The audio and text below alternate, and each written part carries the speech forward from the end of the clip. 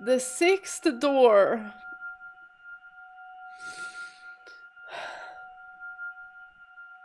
And we have question marks.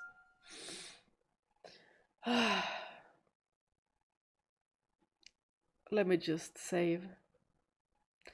This was where I was supposed to save, right? This is my tale, and the maid's tale. A tale of a foolish, naive girl. Looking back on it now, I'm ashamed of everything. But I will tell you my story in its entirety, without embellishments. I ask that you please not let go of my hand.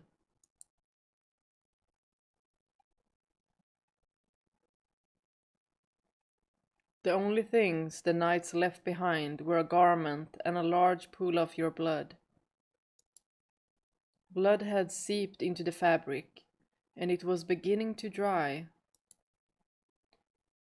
When I clenched it in my hand, it made soft crackling sounds. The oppressive stench of death lingered in the tower.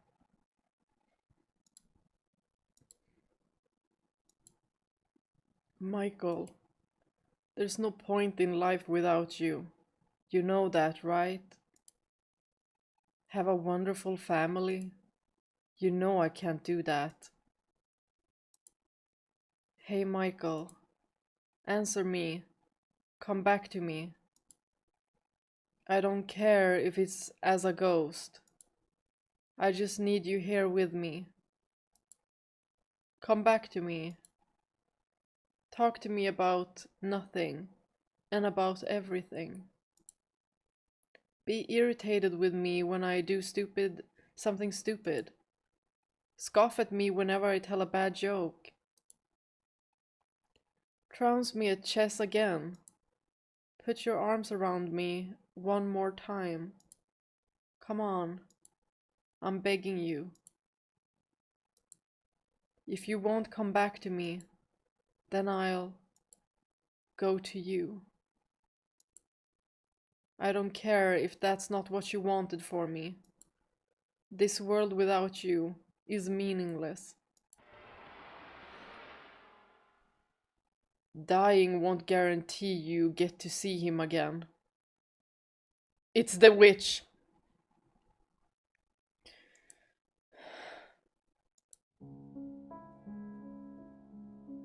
He spends all this time refusing to talk to me, and when he finally does, he begs me to save his love.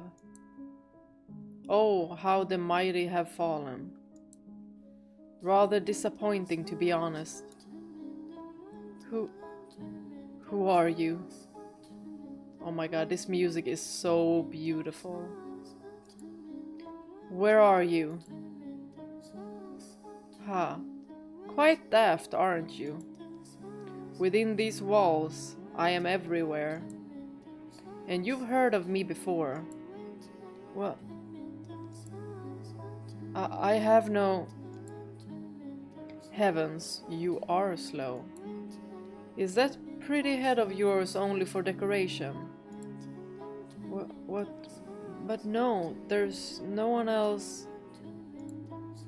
You might be thicker than these walls, my dear.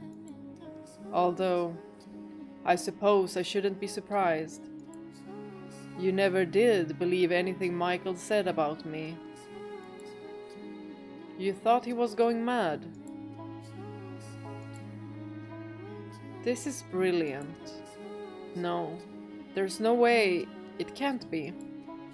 The cursed witch? Morgana? Oh, you even know my name, do you? It would appear my legend has survived longer than I expected.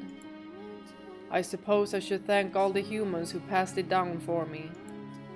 You actually exist? I most certainly do, my dear. As I recall, you don't believe in the supernatural, do you? But it's hard to deny when that very witch is talking to you right this moment.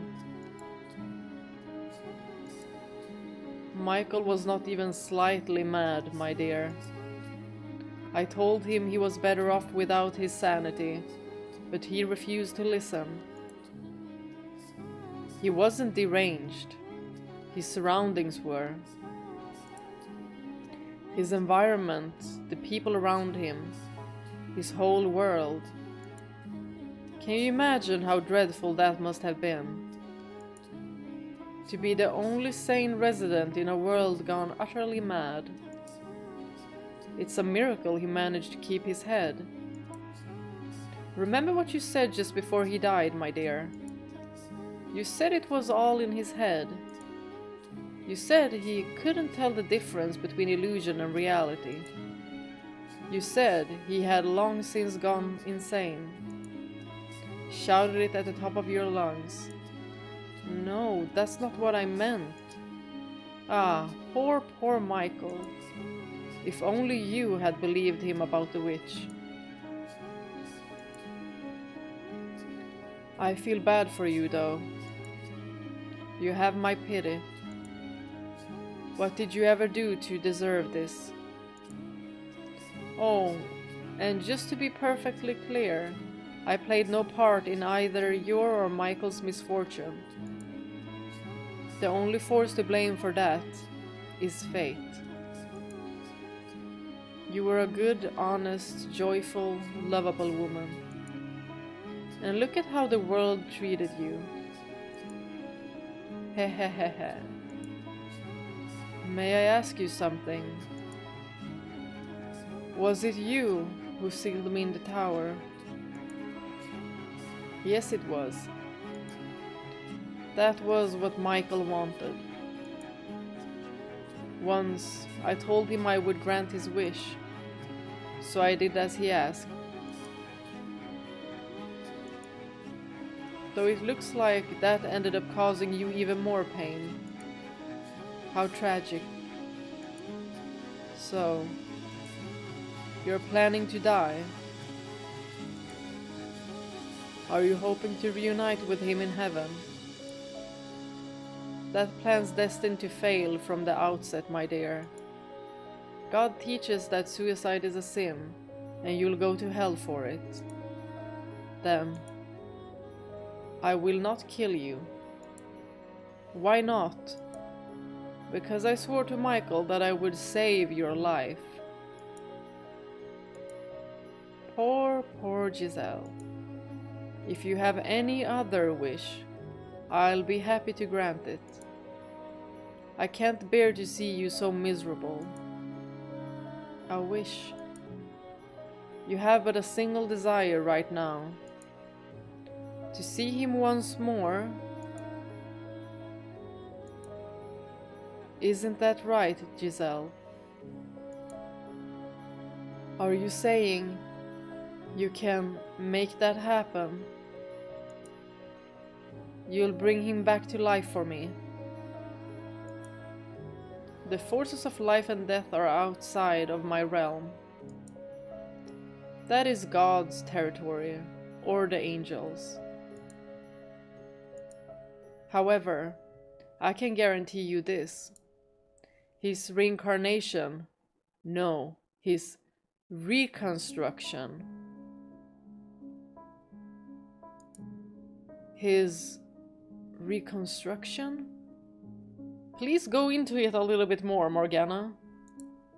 Yes. You can meet him again, not in this life, but in some future life. Just imagine it, finding your beloved again after overcoming so much tragedy. 10, 20, maybe 100 long years from now, you're finally reunited. Doesn't that sound marvelous? True, unparalleled love in its purest form. What do you think? Just because you can bring his soul back doesn't make it Michael. I want to be with him, that brusque, impenetrable, slightly immature, but gentle as a butterfly man, the man who sincerely, deeply loved me. If it's the same soul in a different body, can you still call him my Michael? Eh, ha ha ha ha ha ha. Ah, my apologies. You beat me to the punchline. And you did so with such ardor you threw me off balance. You're exactly right. The idea that if your love is strong enough, you can both be reborn and have exactly the same relationship is utterly fairy tale nonsense. You must be the same people to have the same love.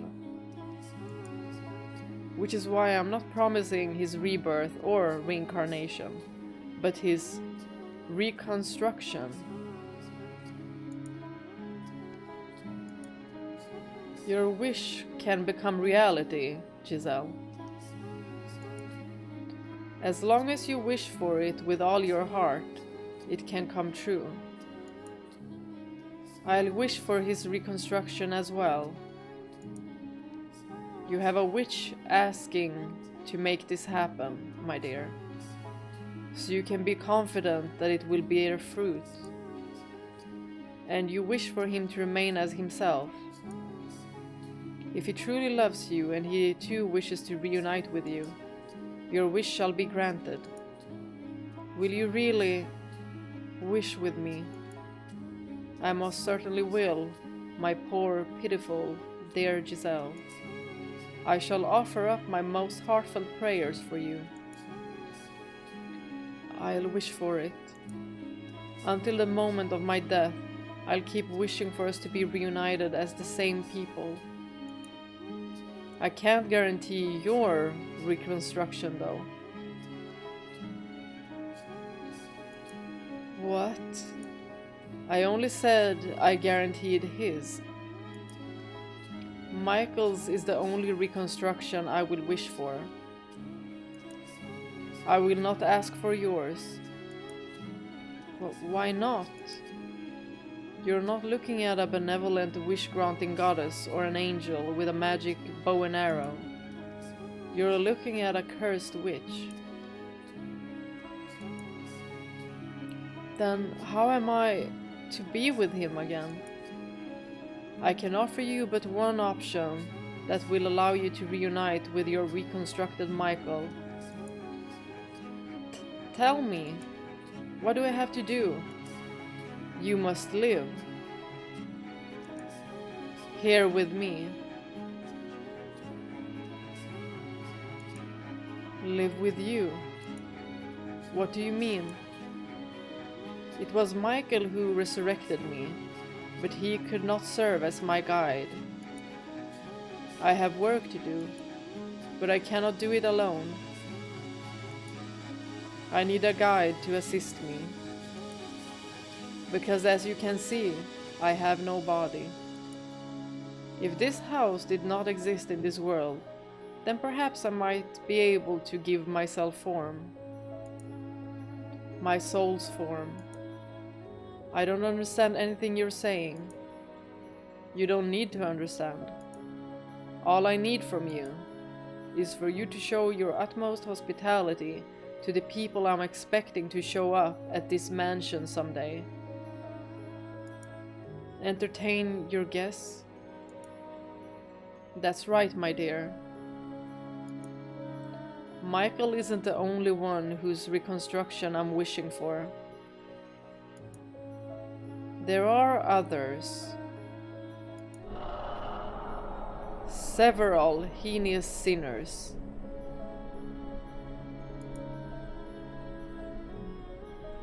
Does she want revenge?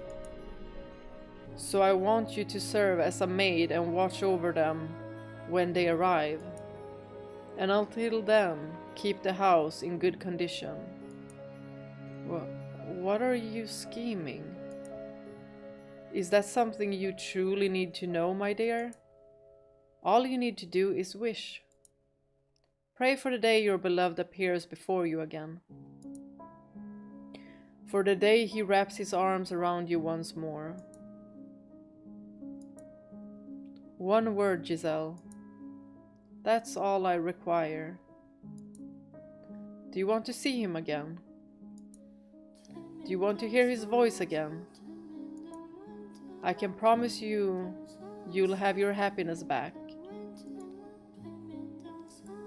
What reason is there to hesitate? There isn't one. Or are you simply going to give up? Hahaha, I wonder what would happen if you said no. If you disappear from this world, how will Michael react when he comes back? Will he be sad, angry, or will he forget about you and fall into the arms of another woman? No, he can't. Then make up your mind. Will you come with me, or will you throw it all away? I...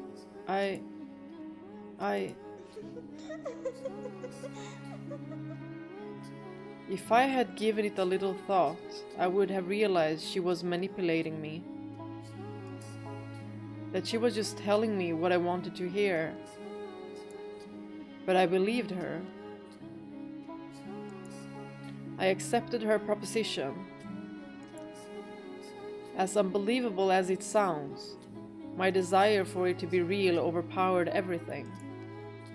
It was impossible not to grasp at the straws she was dangling in front of me. That was all I could do at the time. The witch's voice also had an inexplicable power to it. It made me believe, as outrageous as it was, that she really could bring you back, reconstruct you. Maybe because I had seen her turn a door into an immovable wall, or maybe because I had heard her disembodied voice, but I don't think those are enough to explain it.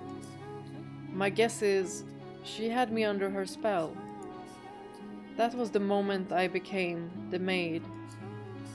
But I assure you, I was at that point still the same Giselle you knew and loved.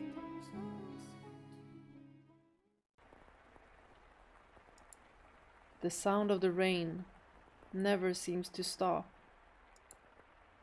Am I hallucinating it, maybe? From the moment I lent my ear to the witch's sweet temptations, the mansion underwent an unimaginable transformation.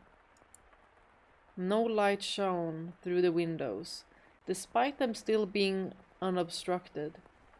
Not morning, day, or evening. In fact, the concepts of morning, day, and evening did not seem to exist. The darkness resembled that of when the windows had all been sealed off, but there was something more fundamentally unreal about it. Like it was hovering over a vast, all-consuming abyss within a constant haze of malice. I felt like I had been cast into some unknown realm, and that was why there was nothing beyond the windows. And the house was not the only thing that underwent changes. I too was no exception. In the blink of an eye, all my basic human urges vanished. I stopped feeling hungry, and I no longer needed sleep. Naturally, I was bewildered by what was happening to me, what I was turning into. I think I'll take a look around. Maybe there have been other changes.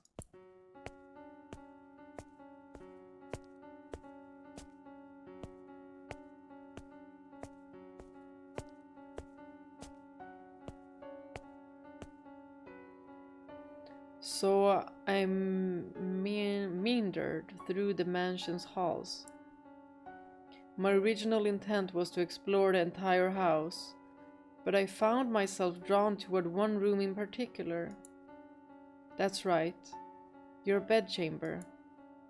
There was no light, not a trace of color remaining in your chambers.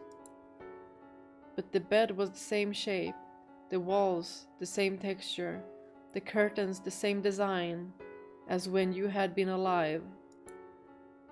Michael, I'm praying, I'm always praying, that someday we'll meet again.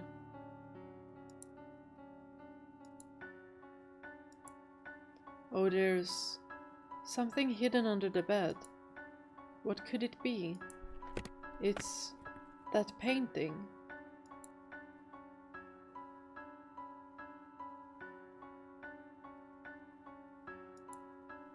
I never did get to ask why he got so angry about me seeing this.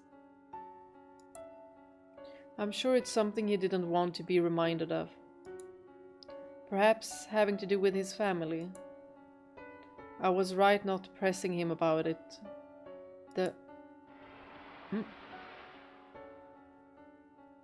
What? Oh my god, that was sinister. Did you see the smile?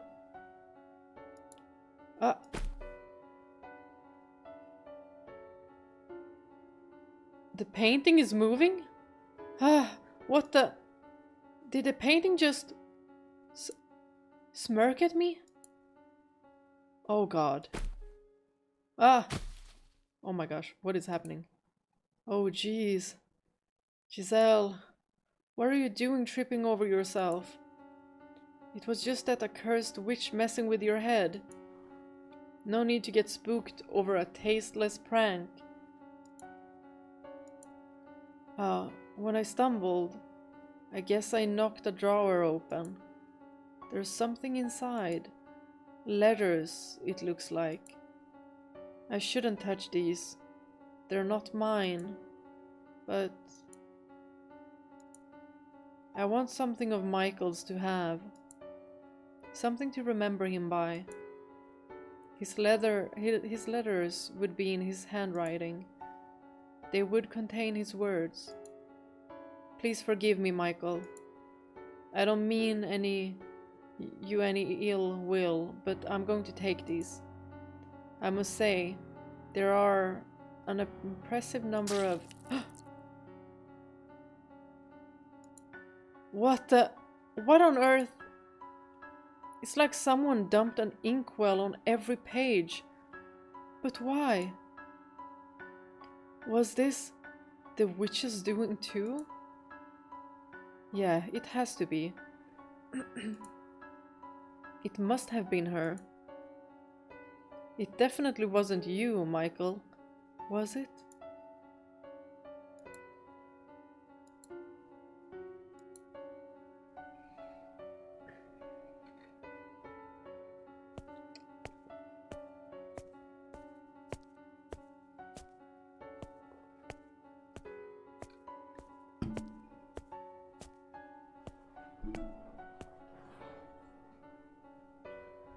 The front door. I wonder what it's like outside.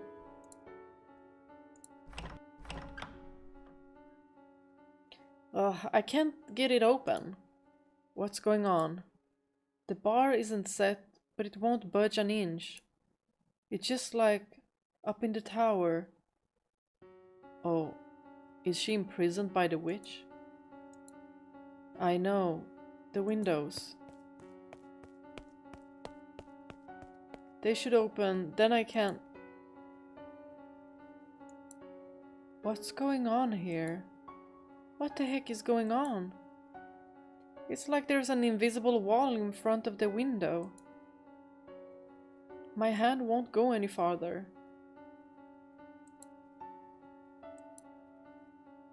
This is rich. What else can I do but laugh? What in the world? This is madness. No wonder she changed. And it has been so many years. Of course she changed. And just being here, she's basically one with the house in the end. Hurry up, Michael. Return to me. And get me out of here. Please get me out of here.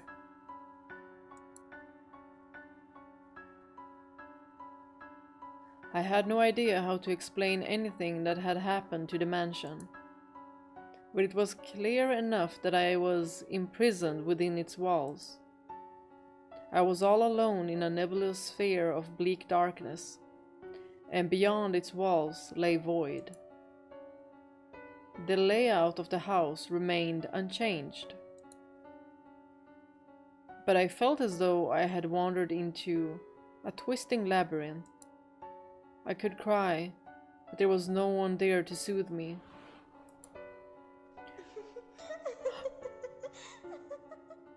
Creepy! All it did was provoke her disembodied cackling, which she followed with. You chose this, my dear, so you need to hold yourself together and keep wishing. My only real pastime was cleaning. I dusted the same corners again and again, swept the same floors, polished the same dishes. Y'all, now what's ringing in my head is when Jacopo said that the maid came with the house. Because she can't leave. One day, I decided I would read the books left in the library. Despite there being more than 100 volumes, I finished every one of them in what felt like no time at all. My life was a never-ending cycle, day in and day out, day in and day out. The house had no visitors, no one, rather, nothing at all set foot upon the property. There were no signs of other life whatsoever there. No birds singing in the morning, no cats sunbathing in the garden, no mice scurrying about the kitchen, no creepy crawly insects. There was nothing.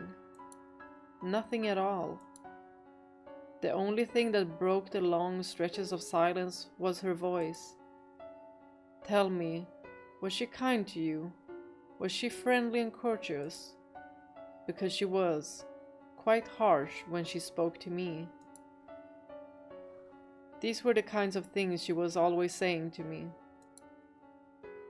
He didn't show up today, did he, my dear? Are you still praying, my dear? Do you think he'll actually come, my dear? I'm still wishing, just like I promised, my dear. You know why he hasn't come for you, my dear? Because perhaps he doesn't actually love you as much as you thought. My dear, my dear, my dear. Have you lost your mind yet? Shut up, I've had enough, I'm done with you. Ah ha ha ha ha ha ha ha. Enough. Please, enough already. Oh, what's got you so worked up? You love to talk, don't you? So why not have a nice little chat with me? This is not a chat. Maybe not in your mind, my dear. You seem to think chatting only constitutes conversations you enjoy. But I don't think the words usage needs to be so restricted, personally. You're just getting off on watching me squirm. Oh, not at all. You'll have all my best wishes if he ever does show up for you. Oh, so scary. If you're making that face when he shows up, haha, he might not even recognize you. What? You haven't looked in a mirror recently, have you? Go on then, my dear. See just how frightful you've become.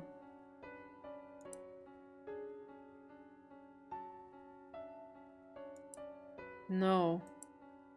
The witch was right. I looked nightmarish. My face was pale and lifeless, my eyes hollow, my cheeks sunken, heavy bags beneath my eyes. My hair had lost its sheen, and it grew wildly. I was quickly losing everything that made me recognizable as me, and the thought sent a shiver down my spine.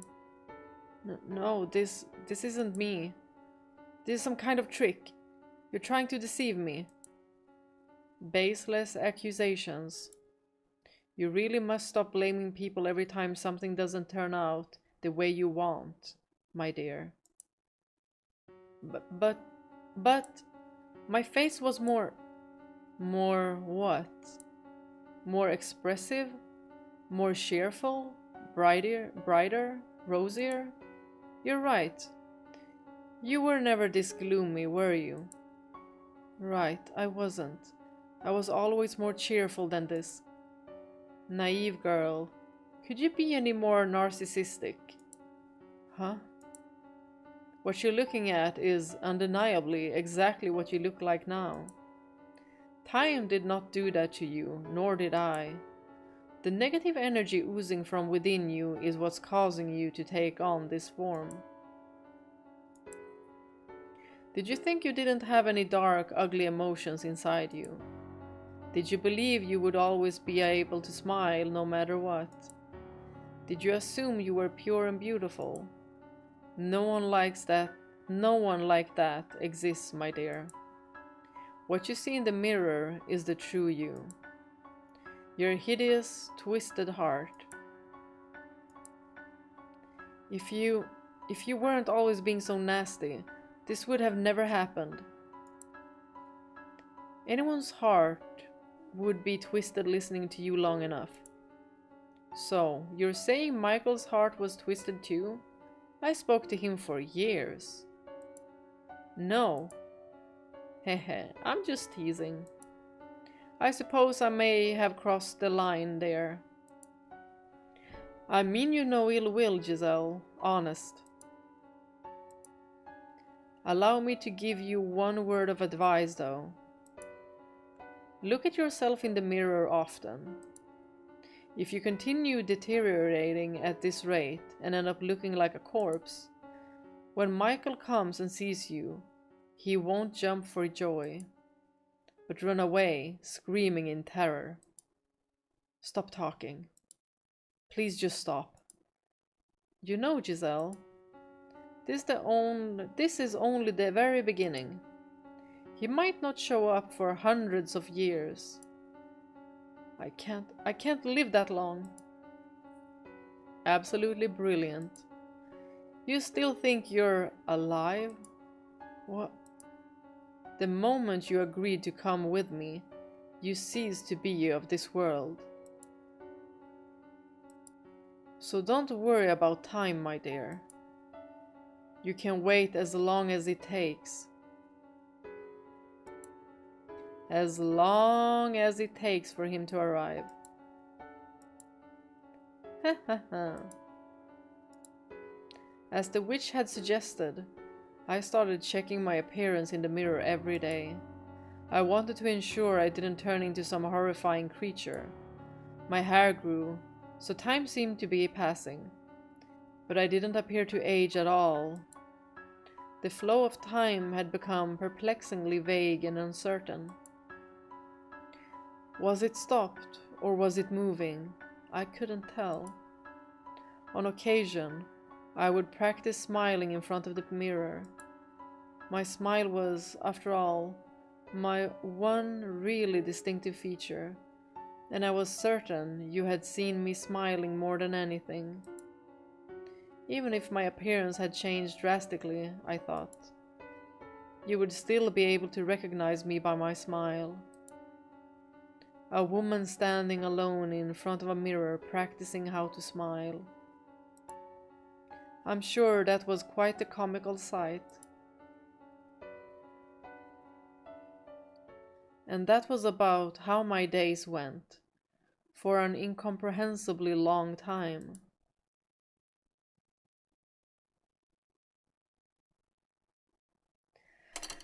Whoa. Oh my goodness.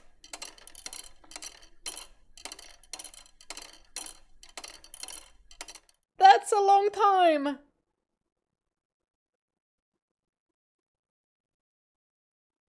For the first 100 years, I kept track of how much time had passed. An hour, a day, a month, a year, 10 years, 50. But once it had surpassed a person's average lifespan, the counting started driving me mad. And so I stopped. My sense of time began to numb.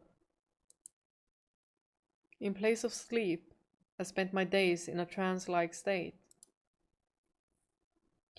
Doing so, I was less aware of the passage of time, which made it a little easier to bear. Suspended in this bubble of time, my mind went out to you.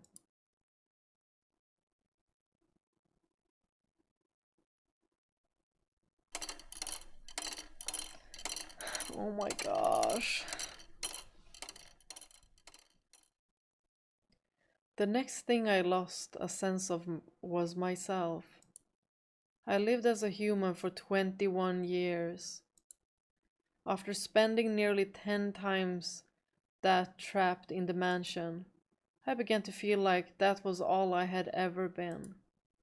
That maybe my past was all a construction of my imagination. That as an otherworldly being, I merely fantasized about being human. Had I actually had a family? Had there actually been other people in the world? Did cities and villages really exist? Was there ever really a time when light shone through the windows? When we were happy? But I knew if I started doubting everything, I wouldn't be able to maintain myself. So I settled on believing one thing: that you, Michael, were real.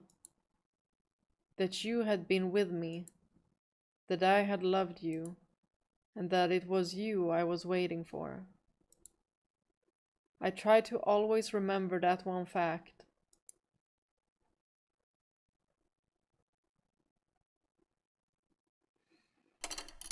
Oh, this is heartbreaking.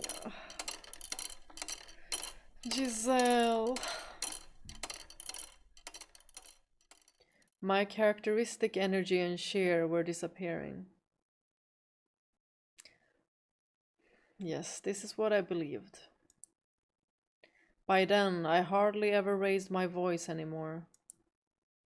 And in response to that change, the witch seemed to treat me a little nicer. On occasion, I thought I could sense her presence nearby, like she might reveal her form to me from beyond the darkness, instead of only speaking to me. I could feel her sitting beside me. Giselle, do you think you're still Giselle even now? Heh, I suppose it doesn't matter either way. Sometimes I think love and fanaticism are two sides of the same coin. What are you implying? Oh, nothing. I have an idea though. Why don't we make you some new clothes, my dear? The loom should still work, thanks to your keeping everything in order. That outfit's an artifact of an age long past by now. You know how long it's been? Vaguely, but yes. As we speak, time still marches onward. Not too quickly and not too slowly, but at the same pace as you're breathing. Now on your feet, Giselle. We have plenty of time, so let's make the perfect maid's outfit. And if we don't have enough materials, we can make more thread from the sheets or curtains. Hehehe, how exciting.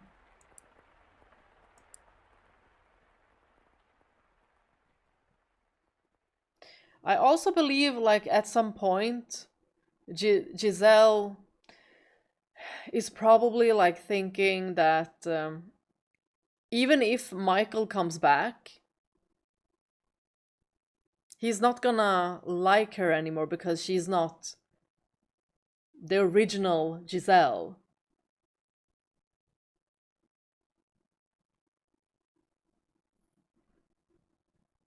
Hi, Saifuddin.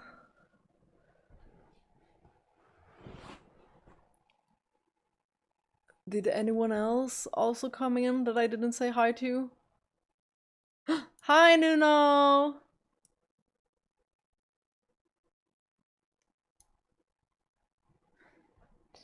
Okay, let's continue.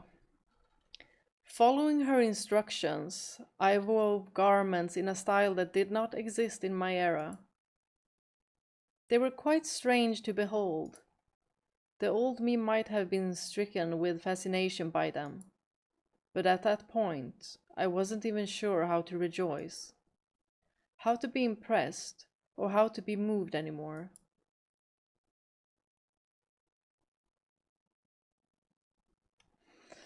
Oh, time just keeps on passing.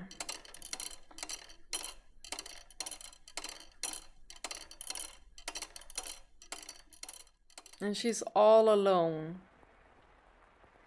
It sounds like rain again.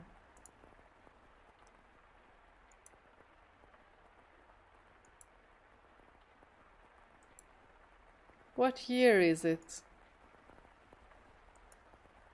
Oh, it doesn't matter what year it is. It doesn't matter where it is. As long as you're there, it can be any time, anywhere. Where are you, Michael? What are you doing? I'm still praying. I'm still wishing for you to appear before me. Forever and ever and ever. And ever and ever and ever. I've been praying for so long. I don't even know how long it's been. Before you left, you said you were going to pray too. You said you hoped we could meet again in another life. I'm not misremembering, am I? Michael, come back to me soon. I love you so much, so very much. But my memories of you are starting to fade. What did your voice sound like? What kind of faces did you make? Where did you like to put your hands on me? I don't want to forget. I want to always remember. My memories of you are the only thing holding me together. But they're slipping away from me. How did you speak? What kinds of things did you talk about? I'm losing all these memories. Please, Michael, come back to me, before I forget everything. My beloved master. The thought crossed my mind that maybe Morgana's guarantee that you would be reconstructed was just a lie to trick me into staying here. But I quickly discarded it, because if she had been lying, it would strip all meaning from my very existence. It would take from me my purpose for being here. So I didn't want to accept that possibility. I had no choice but to persevere in my belief that you would return. I had always thought I would be all right, that my faith would never waver. I still believed in myself. But you can be the happiest, most optimistic, resolute person in the world, and you will still break eventually. And I was at the point where even the slightest tap would shatter me into fragments.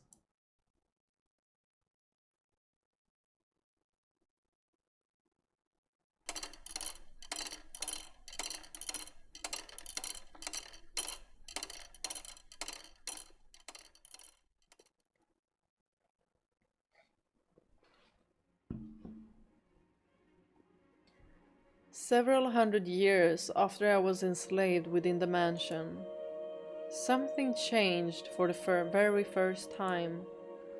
Sunlight, which I had not seen in all that time, shone in from outside.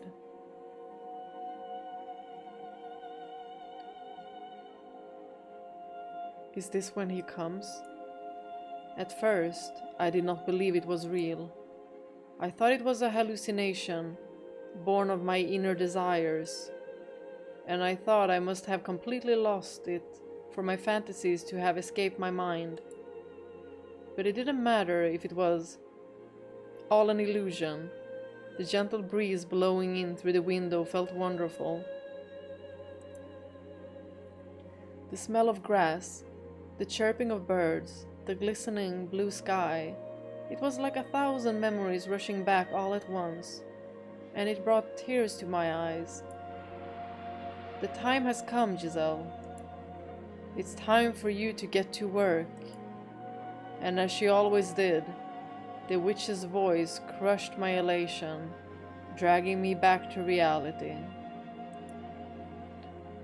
Reveling in the sight of the outside was the last thing I should have been doing. For it was that moment that began my true decline. Work? What kind of work? Have you already forgotten? Oh, good heavens. Do you have your head on straight, my dear? As I said, I need you to watch over the house and show your utmost hospitality to those who show up. Yeah, and she has been. Is someone... This is merely an appetizer. It looks like someone's here. Hold on, I have no idea what I'm supposed to do. Do the same thing you have been doing. Be a maid. Convince the house's guests that this is a wonderful place. Make them enjoy their stay. Now go on. I'm quite looking forward to this.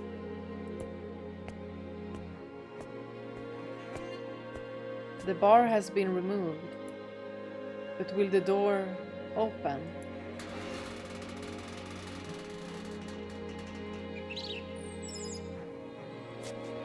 For so long, the door had refused to budge. For so long, light had forsaken these halls. For so long, there had been no trace of life. And now, all of that had been turned on its head. I felt like I had stepped into heaven on earth. I know it sounds melodramatic, so please don't laugh. It was almost certainly a perfectly ordinary slice of nature. Leaves and grass rustled in the wind. Flowers specked the earth. And in the distance was a city I didn't recognize. I wondered where I was, of course, but I neither shouted nor jumped in surprise. Instead, I found myself accepting of my circumstances, as unnatural as they might have been. As I was standing there idly before the entrance, a carriage rolled up. Egad, could this road be any bloody worse? It's in dire need of paving on top of everything else. Hmm? And who might you be, young lady? That outfit. He's speaking a different language. The middle-aged man approached me. From his attire and the way he held himself, he appeared to be upper class. However, the words coming out of his mouth were not in the language I had grown up speaking. Could the mansion have moved somewhere far, far away? Naturally, I had no idea how such a thing was possible. And the longer I stood there staring at him absent-mindedly, the more incredulous he became. My immediate mission was to overcome the language barrier. Fortunately, I suppose, I was able to understand bits and pieces of what he had said. As merchants in the capital, my family did business with people from other countries, and as a result, I had learned a handful of words. The problem was, it had been so long, I had no confidence whatsoever in my ability to hold a conversation. I'm a servant. Servant? Can't say I remember asking for a lady servant, but I suppose these things do happen. Doesn't much matter who they sent. Who are you? You weren't informed? Bloody hell. Off to a great start, I see. Well, what can you do, I guess? Name's Hayden Rhodes. Rhodes! Just a retired old man.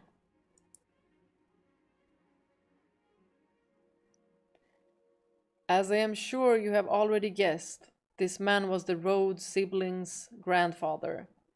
This is the grandfather! He was also the first person I served under as the maid.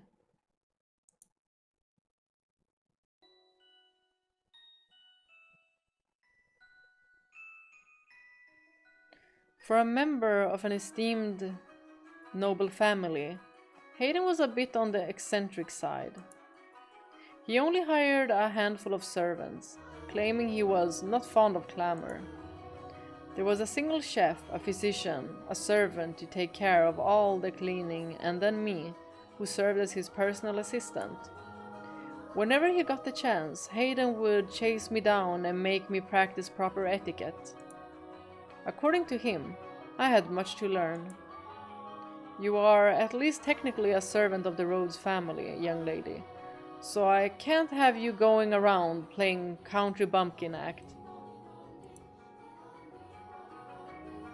Yes, sir. Oh my god, she's so beautiful! Y'all, look at her! She's so beautiful!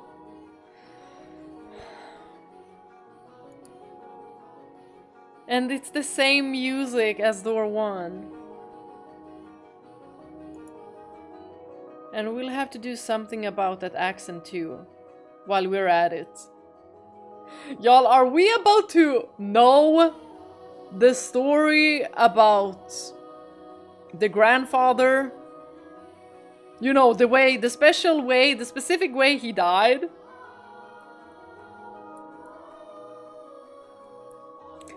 And the rose garden.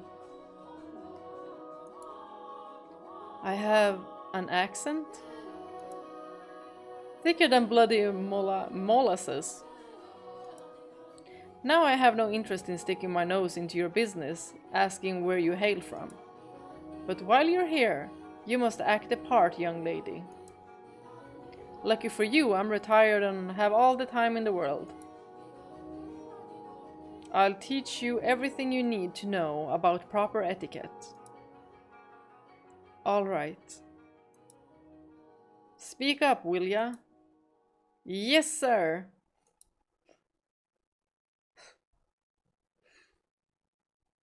Hayden did not go easy on me either. In addition to my day-to-day duties, I studied etiquette, the language, proper pronunciation, and formal diction. Anytime I made the slightest mistake, he would shout his dissatisfaction. Listen carefully. A servant is the face of a house. A servant's gaff is her master's gaff. Always keep this in mind. You're not just a maid. You must always act with elegance and grace. You must always maintain your composure, even if the house is falling down around you. Whatever happens, you deal with it quickly and quietly. Your language must be immaculate. No ums or us or pauses. For any reason. Yes, sir. No stammering either. Sorry. Bloody hell, you are not going to make this easy, are you? Whose idea was it that a country bumpkin would make a good servant? I'd like to give him a piece of my mind. I'm not from the country. Not even slightly. I was raised in the capital. Is that so, eh? A prim and proper city girl, are ya? In that case, you should be a quick study. Absolutely. I can learn anything in a week. Tops. Piece of cake. Is that so? Alright then, starting tomorrow, I'm tripling your lessons. I didn't think this through. In addition to being my master, Hayden was my teacher. When he yelled, he grew twice his size, and I shrunk to half mine. But it wasn't at all an unpleasant experience, because I knew he wasn't raising his voice to belittle me.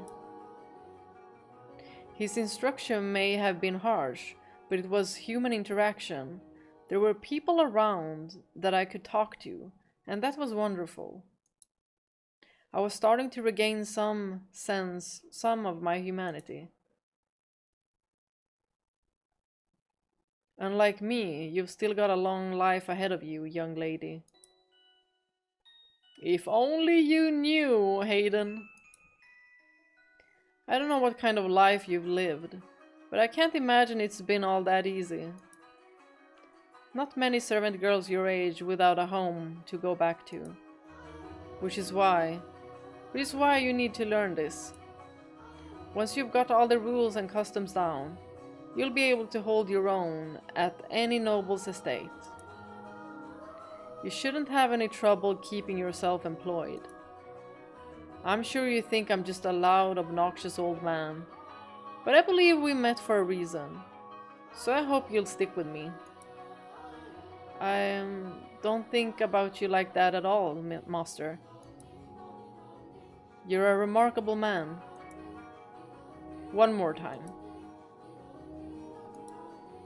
I deeply appreciate your generous consideration, master, from the bottom of my heart.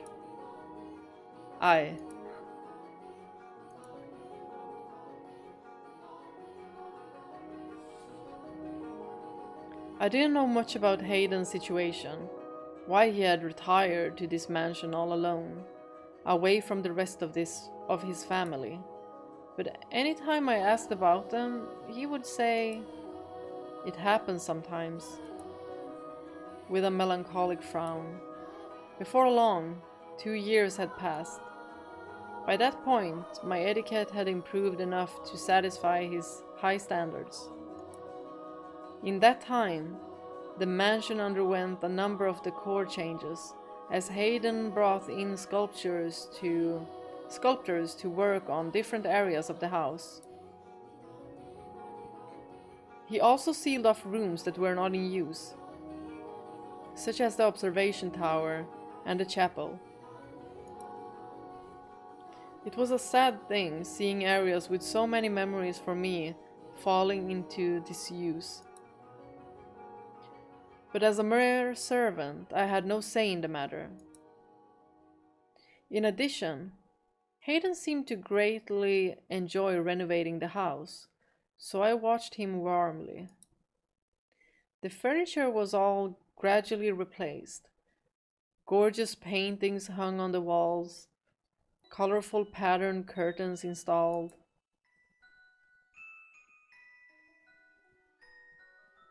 and a brilliant rose garden planted. These roses come from all across the world. Nowhere else can you see so many different varieties in one place. It's beautiful. Did you know that in the city, people are starting to call the mansion Rose Manor? Rose Manor. And to think there used to be nothing but weeds here. Amazing how much it has changed. I never thought I would see this garden turned into something so beautiful. Are you fond of roses, young lady? Yes. Red ones especially. Red roses mean a great deal to me. Oh! Oh my gosh! The callback! They remind me of a time long past. Given one as a gift, were you? No, I believe I was the one who gave the rose. So red roses are a symbol of my feelings. They're very precious to me. I gave you a rose as a gift. You plucked it from its stem and placed it in my hair. The way she still remembers this! Y'all, if this ain't one of the greatest love stories ever, like this, her love is unwavering.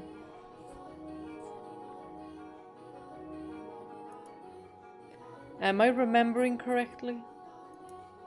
My memories are so vague now. I can't even remember the look on your face that day. There are some kids I'd like to give roses to myself. Who? My grandchildren. Oh my, you have grandchildren? Hey, though we haven't been in touch for some time. Last I saw them was 4 years ago. When my second grandchild was born. The sweetest girl in the world, with lovely flaxen hair. She's going to be a real beauty when she grows up. Anyway, they're wonderful kids. And one day I want to hand this garden over to them. Each and every rose containing my hope that they'll lead comfortable, healthy lives, free of strife. I'm sure your wish will come to pass. Your grandchildren will have wonderful lives. Aye.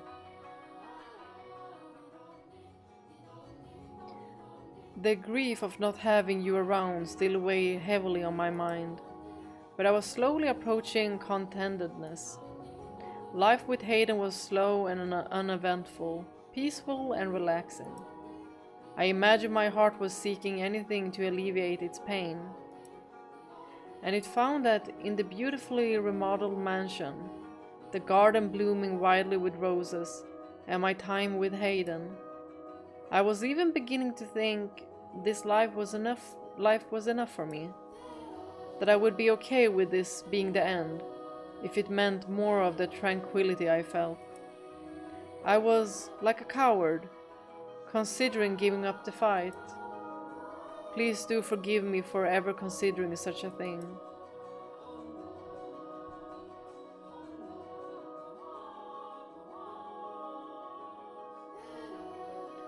Hayden seemed to be in high spirits that day.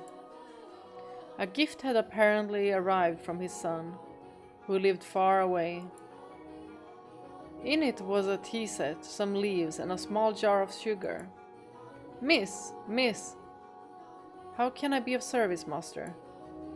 Brew me up a pot of this, would you? Be careful not to steep it for too long. You want to get it just right for the best flavor. As you wish, master. Hehe, you seem quite pleased. Psh, why would I be? A boy who's shunned his old man for years sends him a paltry gift on a whim? I'm just entertaining his fancy. Hehehe.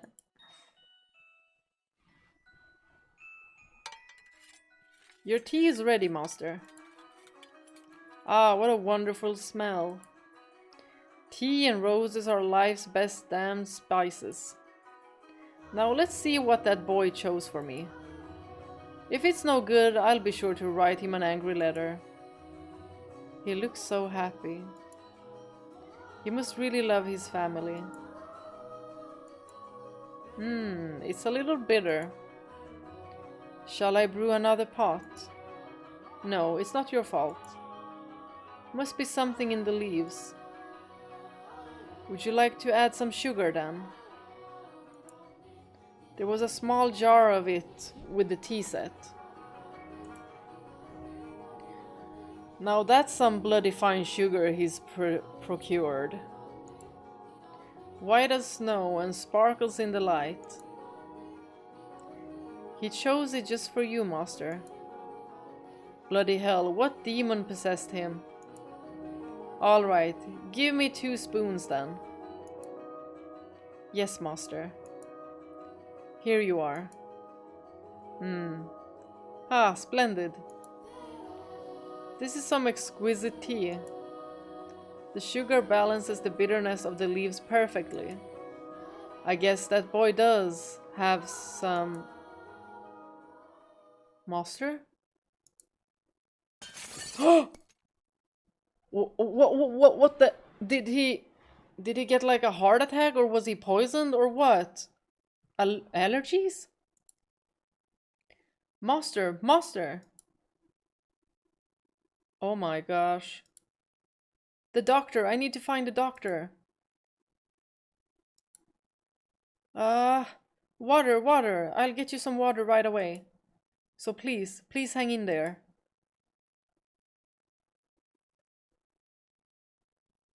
Uh-oh. Thanks to the quick treatment provided by his personal physician, Hayden survived. But he didn't make it out with much more than his life. He was permanently bedridden by the affair. Evidently the sugar I had put in his tea had contained poison, which had done irreparable damage to his nerves and muscles. Most of his body was completely immobile, except for his left arm.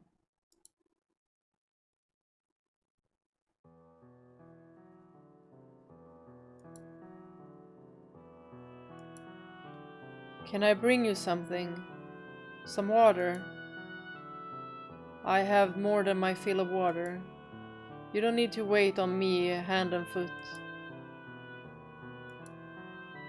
Haha, that face says you need to distract yourself by working. I... Remember what I told you. A noble family servant must always act with elegance and grace. You must always maintain your composure.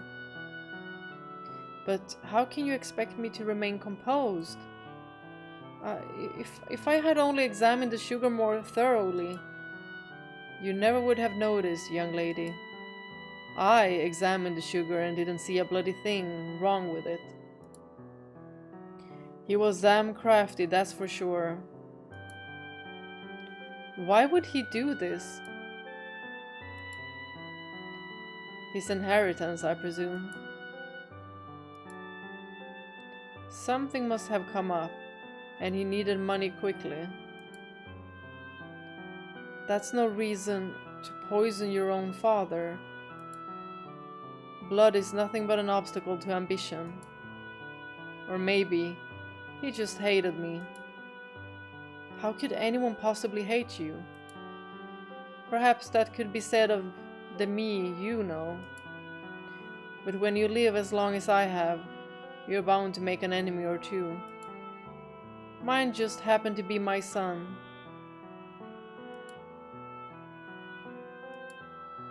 I was planning to give him everything anyway.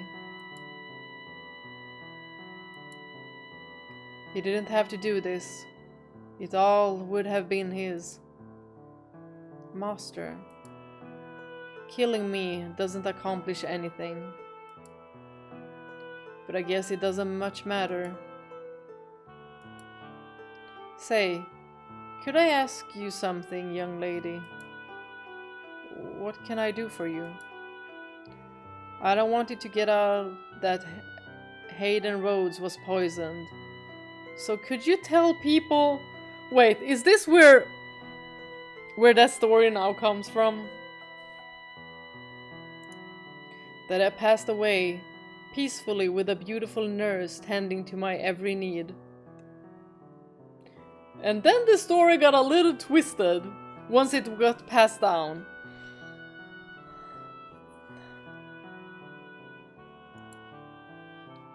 You're not dead yet. Please don't talk like that. You're scaring me. No stammering. But I'm not saying it'll happen immediately. But I am an old man. And one day you'll wake up and I'll be gone. This is about my own pride, not my son. The last thing I want is to go out with a black spot on my name. Tell me you'll do this, Giselle. He's never said my name before. As you wish. Thank you. You're a peculiar girl, you know. Sometimes you seem greener than the leaves in summer, and sometimes you seem like you've seen 12 kinds of hell. And every so often you seem not of this world. Your skin is pale, your hands as cold as ice, At one point, I thought you might be Death himself. But I was wrong about that. You have too big a heart to be Death. You care too much.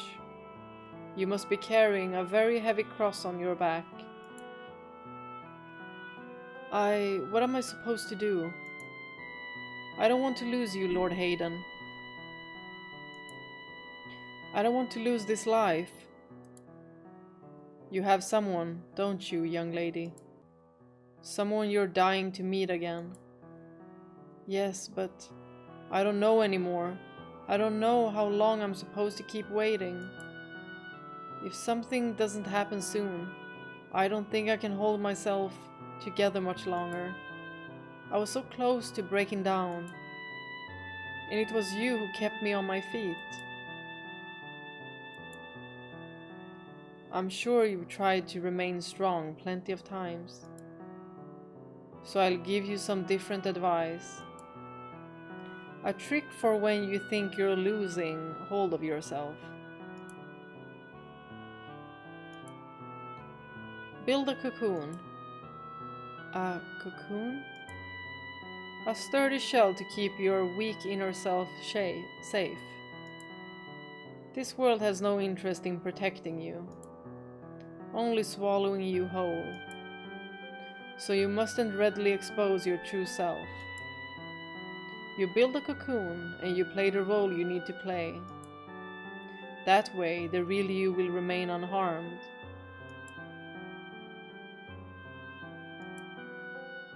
It's not pleasant to hide yourself like that, but it's better than letting the world crush you. But a word of warning, if you spend too long in the cocoon, the real you is liable to disappear forever. And that's what she's been doing. Because she's so different. You'll be swallowed up by your own protective shell. I hope you find whoever it is before it's too late. And Michael is trying to get her out of that cocoon now. Oh, I think I'll get some sleep. All these talking's worn me out. As you wish. Good night, master. See you in the morning. I see you in the morning, young lady.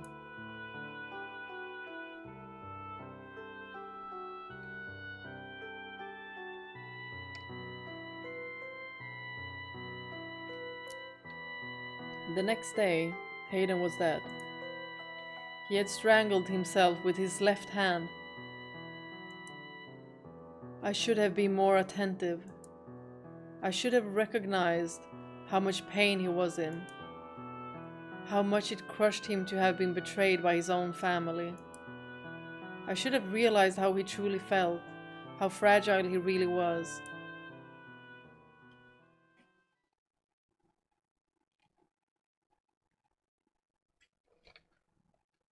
I fell into a hopeless gloom.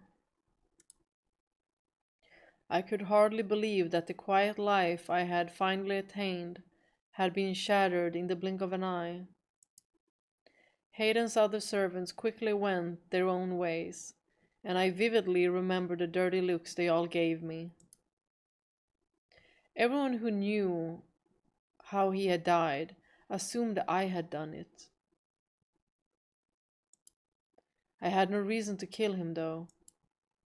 But they had more than enough to believe so, for I had, indeed, been the last person to see him alive. So, they believe that rumor is about her and Hayden? And I held firmly to the story he had asked me to tell. While I was unable to convince the other servants, his family was far more accepting of the story, that he had departed for the next world happily. Though that did not make the truth any less heartbreaking. Especially since I was the only one who knew it. Why does this always have to happen? I was happy, but I can never seem to keep hold of it for more than a flash. Despair always comes marching in to rip it away. What? What am I doing here? What kind of person were you, Michael? What kind of person was I? Oh, my dear, you look positively miserable. Why should you despair at the death of some strange old geezer? Morgana. Was Hayden one of those whom you wish to be reconstructed? Ha! I have no interest in that wrinkled bag of bones. And if he was one of them, do you really think I would have let him go so peacefully? Peaceful? You call that peaceful? You call his misery peaceful? I most certainly do. And since you do not seem to understand this, the pain of death lasts but an instant. The worst torture can only be inflicted upon the living. Setting two loved ones against one another, manipulating one into taking the other's life, and then forcing him to live with that. The stage hasn't even been set yet, my dear. And you would have me play a part in that. Indeed. You agreed to accompany me. You are here to be my guide. And you're doing a wonderful job of it so far. I haven't done anything. Oh, but you killed that old man, did you not? Thanks to you, my wish is one step closer to fruition. What do you mean I killed Hayden? You mean to claim you didn't? Tell me, who was it that put the poisoned sugar in his tea? Girl, she didn't know! No, I didn't mean to. Your intentions are irrelevant. Everything moves along the path forged by my wish. And you shall continue to follow its will. You know what? I'm done feeling like this. I don't want anyone else to go through what Hayden did. And what are you going to do about it? I'm done listening to you. Without me, you have no influence over this world. Uh-huh. So I'll die. I'll take my own life right here and now. I grabbed a nearby knife and held the tip against my breast. It's not gonna work. My hands were shaking, my heart pounding. My whole body was racked with terror, but I could have sworn I heard Morgana gasp. This was her own weakness. This was her own one weakness, I thought. What are you thinking? Don't do this, Giselle. Don't be foolish. Put the knife down right now. Because for Morgana, Giselle is the only one she has. I'm done trusting anything you say. Giselle, put the knife down. I've missed you so very much, Michael. I've wanted nothing more than to see you again. But if my being Morgana's guide is going to cause other people suffering, then I can't. It's all over, Morgana. Huh? There's no blood. Not even pain. Why? Pfft. Oh my gosh. Absolutely brilliant. I told you not to be foolish. But you just wouldn't listen to me. Ah ha ha ha ha, such a silly girl.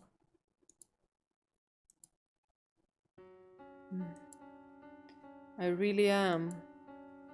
Aha. I couldn't even die if I wanted to. Learning that absolutely crushed me. My backup plan, the one escape route I had thought available to me, had been ripped away. My spirit crumbled, and I felt myself sinking into a vast darkness.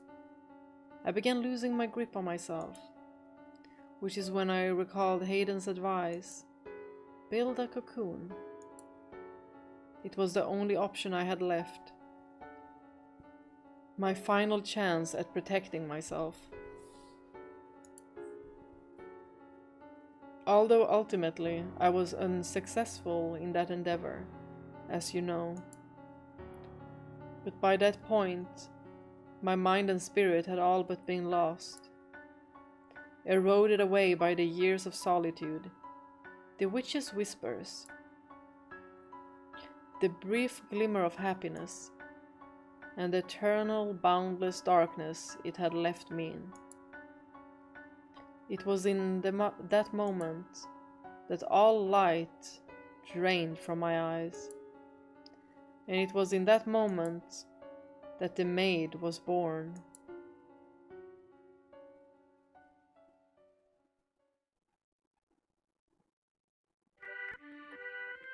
Ah! Oh my gosh, we're back with Nelly and Mel! Oh, dearest Mel, come over here. This feels nostalgic. There are so many beautiful flowers. Now, Nelly, there's no need to run. You're going to fall, and you can't say I didn't warn you. Hello, I've never seen you before. Are you the new maid? Good afternoon, Lady Nelly. That is correct. It is an honor to serve you. Oh, did you do all this? I did not. The garden was your grandfather, Lord Hayden's work. Wow, is grandfather a wizard? Heh, perhaps he was. I'm sure he would be delighted to know you like it. Did grandfather like flowers? Yes, he loved them quite dearly. Wow, I love flowers too. I've never seen a garden with so many pretty flowers. Did you know this kind of flower is called a rose? Just like our name. Why, yes, they do sound alike. And like the flowers, you are also a very sweet little girl. Hehehe. Say, what's your favorite color of rose? Oh, is she even gonna say red anymore? It feels like she's gonna say a different color because it brings back memories. And now she's the maid. I like all colors. But you don't like any the most? That's too bad. My favorite is pink.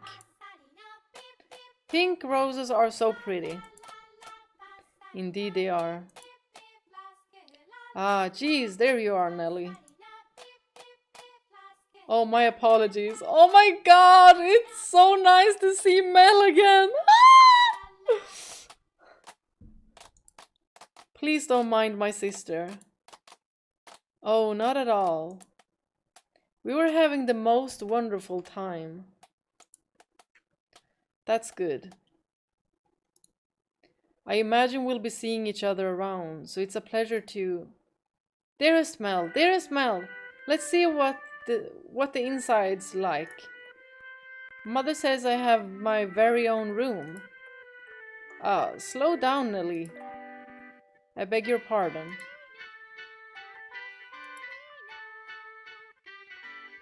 The inseparable siblings ran off toward the mansion, hand in hand. It was a heartwarming sight. But the next moment, when they stepped inside, I saw something else. The darkness enveloping the mansion seemed to flare up. The open door, a gaping maw into its hungry bowels.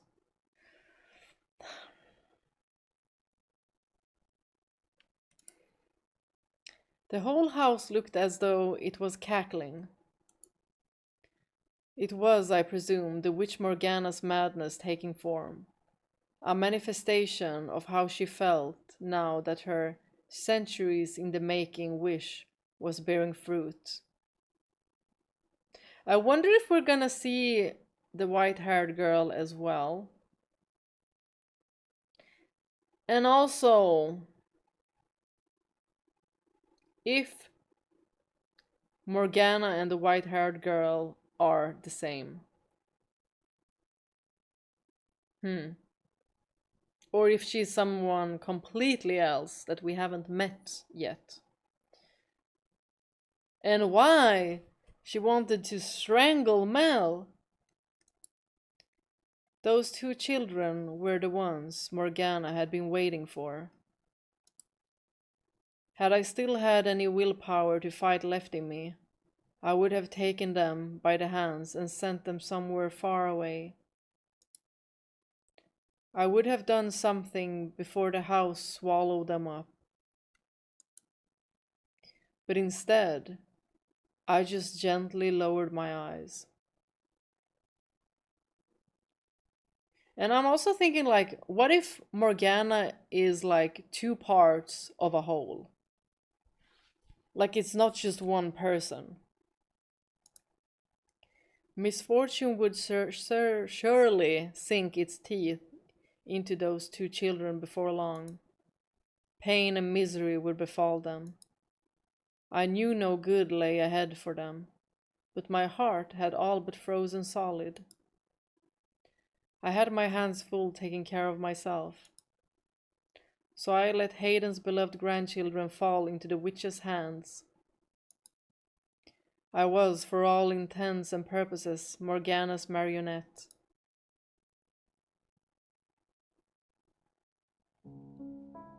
Ah, at long last it has arrived. The time I have been waiting so long for has arrived. Darling, devoted Giselle, I know not how to describe for you the fiery excitement burning within me. Oh, I know, I can tell you my story. Tell you exactly what the mild-mannered little boy once did. You'll be open to listening now, won't you, my dear? And you'll surely understand that I'm doing nothing wrong. Because you're my ally, my trusty servant. You and I, we live in the same world. We're as close as family, are we not? Yes, as you say. So let us curse them, all of them. Let us inflict a pain worse than physical torture on them. Let us put their souls on the rack for all eternity. Curse them. Make them suffer. Curse them. Now listen carefully, Giselle. This is a tale of wicked men, and my curse upon them. The witch spat her curses for some time. The bile overflowing from her words, the pure, unadulterated hatred brimming within, consumed me more than the horrifying things they described. She was brutally honest, each word a carefully sharpened blade of animosity. How much bitterness did you have to carry inside you to become like her? How long did you have to feel nothing but hatred to become like her?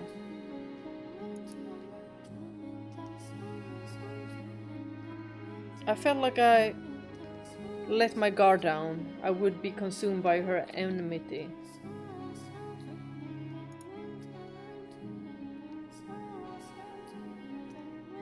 It would become mine, and I would grow to despise them myself. All the while I kept my mind on one thing, one single thing. That is, what was left of my mind. locked away inside a shell of my own creation. It was that solitary truth that allowed me to hold on to my human emotions, to continue believing. I'm always waiting. My love will never fade. When I was still my old self, I called them master and would do anything for them. Michael. That was their name. They were beautiful. They had pearly white hair and ruby eyes. They are going to come for me.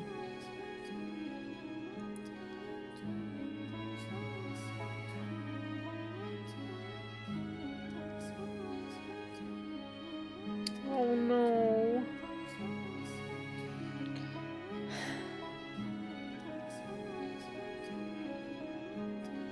Michael, all I can remember about you is your name, your glassy white skin, your fiery red eyes, and your snow-colored hair. Nothing else. And that's why, when I saw her that night, dripping from the storm raging outside,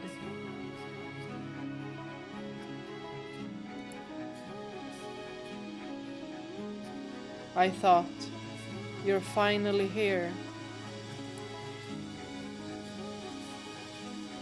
Because I didn't remember enough to know any better. You already know who I speak of, don't you? The white-haired girl. The person who called upon Rose Manor that faded stormy nights. The girl with almost translucently pale skin, chillingly white hair and eyes like jewels. Ah, what a beautiful girl. Her hair, her eyes, her porcelain skin. It all matches the person in my memories. She must be the one I've been waiting for. If she is,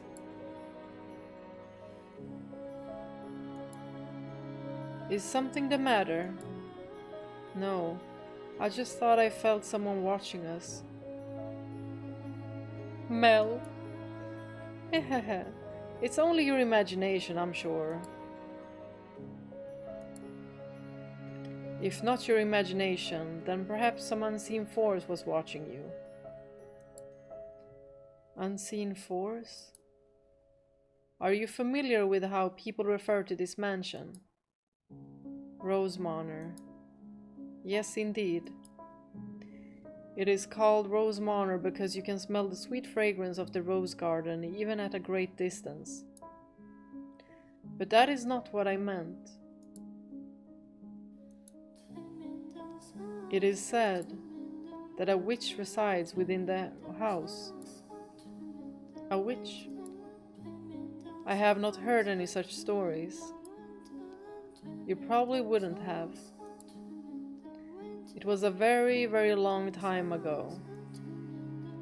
Nothing you need concern yourself with. You have a peculiar presence about you.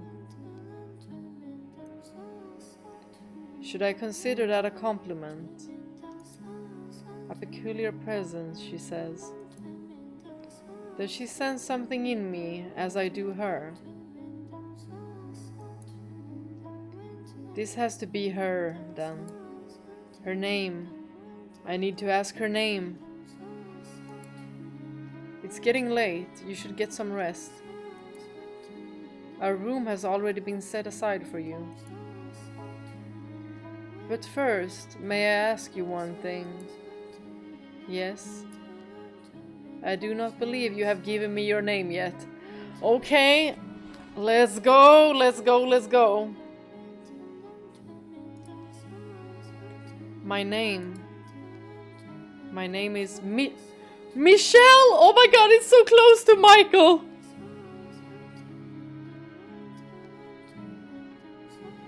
It's almost like it's a trick. Like it's Morgana's trick. Because she knows that Giselle would help if someone looks this similar to Michael. And also with the name. Ah, I knew it. You are the one. What? You are the one I have been waiting for.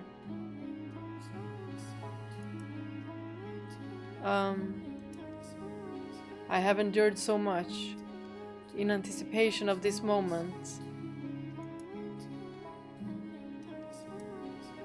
So that I could reunite with you. You came to this place to see me again, did you not? Held tight to those wonderful memories until you could make it back to me.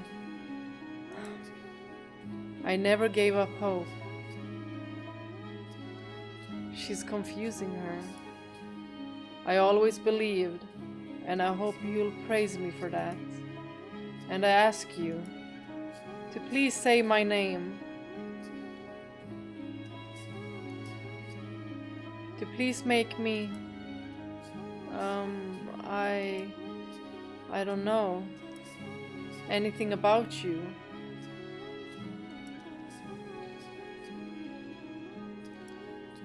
I'm sorry. You seem to be confusing me for someone. We have never met before.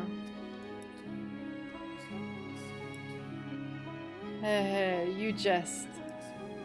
You are Michael, are you not?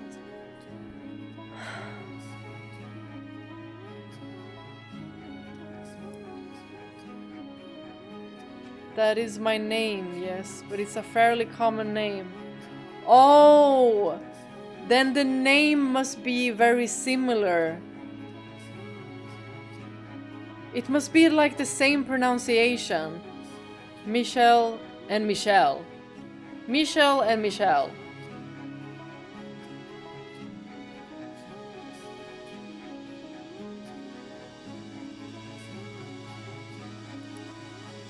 Surely you're confusing me with...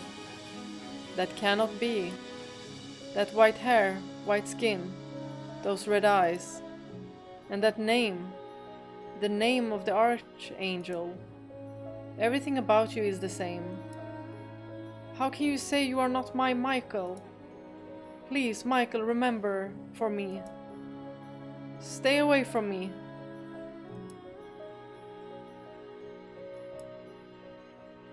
I'm sorry. I didn't mean to be rude.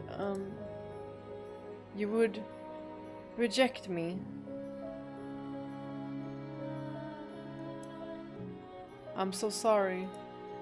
I honestly don't know you. Oh my gosh. She's so obsessed with getting Michael back.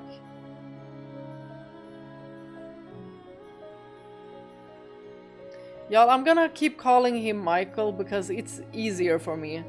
Because now we have... otherwise, we have Michel, and Michel. And then I'm just gonna say the incorrect name so many times. I'm so sorry. I honestly don't know you. Do you care nothing anymore for the time we spent together? We have not spent any time together. You would deny everything. I'm sorry. I see. I see. So you feel nothing for me anymore. You do not need to say anything, I understand. You are feeling a great deal of disgust toward me. No, or perhaps it is fear. Yes, you were always so kind. You would not easily allow yourself to succumb to hatred.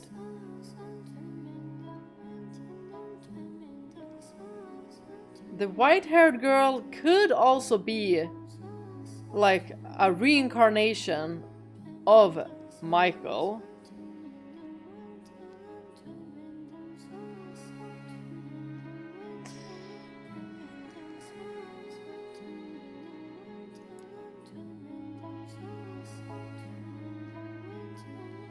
Because Michael has also been called a witch.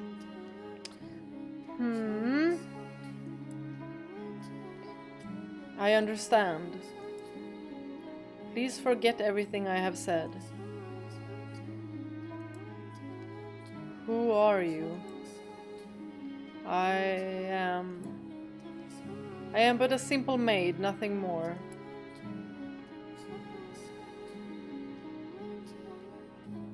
Laughable, isn't it? I no longer recognize Michael as anything more than a concept. Man or woman, elderly or infant, as long as they had white hair, red eyes, and the right name, they were you. I needed anything I could get. I was so desperate, the thought never even crossed my mind that she was not you. What do you think, seeing me like this? That I'm helpless and hopeless?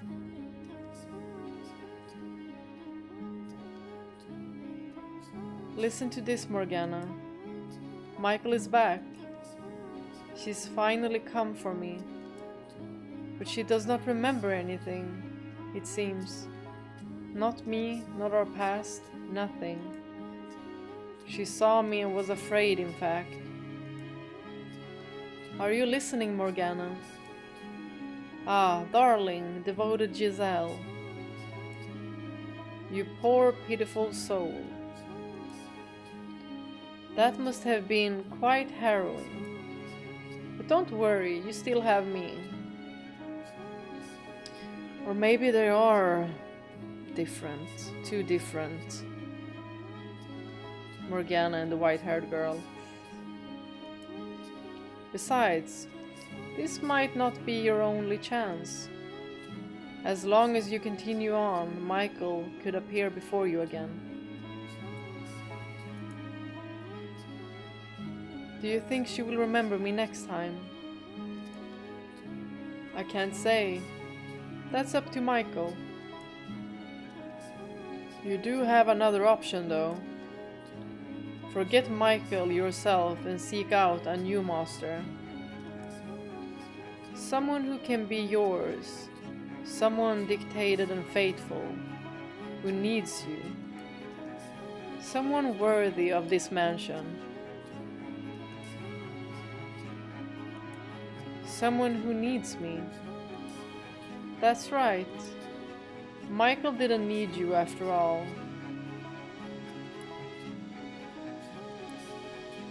It's all right, don't worry. You have plenty of time.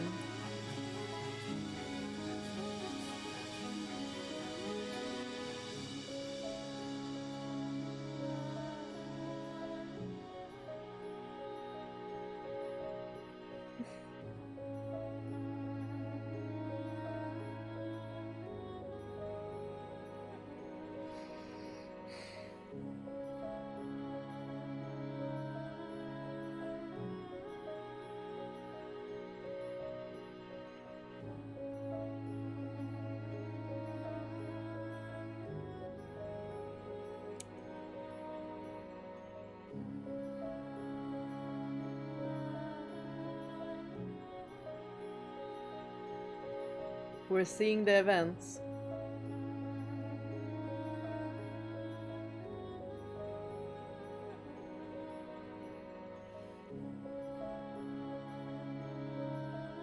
And a running Nelly.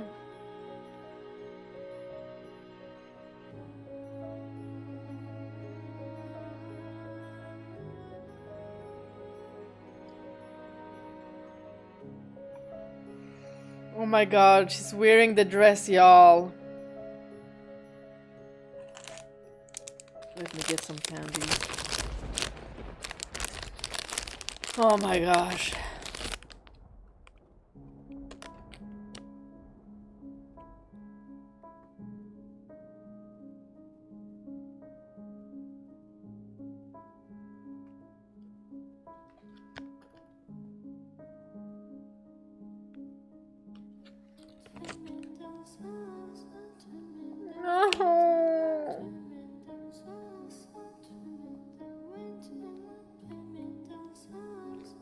The maid wasn't standing there in that image.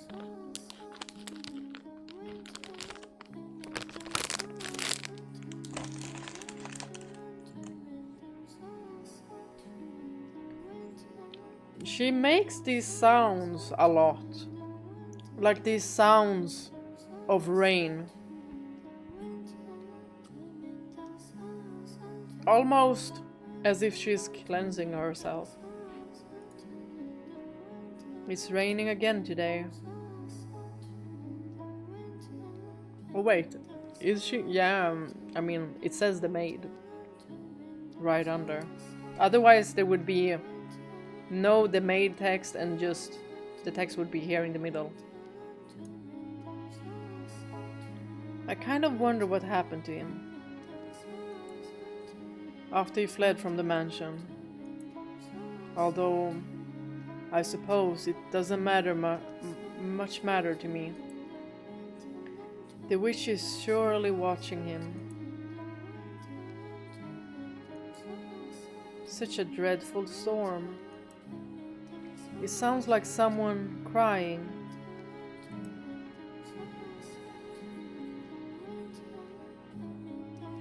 I was, at that point, completely out of my mind, broken. My smiles, frowns, and gasps had all been replaced with imitation. Shortly afterward, the flaxen-haired boy moved out of the house and went on to become a priest.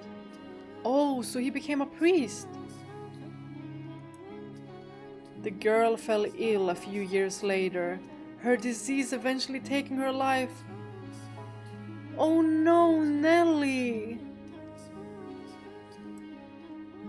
But the boy never once returned home. The Rhodes family crumbled. I couldn't bring myself to grieve for them, or to reflect on Hayden's sorrowful end. I simply waited for time to begin moving once more.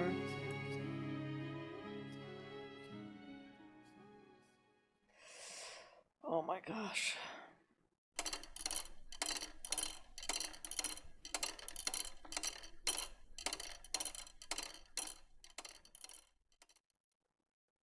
Little remains to be said about my broken self. But as I stated before we began, this is the maid's tale. So I would like to take this opportunity to elaborate on events I was unable to show you before.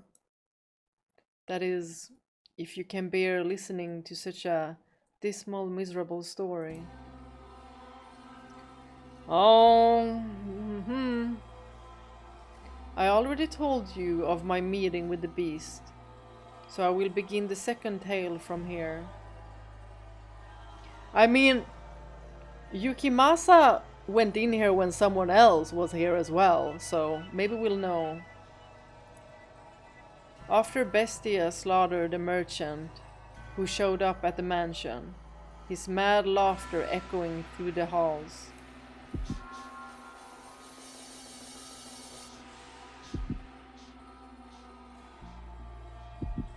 Yeah, I'm not gonna read that.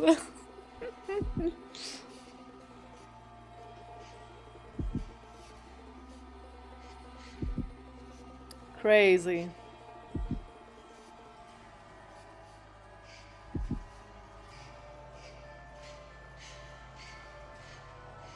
Hey, haha, did you hear that? Did you hear his screams? Ha ha ha ha ha ha. He said I was a monster. A mutilated body lay sprawled across the living room floor. As you can imagine, that was my first time ever seeing such a bloody, mangled corpse. I could not look directly at it, so I averted my eyes. Hey, you saw it. I just proved that beasts are stronger than humans. Indeed you did. I know. I've got a great idea. You asked if I wanted to become the master, and I said I did. Which means you work for me, isn't that right? So you'll do whatever I tell you to do, won't you? What would you have me do? Chop up his arms and legs and make a stew out of him. And don't you hesitate, or you'll end up like him. Oh my gosh. Yes, master. He's trying to assert his total dominance over me. That's not proper behavior for the master. Although I am the one who offered him the role. Do it. Ugh. He's an utterly mad beast. But am I really all that different?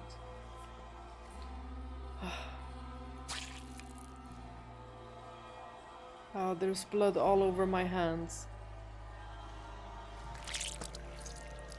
It sounds like someone's laughing. Is it him or is it her? No matter what happens, it won't affect me. The cocoon is not the real me. The maid is her cocoon.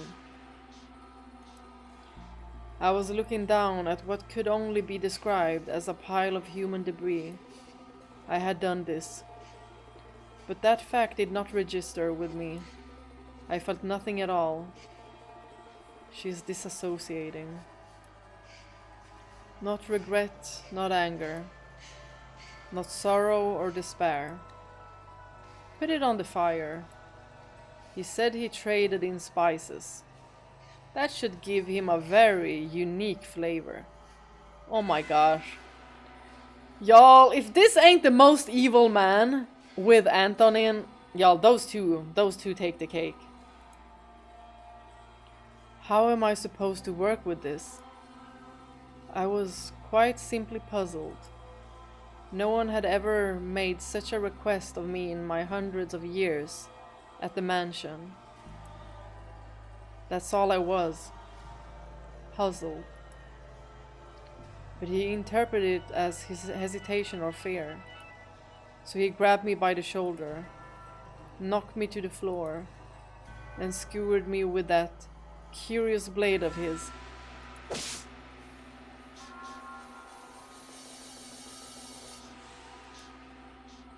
For the first few moments, he wore that deranged grin of his, but as the seconds passed, it slowly transformed into shock. Not a drop of blood spilled from my breast. And the instant he realized it, I saw revulsion in his eyes. Him, of all people. A man who cackled as he slaughtered others was disgusted by a mere maid. It was absurd. So much so I almost wanted to cry. You... Is that all, master? Are you not going to dismember me? You could try stabbing my face, or my neck, or my stomach, or any other part of me. Maybe then I might die. Oh, now, don't look at me like I'm some exotic creature. Hehehe, ha ha ha ha ha ha. Ah ha ha ha ha ha ha. Stop that. Quit laughing. Why should I? My only distinctive feature is my smile. I have nothing else. My hands are covered in blood, but I can still smile. It's ridiculous. I get it now. You're the witch, aren't you? Ah, I see. Only monsters ever had a place here. Every so often I hear a woman's voice in my head. That's you, isn't it? You're the witch. Monster, witch, maid. What am I? Who is Giselle? Michael said she was spirited, true to herself, that she often laughed and cried and shouted.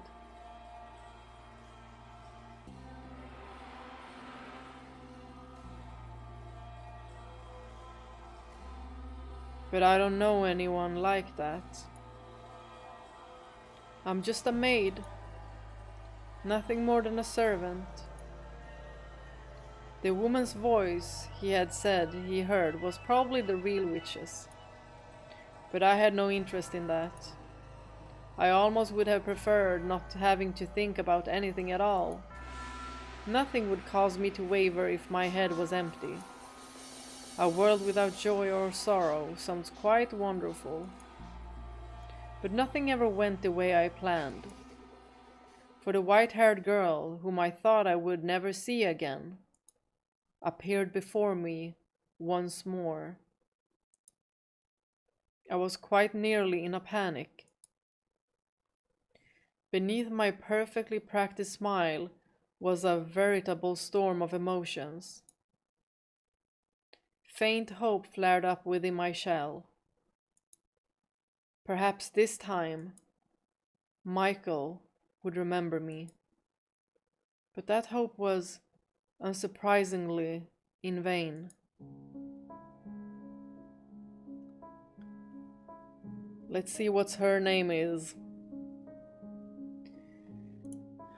Is someone there? Yes, I came by to ask if there was anything you needed. I cannot offer you anything extravagant. Not like before, but I'm here to provide you with anything in my capacity. I appreciate the offer, but I need nothing. Being allowed to stay the night is more than enough. Do you work here in the mansion? Yes, indeed I do. I have been here for a very, very long time. A very long time?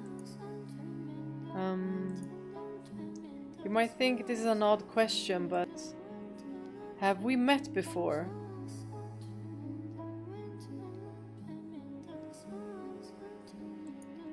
Something about you seems familiar. And she is blind, mind you.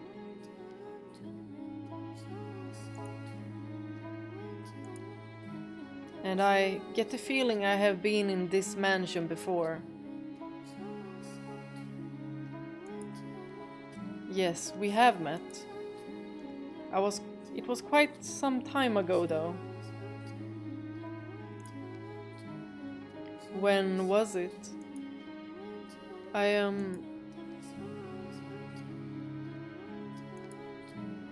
It was an unimaginably long time ago.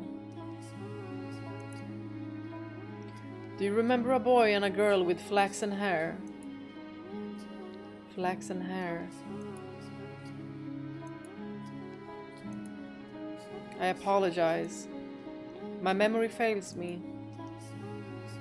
Do you not remember me either? I was afraid of this. She doesn't remember anything this time either. But I will not be so pushy this time. I could not bear to be so blatantly rejected again. I see. You should probably not push yourself to remember them. There were joyous times, and there were less than joyous times. But would you be so kind to answer one question? What might your name be? My name. My name is... Wait! Ah! My name is Michel. So she has the same name here as well. White hair, red eyes, and the name Michel. Why must you continue to bring me pain? Why can you not set me free, as you were supposed to? I see. So you are... Michel again. Well, Michel, but Michel. Again? You should get some rest. I will make tea for you in the morning. Also.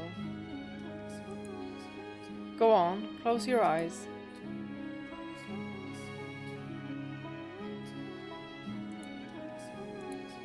The white-haired girl lay so quietly in her bed, I could not tell whether she was asleep or awake. Even the sound of her breathing was too faint to hear. Standing over her, looking down at her, the locked-away despair and wails of lamentation, I thought myself no longer capable came wobbling back to the surface. But can you honestly blame me? I had been waiting for Michael for so long. She was the one thing holding me up. She was the only thing keeping my broken self from falling apart completely. Yet she claimed not to remember me. Did you pity her, having to go through tragedy after tragedy? But every time she showed up, she said she did not know me, bringing me more and more grief. This seems like such a... I don't know, this seems like a trick!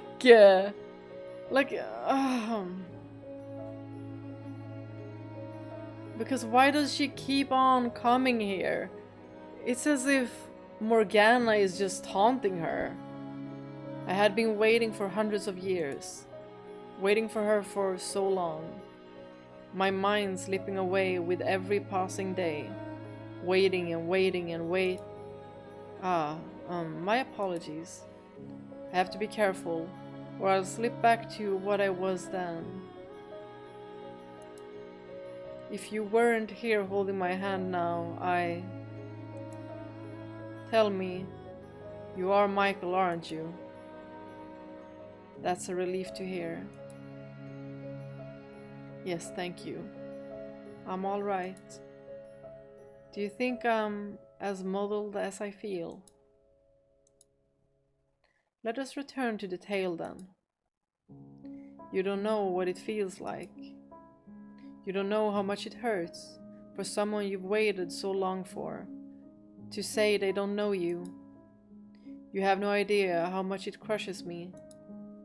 Rather than feel like this anymore, maybe I should just end it all with my own hands.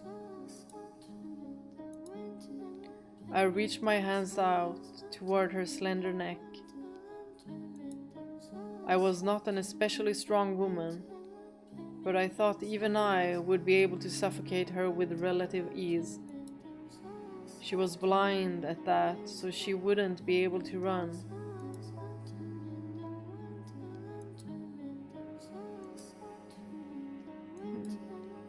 However, that was one thing I could not bring myself to do.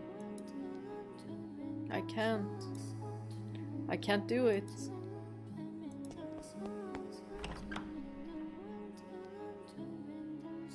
I ran and I ran and I ran, though I knew I had nowhere to run, plunging myself into the mansion's darkness.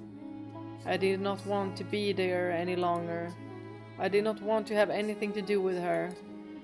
But being an inhuman inhabitant of the house, I could not close my eyes or plug my ears to what happened within its walls, as much as I may have wanted to. It didn't matter where I was. I had no say in the matter. I was forced to observe the events until their tragic conclusion. Twisted, bloody madness. Their wretched wails creating a whirlwind of misery. When it was all over, Morgana cackled like a little girl.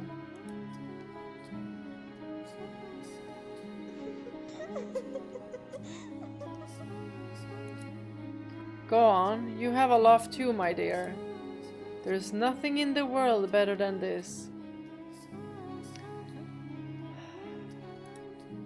He was a beast through and through. He slaughtered everyone. And what a fool he was to think he could become human. Ah, I love it. He destroyed everything he had with his own hands. And then couldn't even manage to mourn for it. Quite the unfortunate fate, wouldn't you say? Ah ha ha ha ha ha ha ha. Go on, laugh with me. Laugh with me, my darling, devoted Giselle. Michael is dead too, though. You're worried about that tiny little detail? He'll show up again, of course. So you don't need to worry about a thing. You don't need to feel bad about any of this carnage. Rest easy, my darling, devoted Giselle. If you say so, then I shall not be concerned. Heh heh heh. Yes, that's good. Laugh. Laugh, my dear. Ah ha ha ha ha ha ha ha. Heh heh heh. Oh my gosh.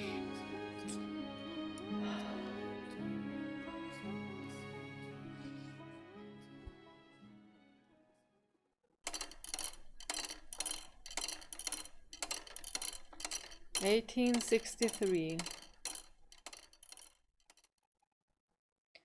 I apologize for making you listen to my dreadful stories for so long.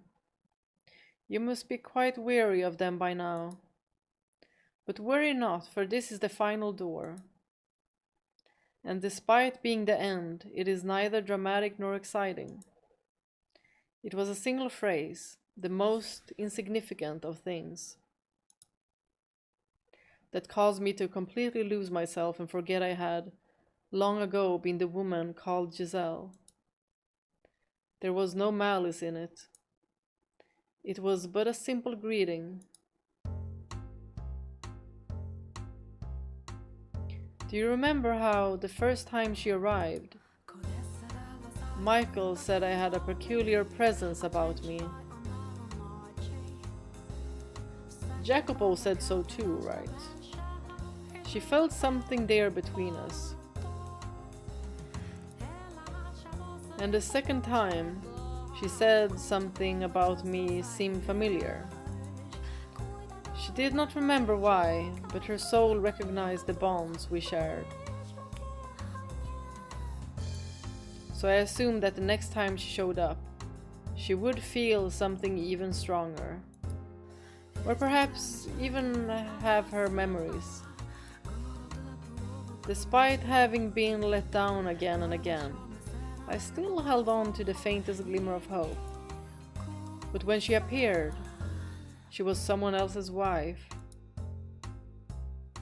Hey, hey, head maid! Get out here. I am right here, sir. Is something the matter? I figured you should get to know her as soon as possible, since you'll be spending a lot of time looking after her. Hey, get out here. Christ, there's not a goddamn confident bone in your body, is there? I'm sorry, I'll be right out.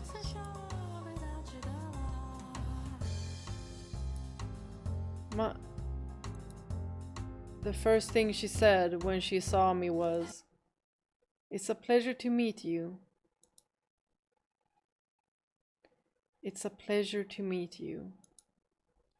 What had I spent all that time waiting for? It was all for naught. It was all meaningless. In this era, she felt nothing at all for me. In retrospect, it makes enough sense. But for me, at the time, that was the end.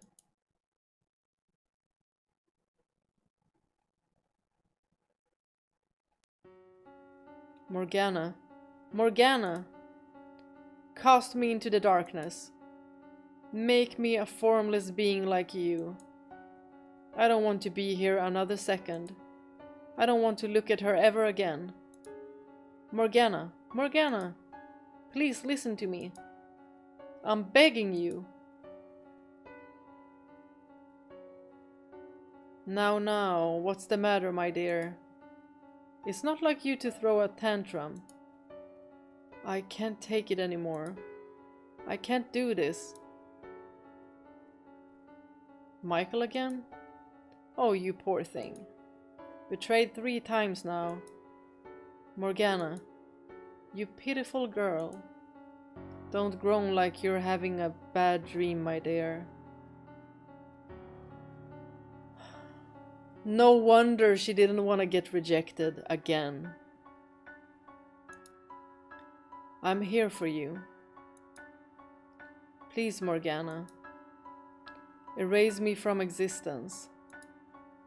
If you go away, then I will be all alone. And that would be absolutely dreadful. But Tell me, what torments you so, my dear? What? Michael, whom I've been waiting on for so long, doesn't... Oh, you poor thing. You spent so long riding the currents of time that you've lost sight of yourself. What? You've convinced yourself that someone else's story is your own. Someone else's? Oh my god, the manipulation! Yes, indeed. It was such a beautifully tragic tale you fell in love with it. It resonated so deeply with you that you felt their pain as if it were your own. She's trying to gaslight her into thinking that door 5 isn't her. Or door 4. Well, that was the fake one. What are you talking about? I wanted to tell you, my dear, but you were so convinced it actually happened to you that I couldn't bring myself to take it away. Then, what about Michael? She is not the one you are waiting for, and you are not hers either. Then, what about Giselle? That is not your name. Then, who am I? Who are you? Ahahaha, that's a very silly question. You are this mansion's cursed witch. I'm the witch? That you are. You are both the maid and the witch. But how do you truly believe that someone who has eternal life, who doesn't bleed when they're cut, and who can smile no matter what happens to her, isn't a witch? How much of this Giselle's memories do you actually possess, my dear? How clearly can you remember her life? You can't, can you? You don't know what kind of story Giselle and Michael wove. And you wouldn't, because you were merely an onlooker. Much like you are now, for this present tale. And by contrast, how much of the witch's story do you know? You should know it very well. Yes, but that's because you... No, my telling it to you is not the reason. The details are rooted deep within your memory. Then I'm... That's right. You are the cursed witch Morgana. Why do I not believe her? But you... I am you. I mean, could be that it's like a split part kind of thing. You split into two because you refused to accept who you were. Speaking of split, think about it. Have I ever shown myself to you? Have I ever shown myself to anybody? That's why. I am the witch. That you are. That's why she believed it. I see. It all makes sense now. Ah. Everything has fallen into place. There's one thing I still don't understand though. This story I was so enamored with. Giselle's and Michael's story. What kind of story was it? Haha. I would be glad to tell you. You look like you're ready to know the truth.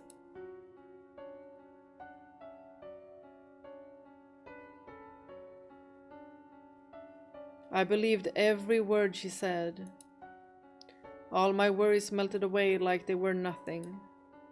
The sight of the white-haired girl no longer kicked up waves in my heart. In fact, I found myself wishing for her to find happiness. I was an observer, watching and hoping for the best. The tragedy that befell her did sadden me.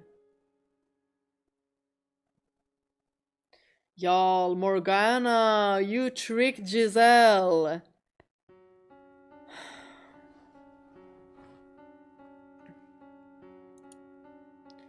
But I felt bad for her, like I would a character in a story.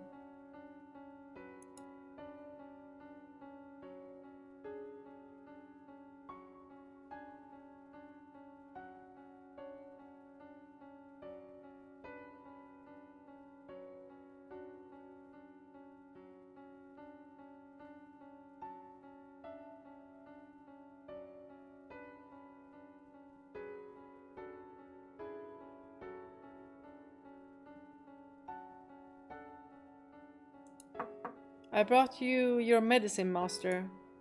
Thank you. Just set it down over there. Yes? What are you staring at? My apologies. I was simply musing about how much time has passed. I can hardly believe it has been 40 years since you were a bright, young businessman.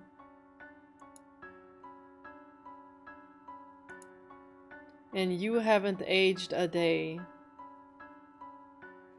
I mean, he was kind of like suspicious before as well. He was like,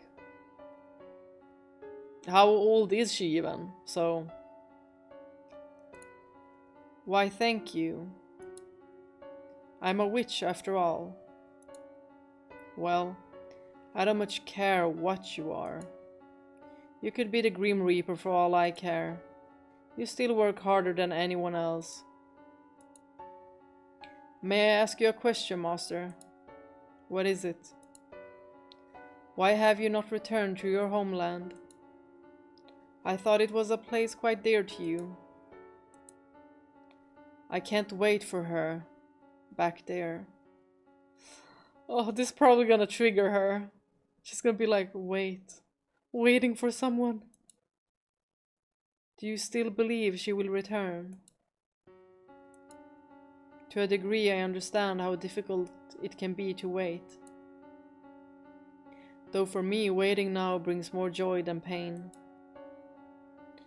With your lifespan, master, it will be the pain that wins out.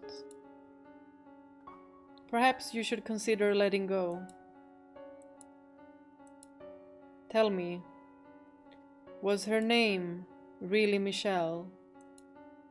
Why, yes, it most certainly was. But why would you ask such a thing? Have you forgotten your own wife's name? You have waited so long that it would seem, like me, some part of you has begun to break down. You poor, poor man. You know, you look a whole lot more pitiful than me. Oh my, hehehe.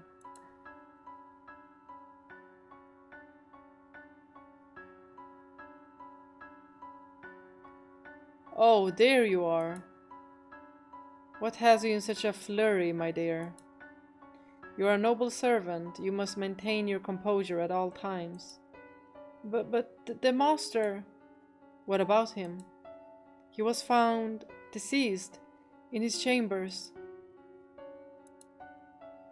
The doctor just came out. He said it was his ailment. And it would seem the master knew his time was short, for he left a will, asking not to be given a funeral. I see. I feel kind of bad for him, though. Not only did he not have anyone at his side for his final moments, he didn't want to be sent off at all. Isn't that sad? It is for the best. There is not a single soul in this world left. who could send him off.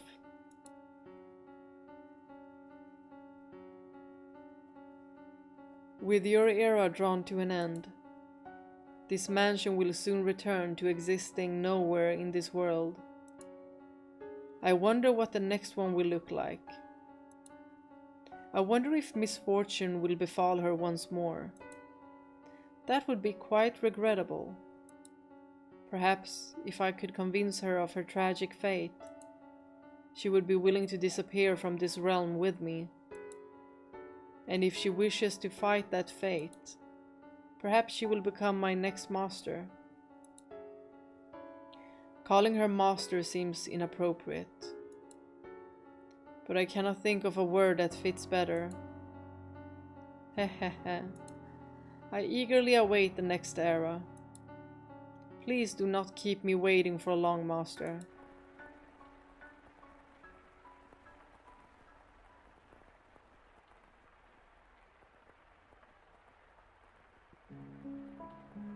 Time pressed onward. And then, at long last, you arrived.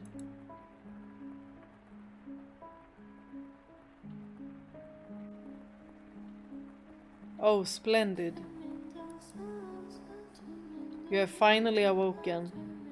Y'all, this is a wonderful, wonderful picture.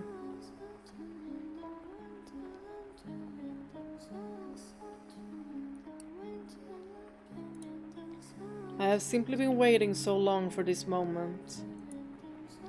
Tending to the mansion all by my lonesome, ensuring it was ready for your return, master. Whenever that time may be. When I caught sight of you through the window, my heart fluttered. The time had finally arrived. Oh my, you do not know who I am. Do you not know who you are either? That is quite the predicament. Like in the beginning. Then how about this? I am a servant of this mansion, and as such I am familiar with the many incidents that have taken place here. I shall show you the history of this house, master. Let us be off then. And fear not. I merely entreat you not to let go of my hand. Should you hold it tightly, you need not worry about being washed away by the waves of history. No matter what happens, you mustn't let go of my hand.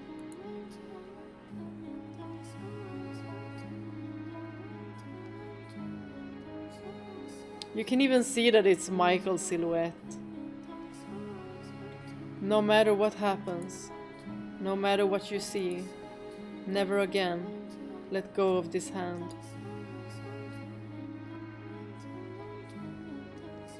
That is everything. I prepared a number of things to say when she was finished with her tale, but I can't manage to put any of them into words. I almost hate myself for thinking it would be so easy, for letting myself hope I could simply pull her back to her old self, accept whatever had happened to her, take her hand in mine, and that would solve everything. The truth is so much worse than I imagined, so much more harrowing. She was subjected not only to her own terrible fate, but every single one of this house's tragedies. The tales she told me are things she witnessed with her own eyes. How can I possibly blame her for forgetting me, for forgetting herself? After so many hundreds of years. No, I should be. Why? Why didn't you come for me?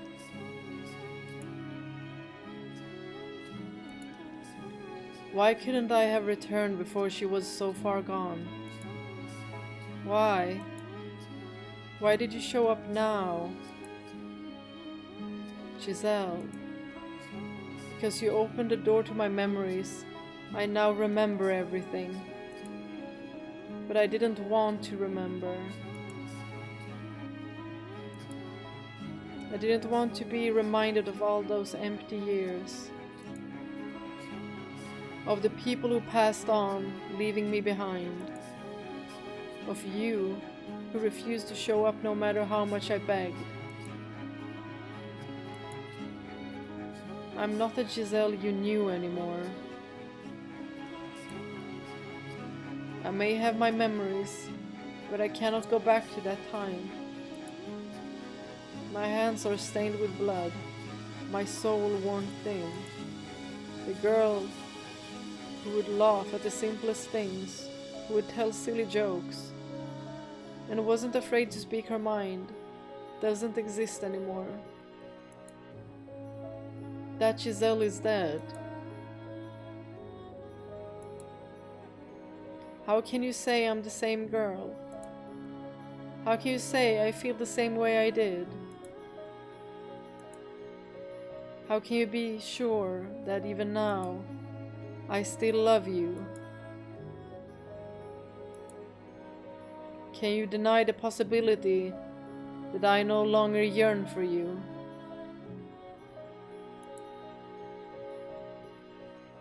But the white-haired girl? Can you deny the possibility that my love for you has transformed into hate? She brings her hands up toward my throat, just as she did in the second one. Hold on. I'm gonna save, just in case. This feels like something. She brings her hands up towards my throat, and I make no attempt to move out of her way. When her fingers brush against my skin, they feel as frigid as death itself. Far colder than anything I have felt from her thus far. If she were to wrap her hands around my neck, she wouldn't even have to squeeze to stop me from breathing. This is the fork in our road. One word will decide everything. I don't have much time. I have to say something before the cold robs me of my voice. Deny it. Of course, I'll deny it.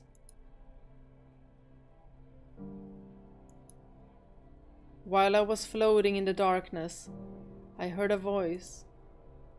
Regrettably, it took me far too long to realize that it was your voice crying for help, calling for me.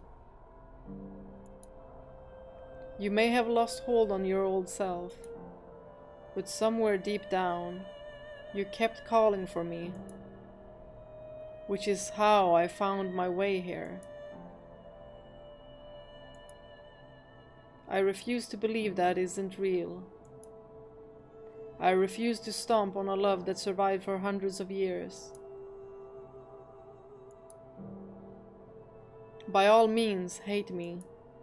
If that's how you feel, that's how you feel. I don't care if you spit bile at me for the rest of eternity. It will not let go of this hand. Because you ask me not to.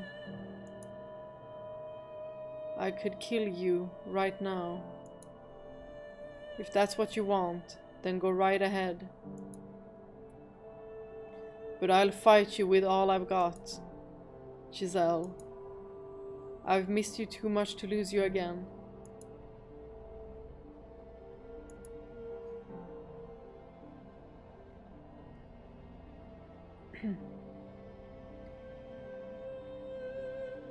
I don't care if it makes you despise me. I don't care if you think I'm being inconsiderate. I want to save you.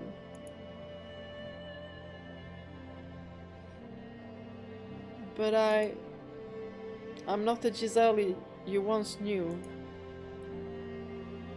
I'm an abomination. My mind and body are twisted beyond recognition. I am a disgusting monster. The woman you fell in love with does not exist anymore. So just forget about me. You are the one who should be saved, set free from me. You look the same to me. Your manner of speaking, your temperament, your physical appearance may all have changed, but you are still the same Giselle I love.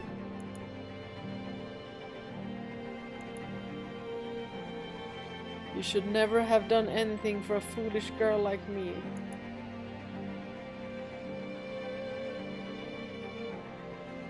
You gave your life to save mine, and I hated you for that.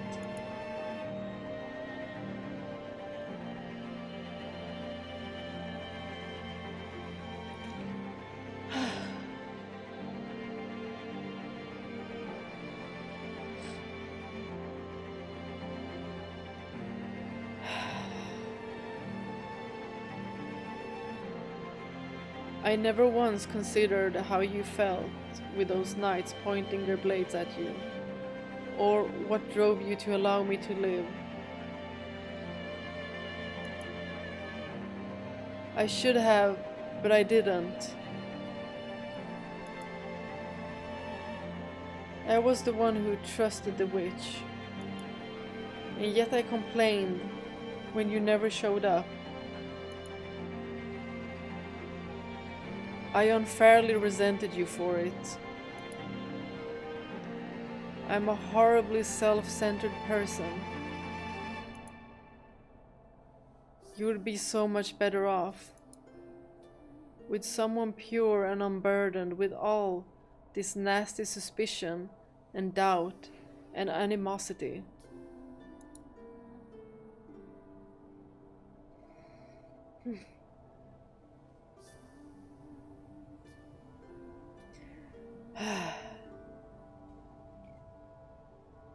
You would be so much happier with someone like her. Giselle, you've been paying attention, haven't you? You were there for all the tales I told you, for everything that has happened up to this moment, so you should know just how loathsome a woman I am. Too weak to even keep herself together. No, Giselle. I'm nothing compared to her. Giselle. See? You haven't changed one bit. You still get louder and louder the more you lose your temper.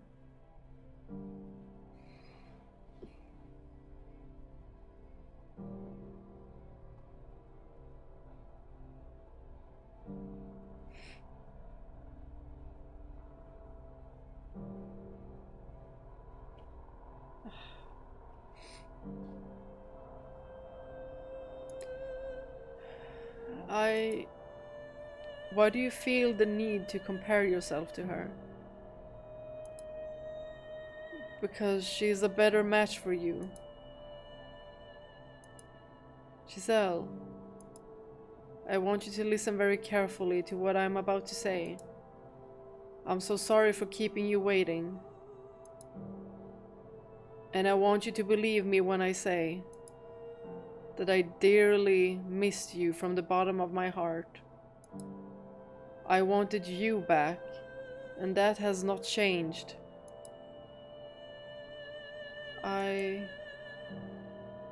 Believe me, I love you.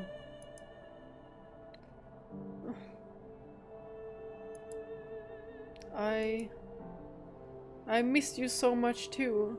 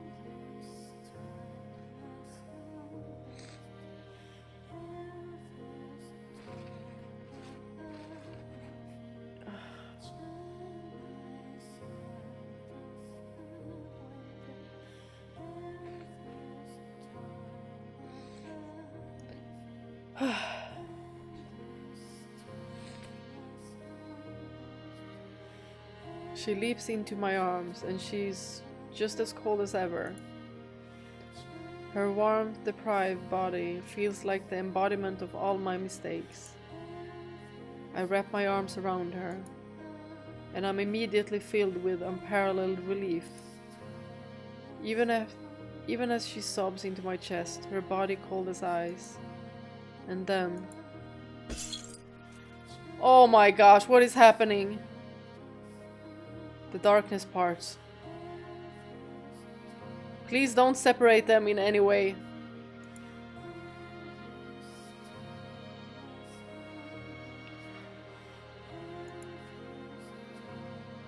It's like they're back into that room. We are... Yes, they are. We are once more at the top. At the top of the observation tower. It's still shrouded in a miasm of shadows. But we're back in the mansion now. We have emerged from the darkness in her heart. Michael. Yes. She has her name back! I'm sorry. For what? I never should have erased you from my memories. Yours are the memories I needed to hold on to tightest. I was so glad to hear you say you still loved me. Even after learning the truth about me. Thank you so much. I'm incredibly relieved. As I watched, it felt like you were slipping farther and farther away from me, Giselle. It terrified me. Maybe it makes me a coward, or pitiful, but I was truly afraid of you coming to hate me. I would never hate you, Michael. Ever. Thank you. We must leave this place. What? It would not be wise for us to remain here long. The air is still thick with darkness. Can she even leave? But the front door won't open. And even if we could get out from somewhere, what would happen to us? We finally found each other again, after so long. I want to share a quiet, modest life with you, like before. What if that all disappears when we step outside? After all, we are... She doesn't finish, but I feel like I know what she was going to say. Cursed, maybe?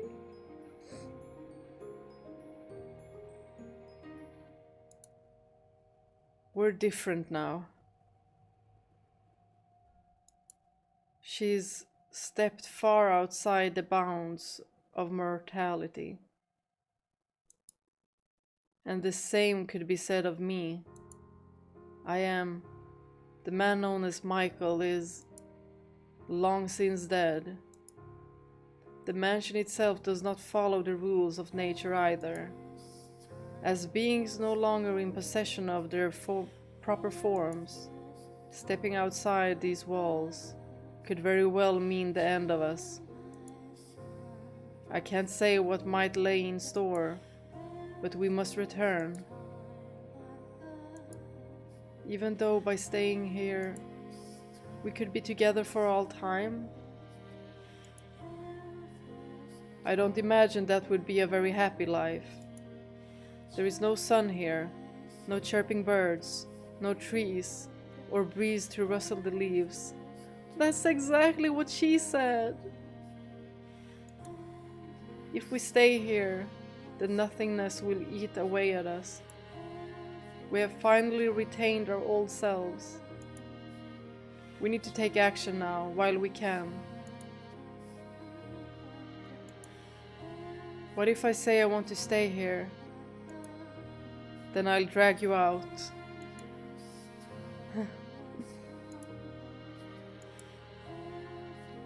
It's almost like we've switched places. Back then, it was you who wanted to stay. It's also kind of funny hearing you speak favorably of the outside, and especially the sun.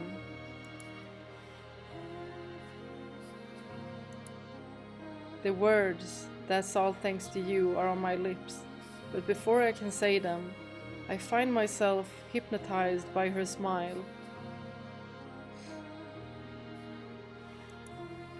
That smile has picked me up so many times. She claims it's her only redeeming feature, but if she didn't have it, my life would have gone in a very different direction. I'm grateful to have gotten that back too. Say, we're in the middle of a very touching reunion, wouldn't you say? I suppose so, yes. And wouldn't you say, there's a certain way these things usually go? Huh? Are you really going to make me say it?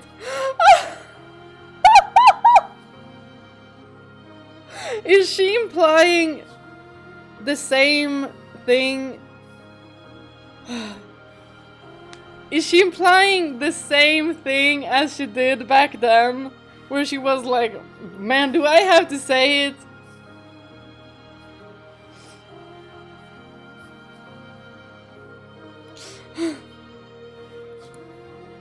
I was hoping you might perhaps kiss me. Ah!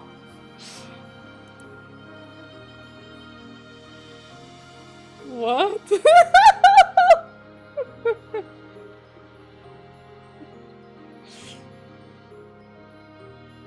It's like, oh, that's what you meant.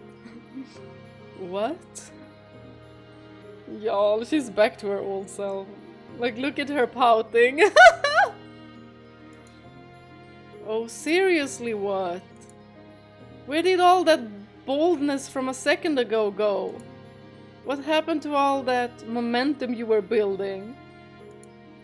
Yeah, about that. I think that might be more appropriate later. Oh, what? Why later? Later? How much later? After we find an exit. He's like, we need to get out of here. I don't want to be in this mansion anymore. Where, you know, in a hurry. Michael? You're just making excuses because you don't want to. He's still keeping a secret.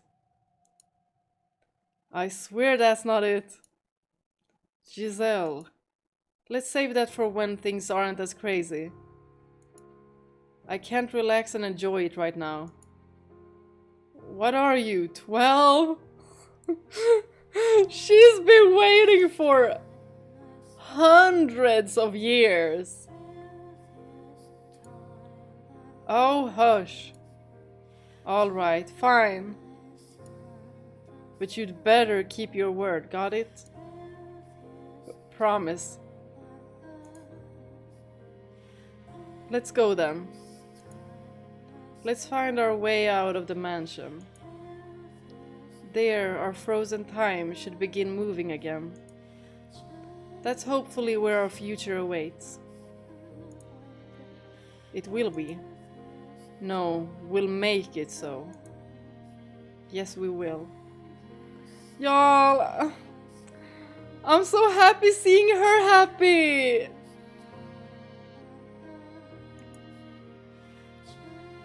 If we leave the mansion, it should release our souls as well. And I'm doing so, and in doing so, should finally provide her deliverance. So I mustn't hesitate. To end all of this for both of us, we must start again. This is where we What? Whoa, whoa, whoa, whoa, whoa, whoa, whoa! What? Oh my gosh. The witch.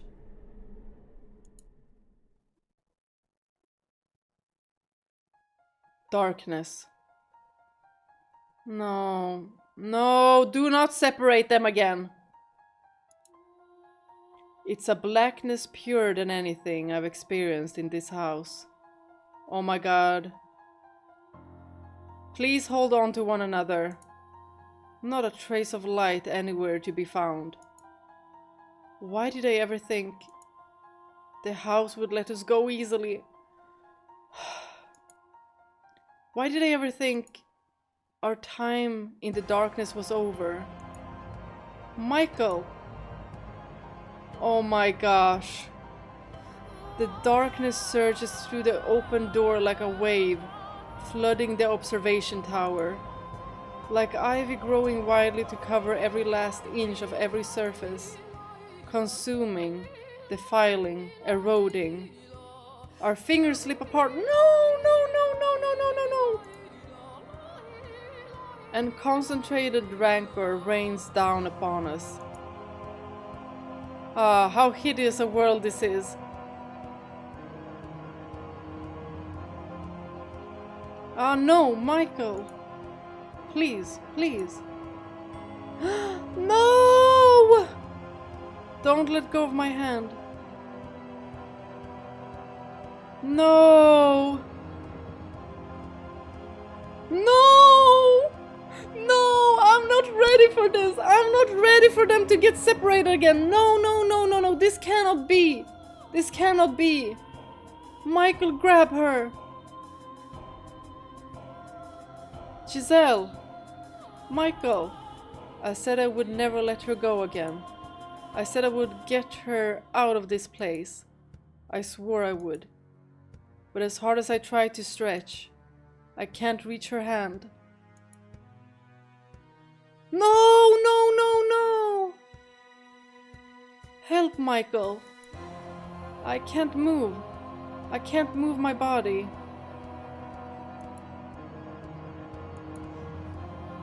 I went out of my way to give you a beautiful tragedy. So why must you so stubbornly insist on this ugliness? The more you struggle, my dears, the thicker and more palpable your filthiness becomes. Ah, it's sickening. Wouldn't you agree? She's always spat her bile with a song-like cadence, singing like a little girl, chirping like a morning bird. She celebrates misery, and she watches for the worst possible moment to let out a cackle. Morgana! What?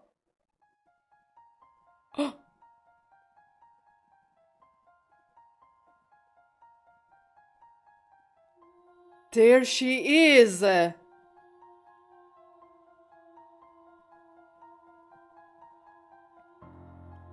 I swear, you two are hopeless. I pity you. I give you my deepest condolences. Let go. Let me go.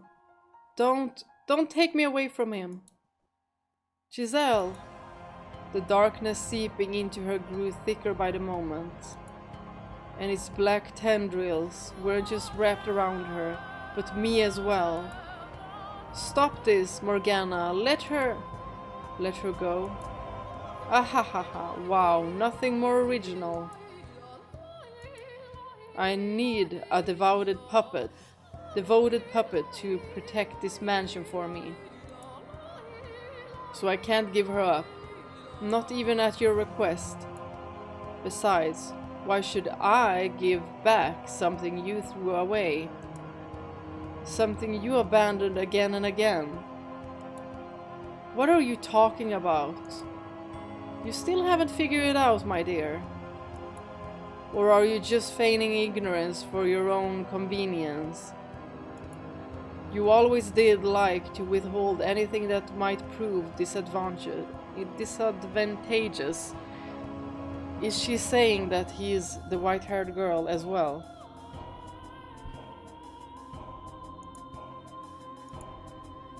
Michael! Giselle, give me your hand. Reach harder. Reach as hard as you can. Grab my hand. I can't do it. It's like I'm tied up. I can't move at all. She's right there. She waited so many hundreds of years for me, finally managing to reclaim herself. And she's right there. So why can't my hand go any farther? Why can't I reach her wrist, her hand, or even a strand of her flowing hair? Why can't I get her back again? Michael! No! Her voice is growing fainter, more distant. The darkness shrouds her, taking her away from me. Her arms, her fingers, the hands she led me with, her smiling face, her once glowing grin, and her now more modest smile. The witch's darkness is stealing every last bit of her.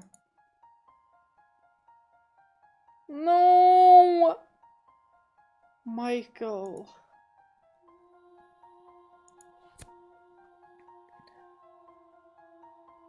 No. Stop. Please don't do this. Take me instead of her. Why? Why does it have to be her? Why her? Morgana!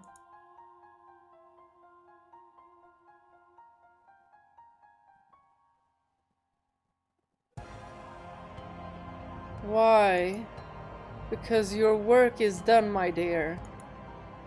By all accounts, as the one who resurrected me, you should have become my guide as well. But you let a silly woman emotionally manipulate you, and you gave up on cursing others. And then you threw away your life, deluded into thinking you were protecting her. Morgana! You already gave up the position once. Don't think you can just walk up and ask for it back. Set Giselle free. I'll do anything you ask. If you need a puppet, I'll be your puppet. If you want more from me, it's yours for the taking. But I can't leave her to remain in this cursed house any longer. You certainly have let your obsession for this girl take its toll on you. I much prefer the old, pessimistic, cynical Michael. It wasn't until I met Giselle that I truly became human. She made me into what I'm supposed to be. I can't lose her again. Is that so? Well, you'll come to the harsh realization soon enough that everything you saw in her was just a facade. It was not. Hehe, all right then. If you want her back so badly, you can have her. But in exchange, I want you to entertain me. Will you endure maddening agony for me? Oh, are we gonna have another option here? I'm just gonna save just in case. Will you know pain enough to make you howl? Will you face despair? Again and again and again. If you need her that badly, you can bear anything, can't you? If that is what you want from me. If that will allow her to see the sun once more. Brilliant. Oh my gosh. Wait, Morgana! Morgana! As you wish, foolish boy. I was looking for a way to keep busy anyway, so I'll use you to kill some time. Find your way to me, my dear. Find your way to me without going mad or succumbing to despair. And do hurry. or she might lose her mind again. Those memories you forced her to relive, those hundreds of years she spent locked away in her shell, all that fear that ate away at her. It's a bit much to have to reflect on with a clear mind, wouldn't you say? That's why I need to be there for her. Why I have to get her out of here. That's my obligation to her. You're the one who let go of her hand, though. Hehe. You can put a broken cup back together, but the slightest tap in the wrong place will shatter it again. Morgana!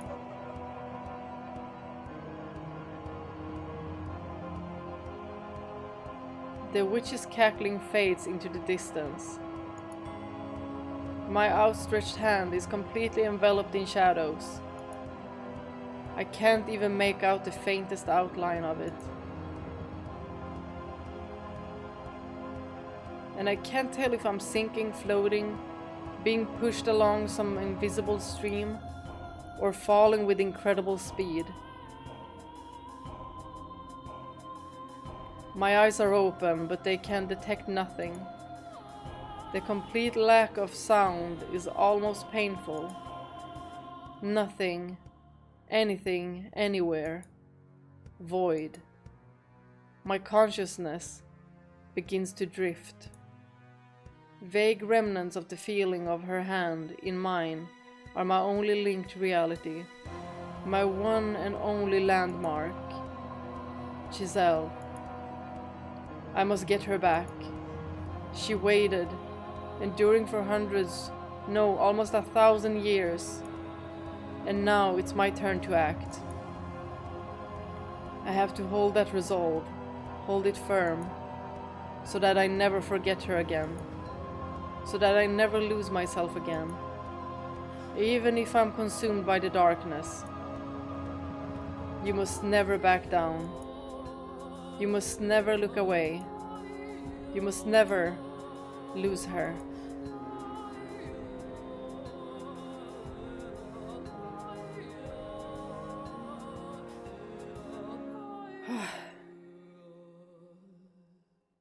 The house in Fata Morgana. The story behind the story.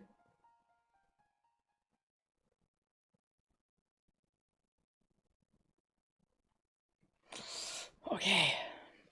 Y'all, I'm so excited! Hey, master. Hello? Is anyone in there? Master?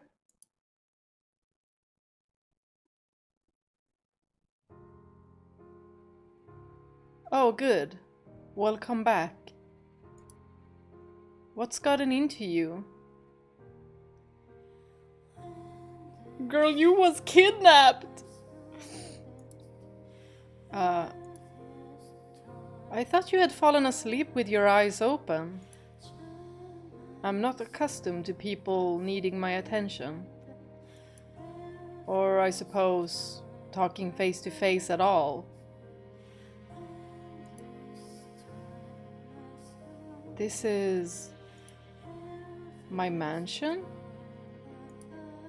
Giselle's right in front of me, smiling like she always did. Smiling for me. You're not hurt, Giselle? You have been alone for 10 years. But now I'm living here with you. So, what do you say we do a little practice conversation? I think that even if Michael has been alone for that many years, he's socially doing very good. Like, he's a very empathic person. Like, at first I was kinda, afraid of him, because he seemed so, like, secluded and, like, prone to you know, just bursting. But he's a very emotionally intelligent person.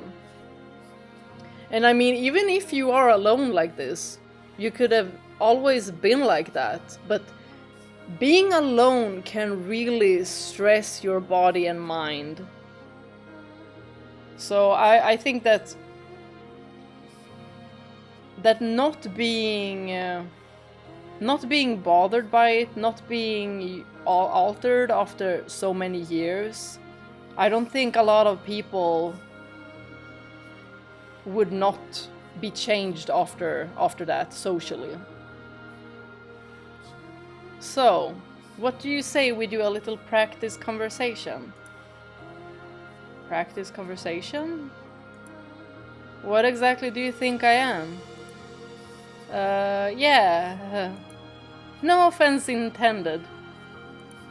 I just thought it'd be nice if you had more back and forth skills.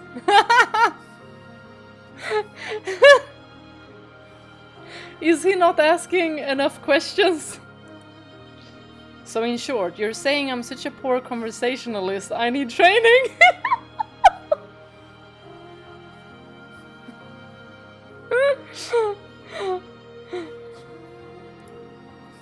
Hey, don't get so snippy. That's not what I meant. I'm saying we don't talk enough, and I want to talk to you more. It's fun. Oh my god, I love these two! I love them, I love them, I love them! No. This is an old memory. From when Giselle first returned to the mansion. And we were just starting our new life together. When we were still feeling around in the dark. What exactly would you like to talk about then? Each other, of course. I have nothing to say. Now, let's not be rash. It can be anything. What about your curse, Michael? I want to know more. Although, that would be a little bit too early.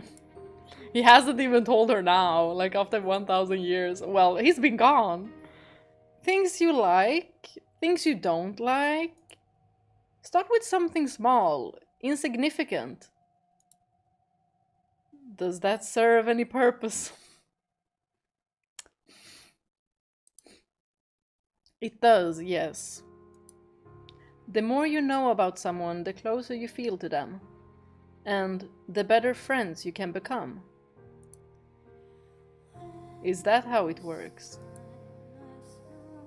Now that that's out of the way, ask me something. Ask me anything, and I'll gladly answer. Her eyes are lit up like a child's. Is she really so eager to converse with me? I don't believe it.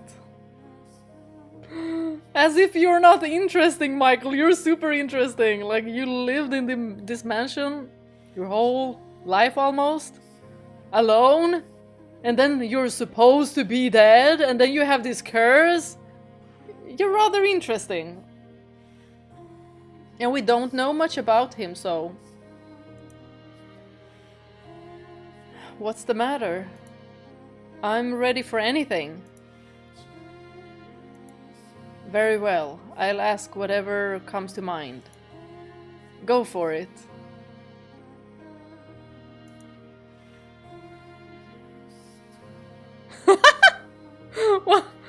Whoa! We have plenty of choices. Hopefully they're not timed. But I'm in the save menu.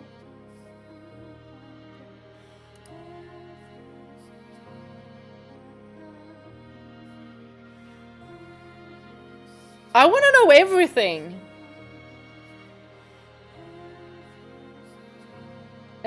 Does somebody know if I can pick everything or I can just pick one of them? Because if I can only pick one of them... What? Tell me your preferences. About what?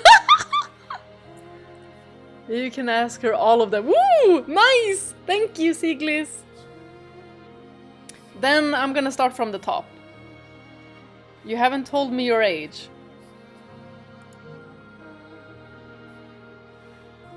My age?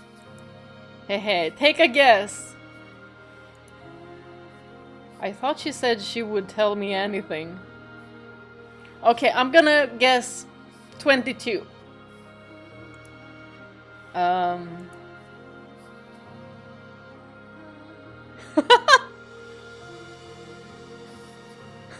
What? Why? Wait, I get to... Is this significant?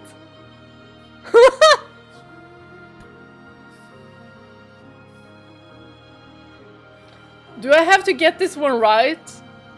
I wanna say... 20? It's a trick question. 25, you know, in the middle maybe? I mean, she has been through a lot. And now I'm here like, how old is Michael? But maybe we'll get to that as well. Can I pick whatever I want, or will it be like the end of the questions?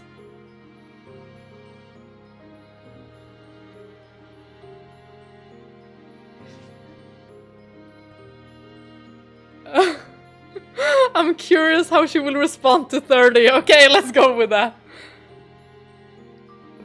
We're going with 30. Let's go. You must be 30.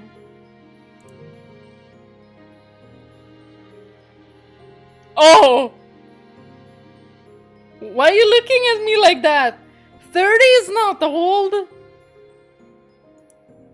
You're joking, right? Give me a second guess. Yeah, yes. Okay, that was... we were wrong. Gah, some jokes are in bad taste. I'm not nearly that old yet. Okay. Good job ruining my day. This topic is over. No! Choose something else. Oops. No!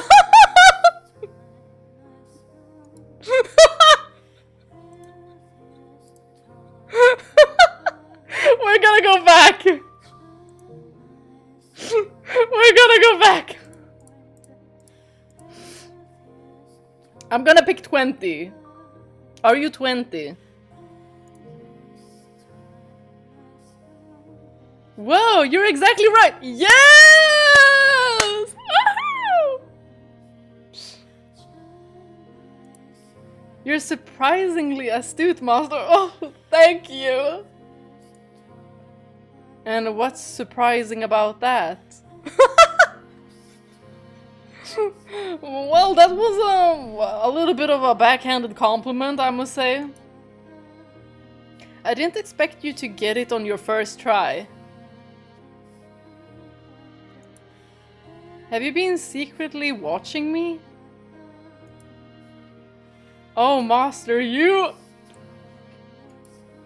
making me blush!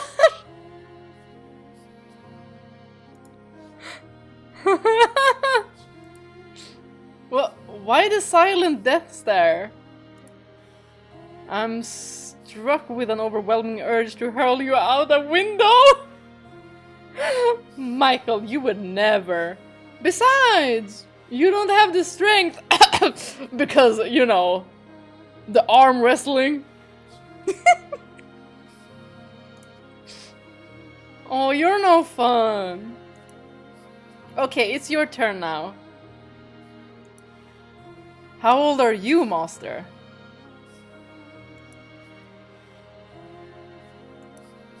As I recall, I should be 27 this year. Aha!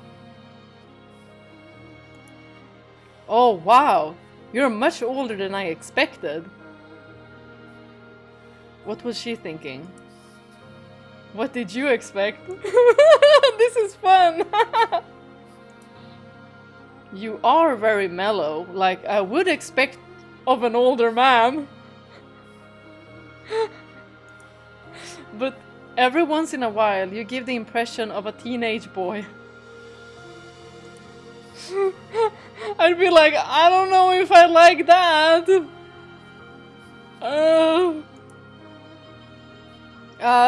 For what it's worth. I mean that in a good way. Okay. For what it's worth. Tell me about your family. You want to know about my family? We were pretty normal, I think. Not much interesting about us. We had been able to get citizenship in the capital, but we weren't super rich or anything. In fact, it was because we were having money troubles that I ended up here. It's not easy for 3 women to make it on their own. You didn't have a father or any brothers? No, we lost my father to a plague when I was young. And since then, it's been me, my mother, and my older sister. But they're both bright, lively people. Just like she is. Our family motto is, a smile can make anything better. I adore her! Oh, she's so precious, and just knowing what trauma she's been through. Antonin, it's good for you that you're freaking dead. Because otherwise I'd be jumping into the game right now. Maybe that explains why she can still smile now, even after nearly succumbing to despair. I've always kind of wanted some brothers though. Men are more suited to physical labor, yes? Not quite what I was going for. Hey, Giselle, bring that up with the arm wrestling. Put him down a notch. He's only been eating vegetables, you guys. He just needs, you know, to eat a healthy meal, and then he'll be strong enough.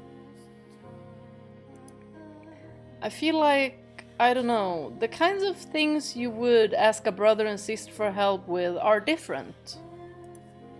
I'm not sure how to explain it, but a guy with broad shoulders and muscular arms is someone you can look up to, for instance. Someone who looks like they'd always keep you safe. This takes me back to when they were reading a book together, and Michael was like, yeah, let's not go in on how muscular this knight was.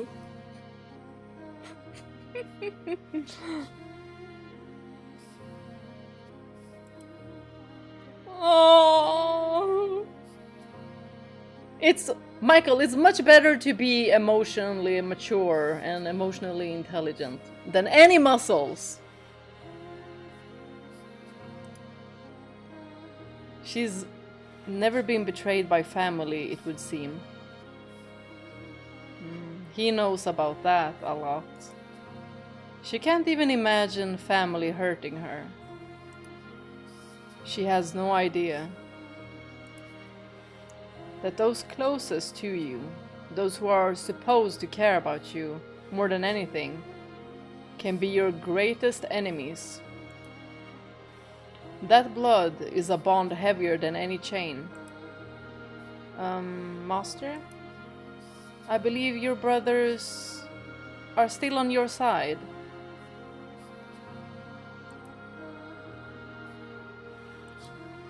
It's been so long, I don't know if they are. I'm still a bit cautious, because they were also the ones who knew that he was in the mansion when he died. And it was like such a coincidence, too much of a coincidence, that they came after him after the dad died and he wanted to go back. I don't know what they think about me anymore. I'm sure they're still your allies. I would like to think that's the case, but we'll see.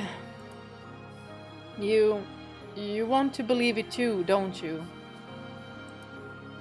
You want to believe they're not enemies. Let's believe in them together then. Oh, Giselle! Y'all, I love her so much. I love her so, so much. Anything you want to believe, you should.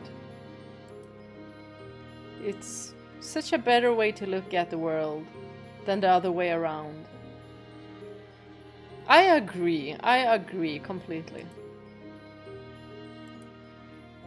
You have to be positive, or one day you'll crack. Always remember to have faith so that doesn't happen. I don't understand.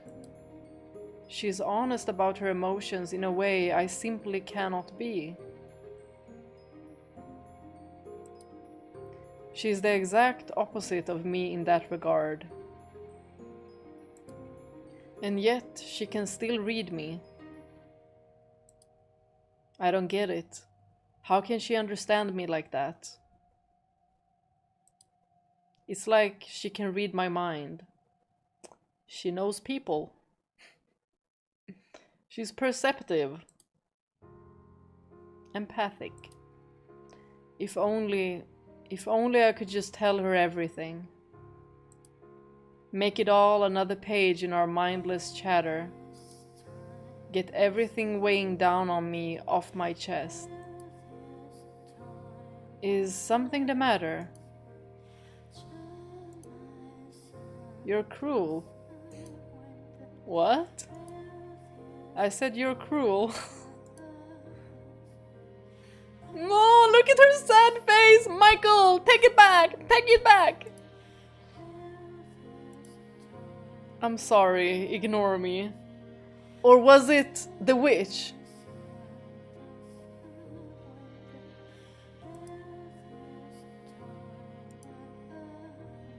In preparation for the day you can finally go back home. You're going to have to stop being such a picky eater. And not just eat vegetables! Where did that come from? Think about how terrible it would be if, when that day finally came, you went back sickly and weak and emaciated. She got several points. Several. You wouldn't be able to enjoy yourself. You're still alright, Master. You're doing okay. So let's try to keep you healthy. She's so sweet. She's such a sweetheart. I love her. But I love Michael too. Like, he's also such a good character. Need to know more. And I love that we can pick everything. I was afraid that we could just like pick one of the options and that would be that.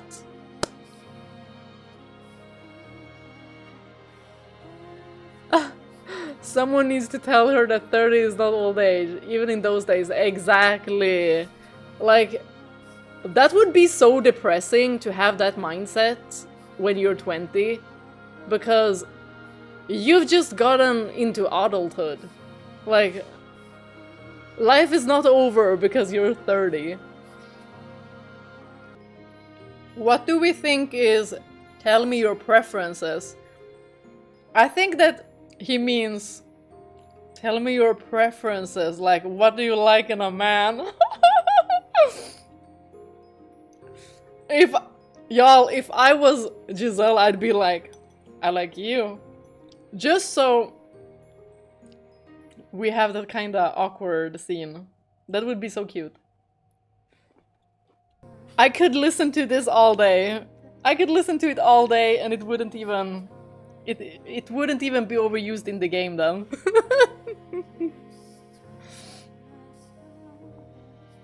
I think he asking about what she likes, but she will answer it's him. I hope it is! Y'all, I really hope she's like, oh, my preferences, like, what I like in my man. Well, I like a man with white hair, red eyes, looks like you. Like, I want him to be, you know, caught off guard. Let's pick it. Let's go. Tell me your preferences. Whoa, whoa, how very forward of you. Is it though? I mean, whoa. Is it really? Is it really that forward? Huh? Oh, wait, they're thinking about two different things.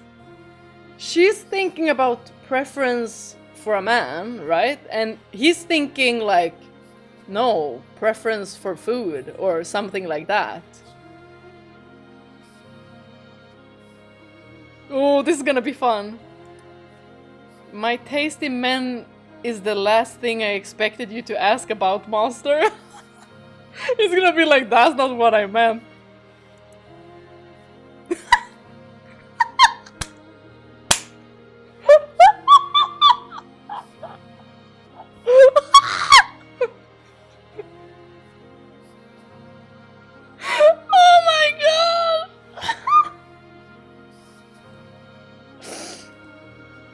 Wow, he ate with this one. He was probably like, oh, got her trapped. And she's like, dang, you got me real good.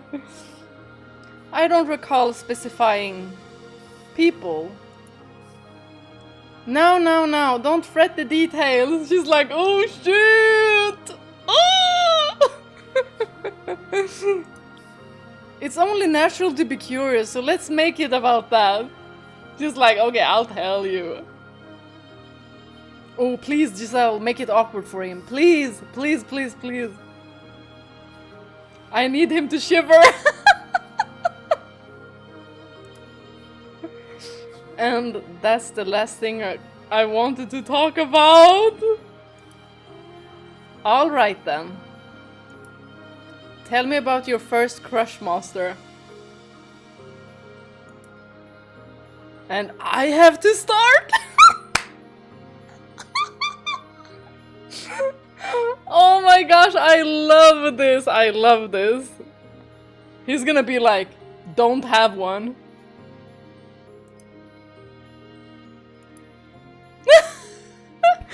Y'all, he's so simple. He's so simple. Look at him. Never had one. What? No, I'm not buying it. You were living at home until 10 years ago, weren't you? Surely there was someone who caught your eye. Well, we did have some kind of a flashback, but that wasn't a good one. There was not. Without missing a beat. Oh, fine, then I'll go. My first crush was the son of a blacksmith. You missed the part where you ask, what kind of guy was he? This is such a pain.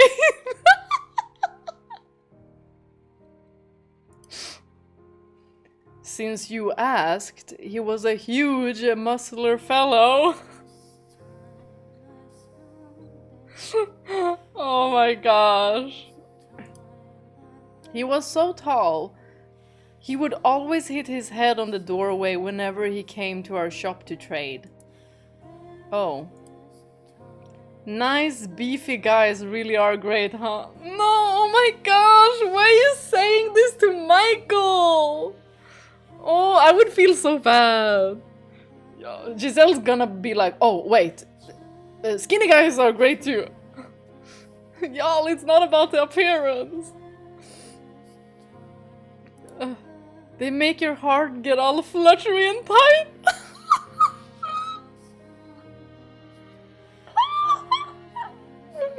He's gonna be like, okay, you said enough about big, beefy guys. Are you trying to imply I don't have a chance? Oh my gosh, oh my gosh, oh my gosh, oh my gosh! No, I feel so bad! I feel so bad!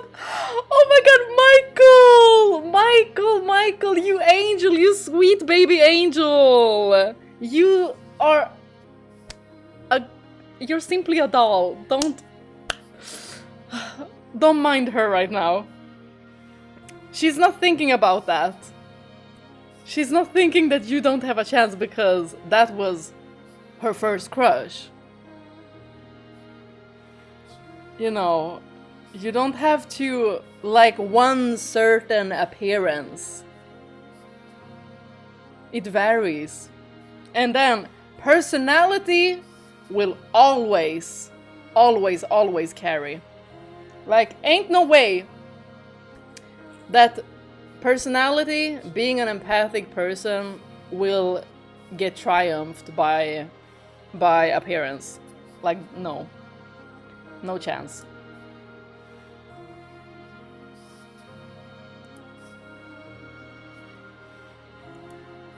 Though I think that was more admiration than love.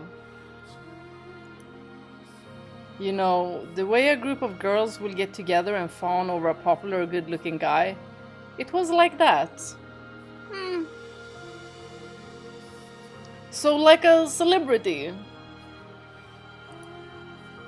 So you're saying the buff bastard was popular too?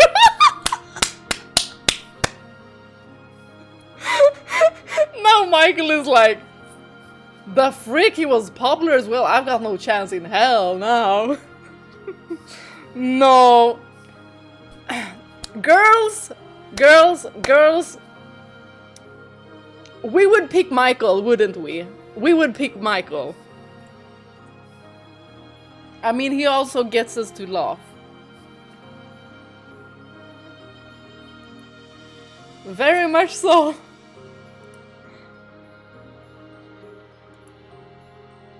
I wonder what love feels like.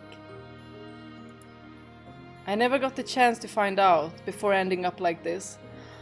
Oh, Giselle, my sweet summer child. You're just gonna be waiting 1,000 years for the love of your life. That's how it's gonna feel like. That's what you're gonna do for the person that you love. Oh my gosh, I love these two so much. I love that they're just having like this casual talk with one another. You know, just getting to know one another. It's so sweet. And Michael going along with it as well. I love that. Oh, I'm so sorry. I didn't mean to get all dark on you. Say whatever's on your mind. I don't deserve your consideration. Michael! Oh my god, he's so sweetie patootie. It was my family that put you through that, after all. But it's not your fault, Michael. Perhaps it is my reticence that causes her to watch her step around me. Damn. Need to come up with something to say. When I was 14. Oh? You asked about my first crush. Ah, I knew you had one. So tell me, what was she like? She was the daughter of a noble family. Her name was Amy, and she was a year older than me. Ah, love between nobility. A world I can only even imagine. It never went anywhere. What? You didn't try to woo her? You didn't shower her in presents? Were you by chance a late bloomer, master? He was 14! She was my brother's fiancé. Oh! Which brother? Oh, I see. So it was a love that could never be realized. Well, we have seen a flashback of someone, like, speaking to Michael, but you know, saying really bad stuff towards him. So I'm like thinking that maybe she said those things. Maybe that's why he's cautious with Giselle, that she should not, you know the truth about him, why he's cursed. And I feel like it definitely has to do with his body. Like, there's just something. I mentioned this when we were in the just chatting window as well. You know, the guy who leaves them a box with food outside their door. He wanted to ask Michael about something. He said something in the lines of, like, is it true that you don't have... And then Michael was like, finish that and I'm gonna sew your mouth shut. Something like that, if I remember correctly. So either it could be like rumors being spread about his body, but it also makes that cross-dressing thing a little bit more real. Like, his mother might have really wanted a daughter and dressed him up. And maybe, you know, him having a crush on a girl and, you know, explaining that he has a crush on that said girl. And in the times that they lived, that would be considered a sin because they're of, like, the same gender. She would presume that wearing, like, a dress or something would be that Michael is a girl. So maybe... Or there's something else. Wait! There's... What if he has two genders? There's a word for that. Oh my gosh, oh my gosh. What is it? There's a word for a person that has, like, two genders. Maybe it could be like something like that. Or maybe he's just, you know, a Ken doll. A Barbie doll, like, there's nothing there. We don't know! Oh, I see. So it was love that could never be realized. That's sad. Not really. Besides, I don't feel anything for her anymore. And what I felt then was just impulses. I guess that makes us both inexperienced. Yeah, probably both, like, admiration, because when you're a teenager, you fall into admiration very quickly. Like, you realize that it's not, you know, a crush, it's more like it's just heavily admiration for someone that you think is a crush. I suppose it does.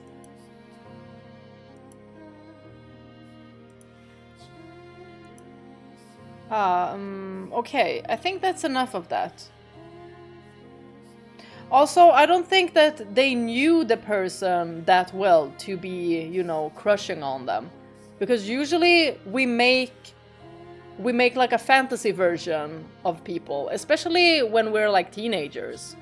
We always have like this fantasy version of the person that we admire or have a crush on. And then when they do not fit that fantasy, that admiration can just go away. Or that crush can just go away.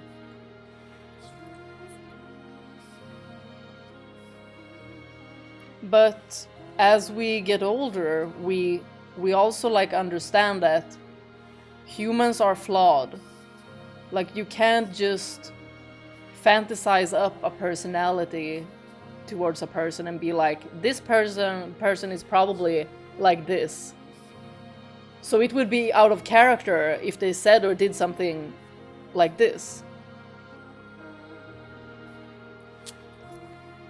But we don't know if we don't ask the right questions or if they don't open up. And then, when you actually know the person, you can usually you decide in the end if they are a match for you or not. Okay, I think that's enough of that. So it is. Do you like being here? Of course, I love it here. Being with you, being able to talk to you like this. See, that I don't understand. What? Why not? I find it difficult to believe there exists any reason speaking with me would be anything but unpleasant. Michael, y'all. He must have been gaslit hard. Because Michael is not an unlikable person. You're so negative. Oh, hush. Say that, for example, instead of me, there was someone not so pessimistic here. You would rather be talking to them, wouldn't you? I really do enjoy this, truly. I will admit, my time down in that village was, for the most part, delightful. But oh, how should I put this? I started realizing, yeah, I'm kind of forcing myself to fit that image. And I'm trying to convince myself that that's okay. But somehow, when I'm here, there is none of that. She can just be herself. And that is true freedom. Just being able to be yourself. I wonder why that is. I certainly wouldn't know. Hehe, I suppose you wouldn't. I know. Maybe I think of you as a kid now. Oh, what? What? Come again? Yo! Oh my gosh. He's like, a kid? I'm 27! I love talking to kids.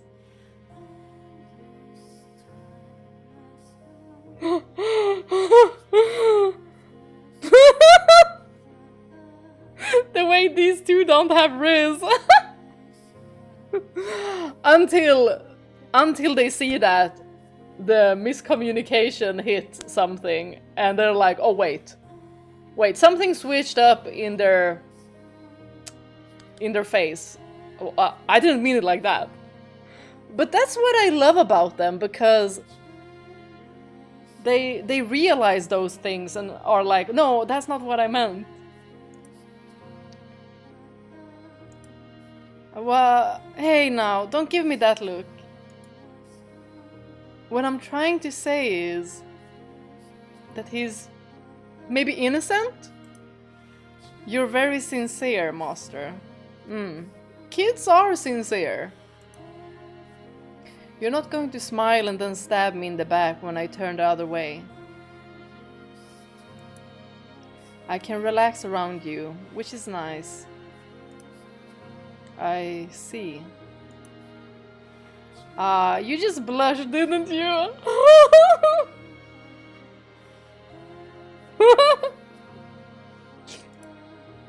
You're blushing, you adorable little thing!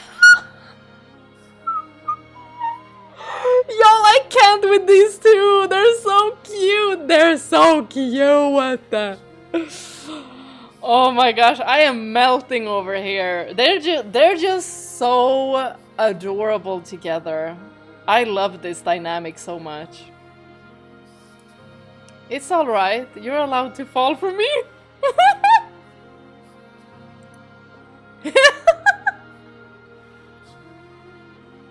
Y'all, she's adorable. Adorable. Is there any window in particular you'd like to be thrown out of?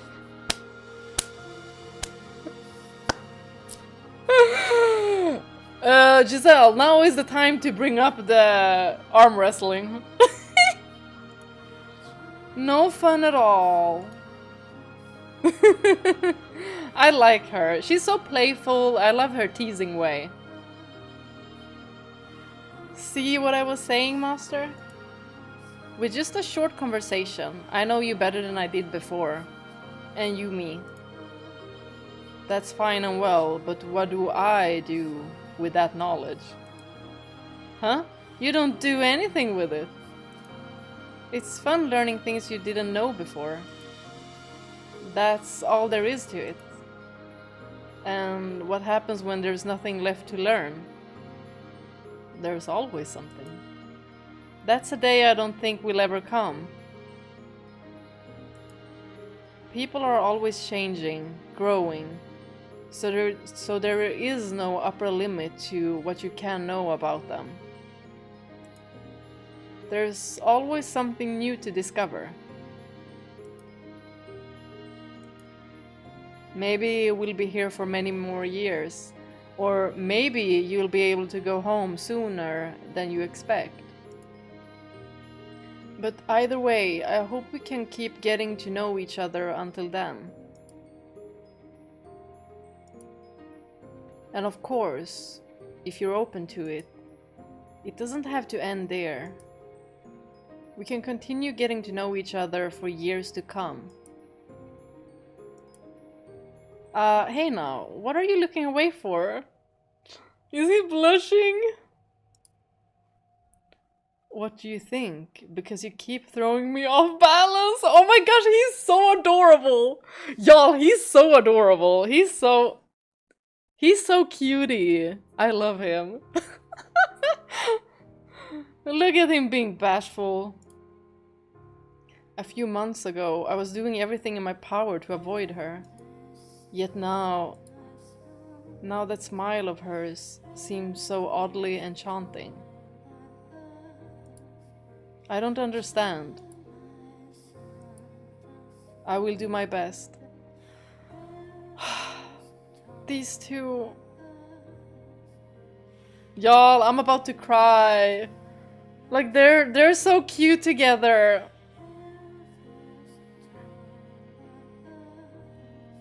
Oh, they're my favorites.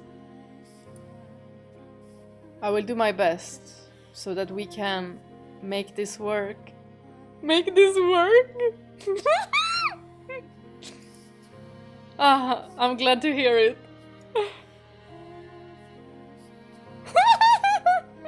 Oh, they're so cute!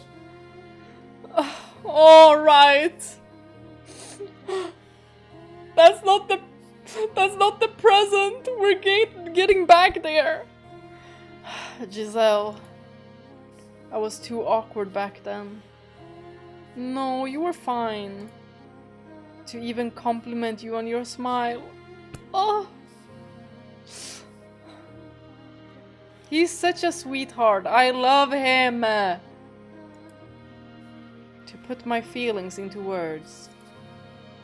I was too cynical to accept what you said at face value, which I know caused you plenty of grief. I'm not much better now than I was then. Yo, you are. But I will tell you this. When I next see you, I want more than anything to let you know how much I adore your smile. I'm okay, I'm okay, I'm okay. Oh my gosh. Oh my gosh.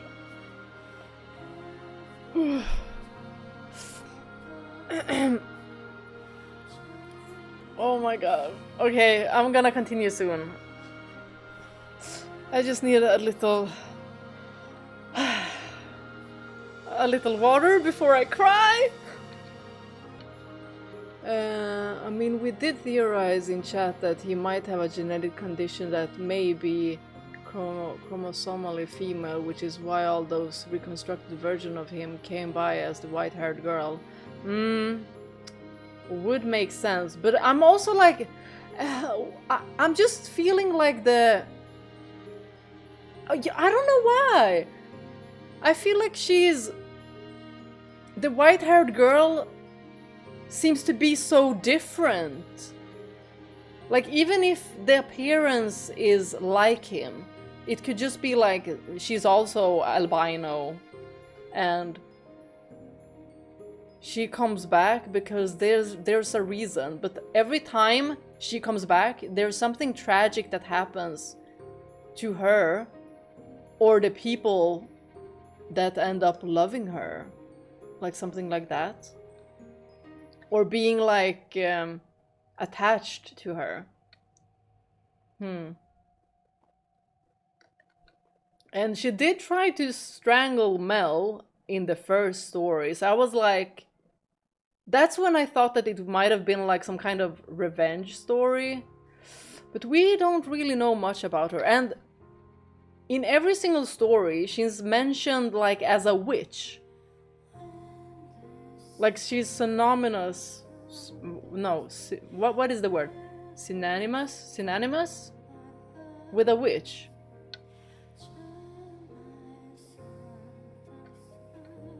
Yeah, I don't know. Maybe there's like a good witch and a bad witch.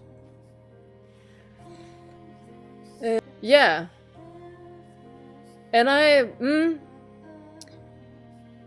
so that's where the revenge story plot came from. I know I've mentioned it early, that I think it was like some kind of revenge plot. In the second story with Yukimasa, I mean, he needed her more than she needed him. So then she was taken from him. In the first story, you could also say it like she was also yet again taken from Mel. And then in the third story, Jacopo was left alone, so she was also taken from him there as well. So the three of them were left alone. Mel succumbed to like madness and grief,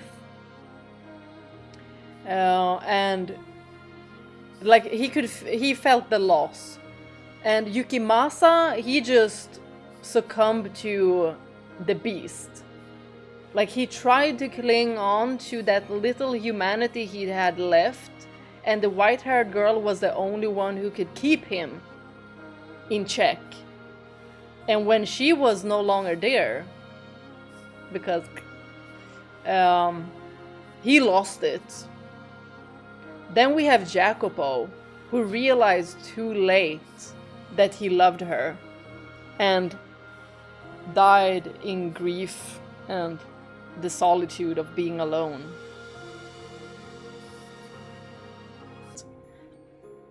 So I'm thinking that he might maybe be something like this, like either like hermaphrodite or intersex. We're gonna see. Or it could be something completely else.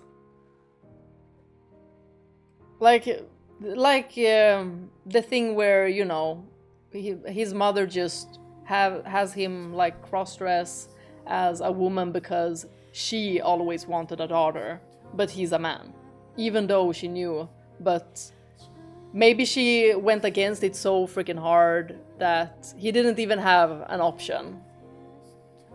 And then everyone else just started believing that he was cursed because he should have been born a woman, something like that.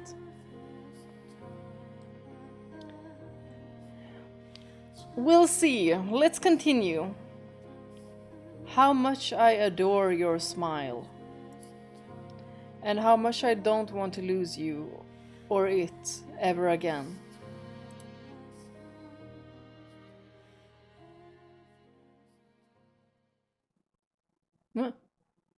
You must never, reclaim your old selves. Become a loyal servant. Oh my god, the witch! She's speaking. Always at my side. Wow, she's so codependent. She doesn't want to leave any of us alone. And curse them with me, my dears. Eternal suffering on all their souls. Who do you want to curse? Oh!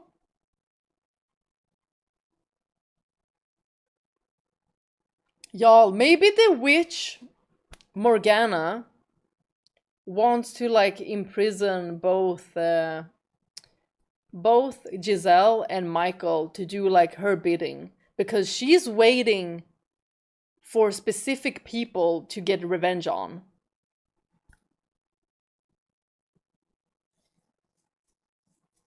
And she needs at least one of them. But maybe it's also something deeper, like she doesn't want to be alone. It's the revenge, but she also has grown like accustomed to always having someone. We'll see. I really want to know more. And with how the story has been so freaking well written so far, I'm positive that we are gonna get a story with the witch Morgana. Right now, she's not very likable. My consciousness, wavering like a ship at sea, is slowly drawn back to the surface. With each new breath, feeling gradually returns to my fingers.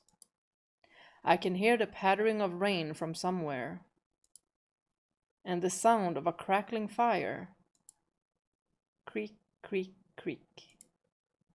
Splurt, splurt, splurt. It takes a moment for me to realize I am in the very same spot where I first awoke. I don't know how I got here, but I'm sitting in a rocking chair, hunched forward. My head feels like someone filled it with rocks, and I'm having difficulty focusing. My joints are creaking, and I feel like I'm going to vomit. A suffocating odor hangs over the room. What is this? Giselle. Oh, we're back to the present. Giselle! Everything comes back to me all at once. That's right. I watched Morgana kidnap her. I watched the witch drag her into the darkness, unable to reach her hand. Where are you, Morgana? I know you're there, cackling as you look down on me. Say something, witch. I will find you, and I will take her back. Oh, they've been through a lot. Leave them alone. Just let them go, Morgana. What on earth? Yeah, there's blood dripping everywhere. There's a pool of liquid at my feet, rising just short of my ankles. It's sticky and uncomfortably warm. Every step I take makes splat, splat noises. This is blood. The mansion has taken on a very different face from when Giselle was leading me through its halls. Blood of unknown origin not only covers the floor, but also streams down the walls and drips from the ceiling. I'm speechless as I behold the dreadful scene. Every breath I take tastes and smells of rust. It's also unreal, beyond my comprehension. All I can do is stare, aghast, feeling like I might pass out. Giselle, are you seeing this same twisted nightmare as me? An image of her floating alone in a vast sea of blood flashes through my mind. That vision kicks me into motion. I promise, I will come for you. So please, just hang in there for a little longer. I begin walking, or more accurately, dragging my heavy feet forward. The constant splashing of blood against my ankles grates at my already taut nerves. Morgana told me to find my way to her, and I can think of only one place she would be. She and Giselle must be there. The tower? The stained glass window is splattered with blood too. It creates trails like streams of tears running down the Archangel's face. I give the window a brief glance before making my way to the door, leading to the observation tower. Oh, I'm scared. However, why won't it open? There shouldn't be a lock. Uh-oh. So why? Lustrous black chains seal the metal door. I can recall no such obstruction present during either my life or my time here after. What on earth is going on in this house? You know what I'm also very curious about? Did Michael summon her, or was she always in this mansion? And then when Michael came here, she just latched onto him like a leech. Or did he summon her, like out of like his anger, sadness, like extreme emotions or something, or from a wish? No, that's not important right now. What matters is making it through this door. Damn it. I pull and I push, but the chains won't give an inch. They feel sturdy enough that I probably couldn't cut through them either. There has to be some way. I consider giving up here and scouring the rest of the house, but I'm convinced the tower is my best chance. The fact that it's sealed now when it hadn't been before feels like a challenge more than a deterrent.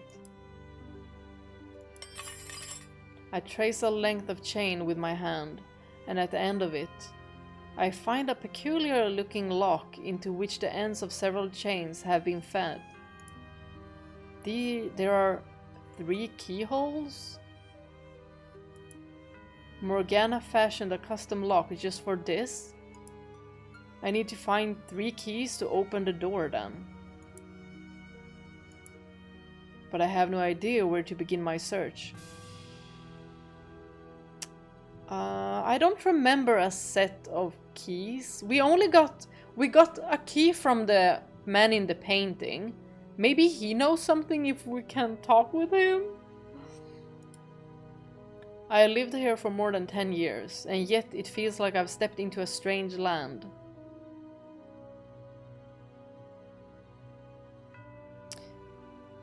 A shift in the dimension, maybe? No.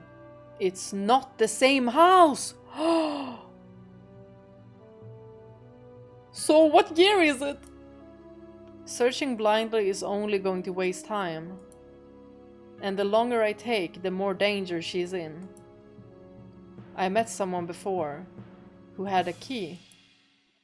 It was before I had reclaimed myself.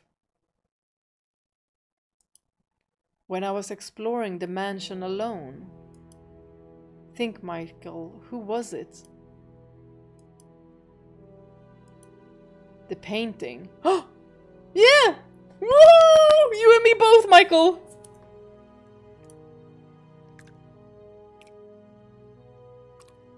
We're in sync.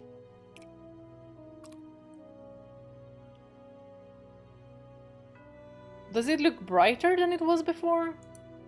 Like everything else in the house, the painting is covered in blood. So the man is not gonna come out and speak with us? I wonder who that was in the painting then. That it depicts a serene rural landscape only makes the contrast that much grimmer. I remember talking to this painting. Assuming I wasn't hallucinating. I have a question for you. Are you awake?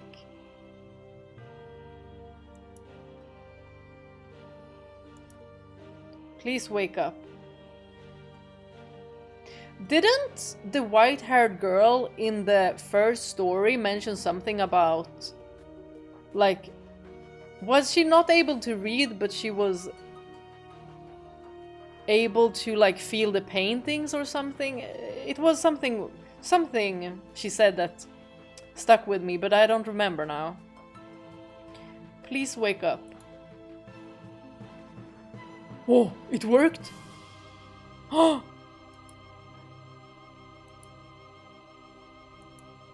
Can you hear my voice? Please say something. You reside here in the house, like the witch, don't you? You've been here with her all this time, haven't you? Then you must know how to get into the observation tower. About the 3 keys that I need to open the lock. I need to get into the tower. Please tell me where I can find the keys.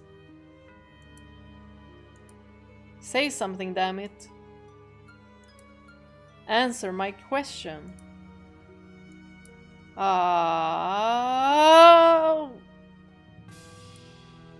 What? Is someone there? Are we speaking to the same man or is it someone else? What's the matter? I feel kind of strange. Are you stuck? Are you the same man who gave us a key or not? Did the witch do something to me? Me. Please get a hold of yourself. Everything's all red. Can we take away the blood so he goes back to normal? I can't stand it. I don't remember using that color. Oh? The man in the painting is a painter? You know who else was a painter? The white-haired girl's dad, right? He was a painter. So could that be him? But why would the witch trap him in? Unless they have some kind of bond. I don't know. Let's go. I reach my hand up to try to wipe as much of the blood off of the canvas as possible. But I can't even smear it with my sleeve, let alone get it off. You're wasting your time. But it's the thought that counts. Anyway, you had a question for me. How am I doing with this? Go on, I'm listening. I guess the painting isn't on the witch's side then. The door to the observation tower has been locked. I need to gather 3 keys, I think. That's my assumption, since the lock has 3 keyholes. Do you know of any such keys? And if so, could you tell me where they might be? Keys? Keys? Keys. Please stay with me. You're the only one I can ask for help. Whoa, keys times 10. I'm guessing that this is probably in some way connected to her past. Her past? You know, the events the witch is always cursing about. What happened between her and those 3 men? 3 men? Do we know these 3 men? I'm thinking the 3 men of the previous 3 stories so far. Maybe? Maybe the witch and... Like I said, the witch is connected with the white-haired girl. And it has been some kind of a revenge plot from the beginning. What happened between her and those 3 men? So it could be Mel, Yukimasa, and Jacopo. Or it could be completely different characters. But those are the 3 that popped up. And that has had some kind of relationship with the white-haired girl. But I'm unsure of what to think. If I think that the white-haired girl is some kind of force working for the witch, or if the witch like reincarnated as the white-haired girl. But they have very different personalities. Although, well, Giselle also had a very different personality in the end. Because of everything she's been through. So, yeah, okay. So personalities aren't constant. They never are anyway. In real life there aren't. But throughout the 3 stories, the white-haired girl has been consistent. Okay, let's continue. I'm rambling. What happened between her and those 3 men? What happened between them? The keys are probably with the 3 of them. I don't remember them talking about any keys, though. The 3 shadows. You must have seen them. Have we? If it's not the 3 that I pointed out, have we seen silhouettes? No, because whenever there's been like an NPC or someone that hasn't had like an important part of the story, there have always just been like other, or there's been a name. We've never seen a silhouette, unless it's been a bestia, a beast. That's when we've seen a silhouette. Or we've seen like a silhouette and then we've actually seen the person. But maybe Michael has seen them. And they're not from the stories that Giselle told. Or they are in the stories, but we have not seen them. They've been like sideline characters, maybe? 3 men. Shadows. Find them. And you'll probably find the keys. The keys too. But watch yourself. They aren't likely to trust you easily. The depth of their sins grows greater the farther you go. What in the... Visit them in order. In order. The first one probably won't be a problem.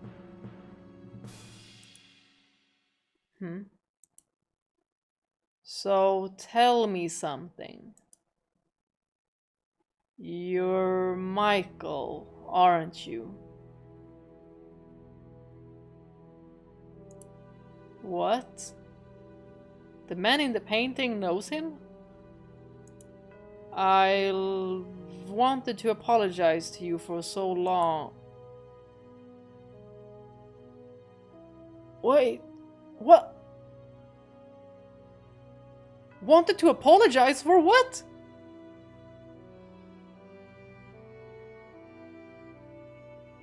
What? Okay, maybe we'll know. I have no clue. What do you mean? Yeah, I'm there as well. What do you mean? Who could it be? But I'm assuming he's a painter because he said that that's not the color I used for the painting. Michael's father's wasn't a painter, so that can't be Antonin. Yuck. Who else? Someone in Michael's story, maybe? I mean, we don't know much about Michael yet. Do you know me? Did you? What do you want to apologize for? Wait, if it is the painter, maybe he's like, well, sorry I gave you the hair color and the eye color. Tell me, please. Although I love that combination. Could you be... But why? How? Michael, you know? Tell me!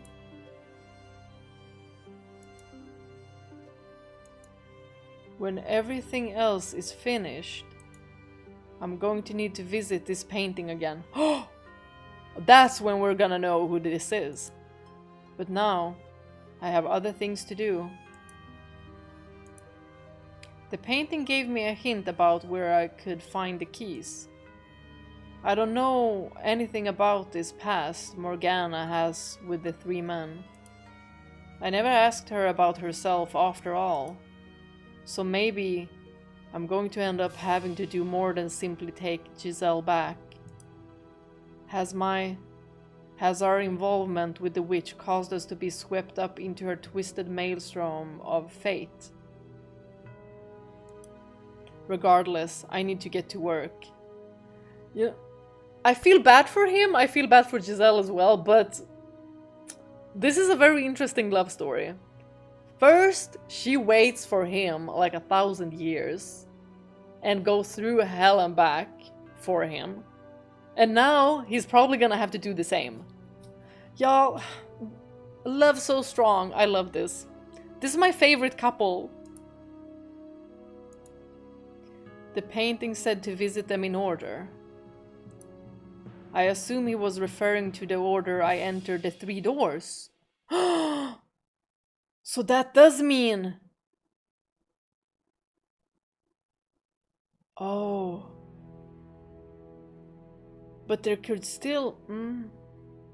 I could be jumping to conclusions. I'm hoping that we get to see the characters again and, you know, not new characters.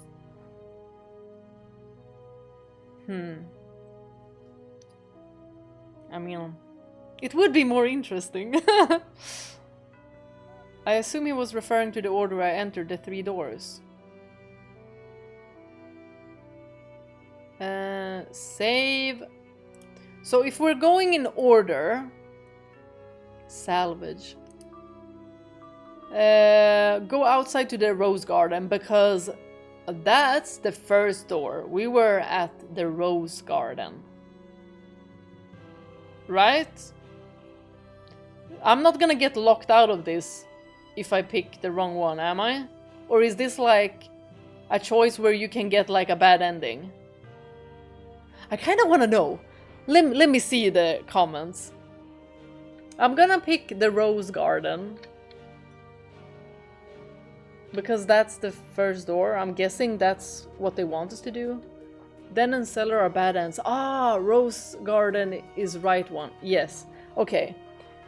Then we're keeping those two so we can...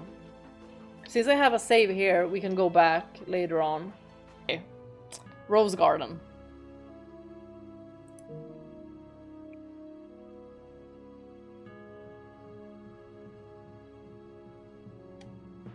I make my way to the rose garden.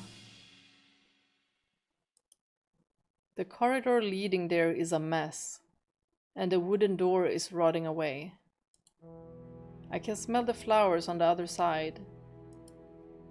Everything is different from when I was alive. From when Giselle planted and raised that single rose.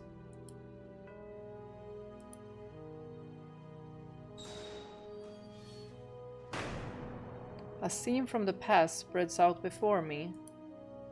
The field of each proudly flourishing roses is now withered and grey.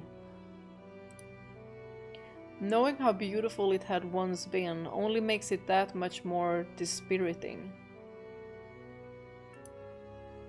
A bitter breeze brushes past me.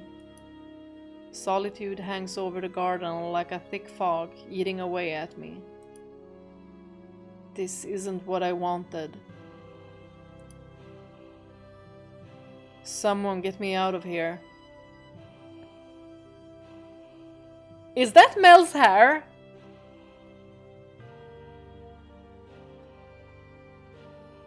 Y'all, I'm gonna be delighted to see Mel again. I'm gonna be delighted to see him again. If that is Mel. Please be Mel! But someone get me out of here. What happened? Oh God. Tell me that I'm not the bad one here. Uh-oh. A young man's shadow stands off to the side, muttering listlessly to himself. I recognize his voice. Do you have the key? The boy and I have never met, but I feel like I know him quite well, like we have been acquainted for many years. I know how polite and mild-mannered he is. It's Mel! It's Mel! It has to be! I know how kind and how vulnerable, how human his heart is.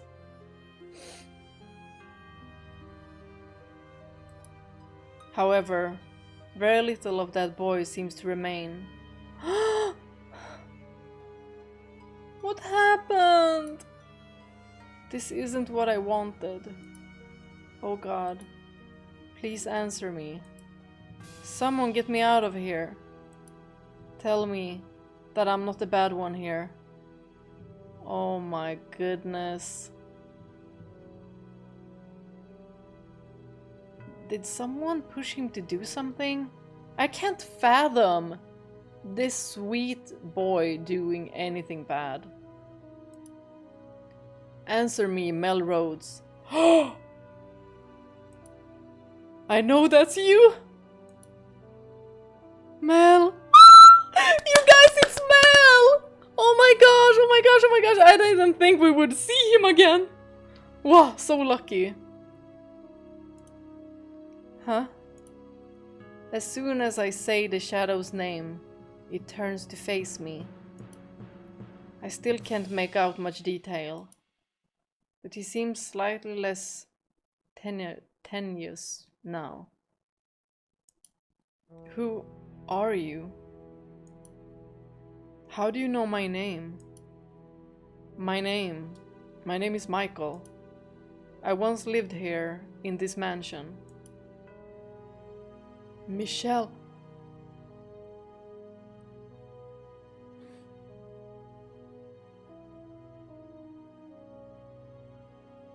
Oh, he recalls Michel's name! The white-haired girl! Oh my god, sweet baby boy! Oh my gosh! I know that name. Okay, then it definitely has to be like that. That Michael's name is supposed to be pronounced like Michel. And then Michel. Michel and Michel. So they're pronounced almost the exact same.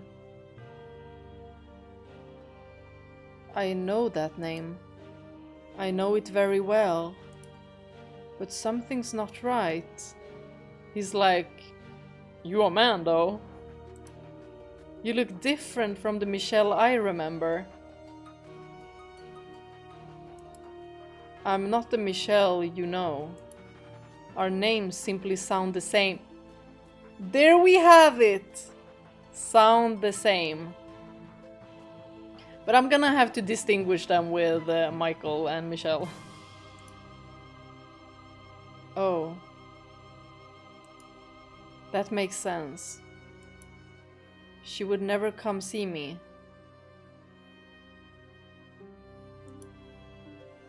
Oh. I have a question for you. Do you have the key to the observation tower? I do. Would you please give it to me? I need to get into the tower. And what do you need there? There's someone there I need to find. That's all? Mel, what do you think is up in that tower? It may not sound like much to you, but it means a great deal to me. You're not one of her prisoners, then?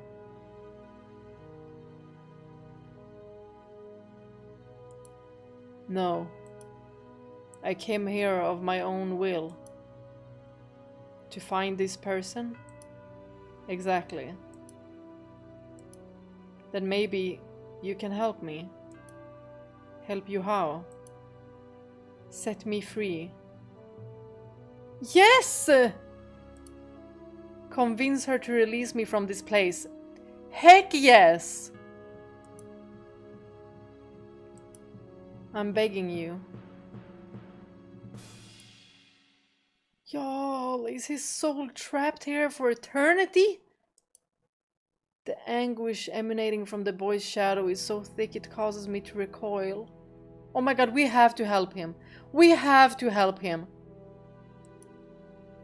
There's a thread of dark desperation in his voice. Has he been imprisoned here for hundreds of years like Giselle? Promise me you'll get me out of here. Am I even equipped to judge whether that would be a good decision or not? I'm gonna be the judge of this. Let him out of here. This boy has done nothing wrong. All I know of him is his time in the mansion during the era of roses. I know nothing else of his life. I don't even know if I would be capable of keeping such a promise. Do I have the strength to save anyone other than her? Do you absolutely need the key? You won't agree to help me without it, will you? What? I dropped it. Over there. Huh? The boy is pointing to a thick bramble of roses. Despite the flowers themselves being wilted, The thorns are still sharp. It was an accident, I swear. But I didn't want to scratch up my arm, so I left it there. It's not my fault there are so many thorns. Nothing's gonna happen if Michael, like, is bloodletting or something here, right? He's not gonna get trapped, is he? I really want to hit this boy. No, Michael! He's just a baby! No! Grab a stick or something. Why couldn't you have just said so? Because I thought if I didn't have the key, that you wouldn't help me. There is only so much I can do, regardless of whether you have the key. I cannot promise you anything, nor can I be the judge of you. Oh, no, I don't want to leave him. I don't want to leave him. If I get an option, I'm gonna help him. I see. I do not have enough information to make such a decision.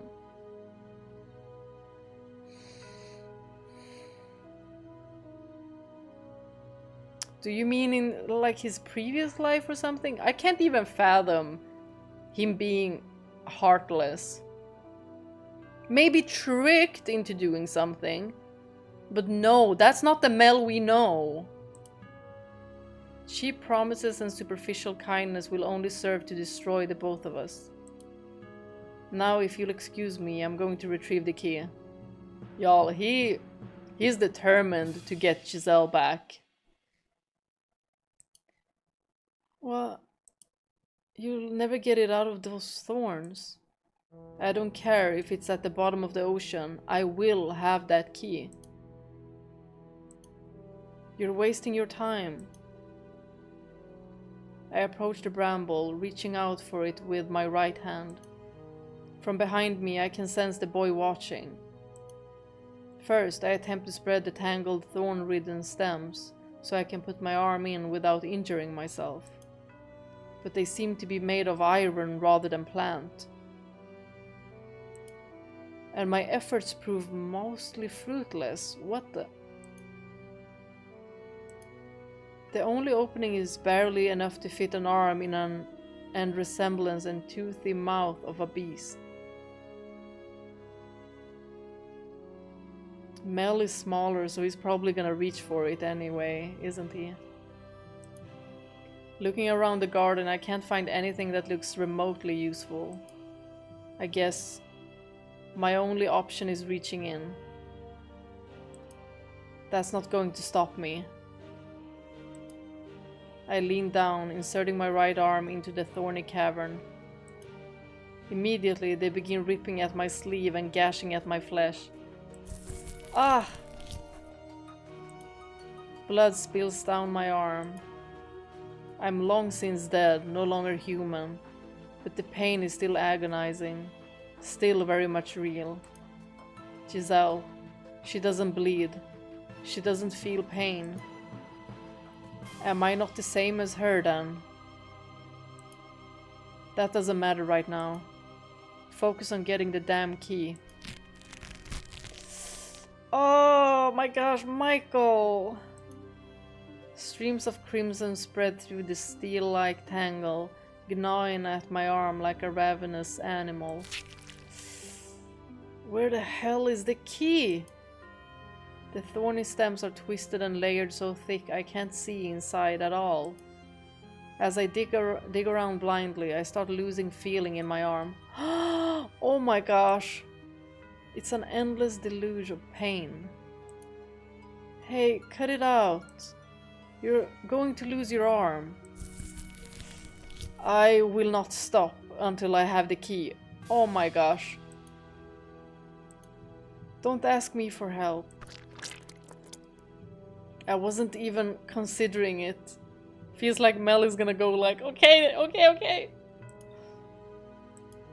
I collect what remains of my gradually fading sensation and focus it into my fingers, praying even one of them will brush against the key. Ah. Damn it. But as much as I search, as much as I dig, I find nothing so much as resembling a key.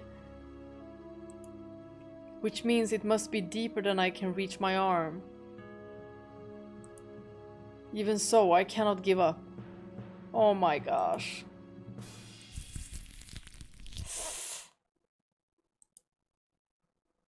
Hey, please be quiet right now. I need to focus. I'm sorry. I do have the key actually, Mel! Oh my gosh. That was very devious of you. Oh, well, he felt bad enough to tell us. Michael is gonna be like, wow, I'm gonna beat you up. You what? I'm so sorry. It didn't look like you were willing to help even if I gave it to you, so... Plus, she told me not to give it to anyone, for any reason.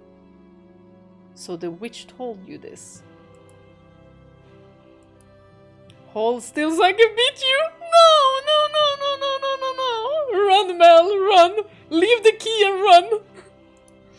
I didn't mean you any ill will. You most certainly did. I'll give you the key, so please, have mercy. Trembling in fear, the boy's shadow sticks out a hand, holding a key. Please don't strike him. The arm I used to dig through the thorns is so bloody and gashed, I can barely look at it. But it does still function.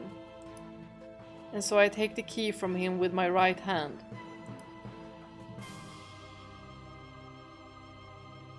We have one key. Why couldn't you use your other hand? He's like, well, this is my revenge. That's gross. That's the idea? We knew this, we knew.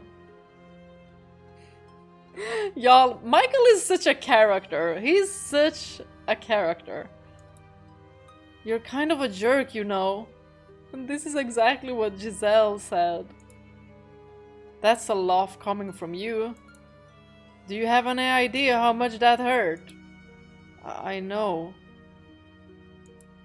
I'm sorry, really. But hey, you're alive, so no big deal, right?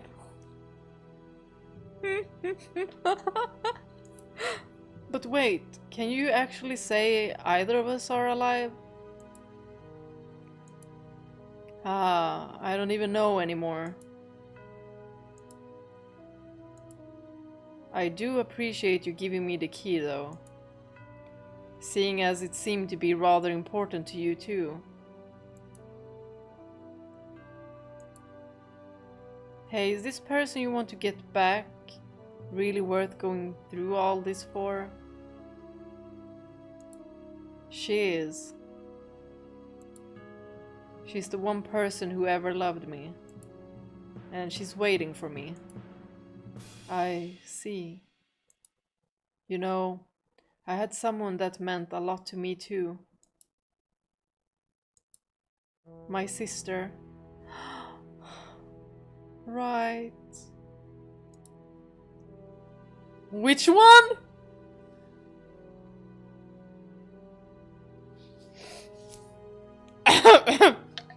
Right. Right.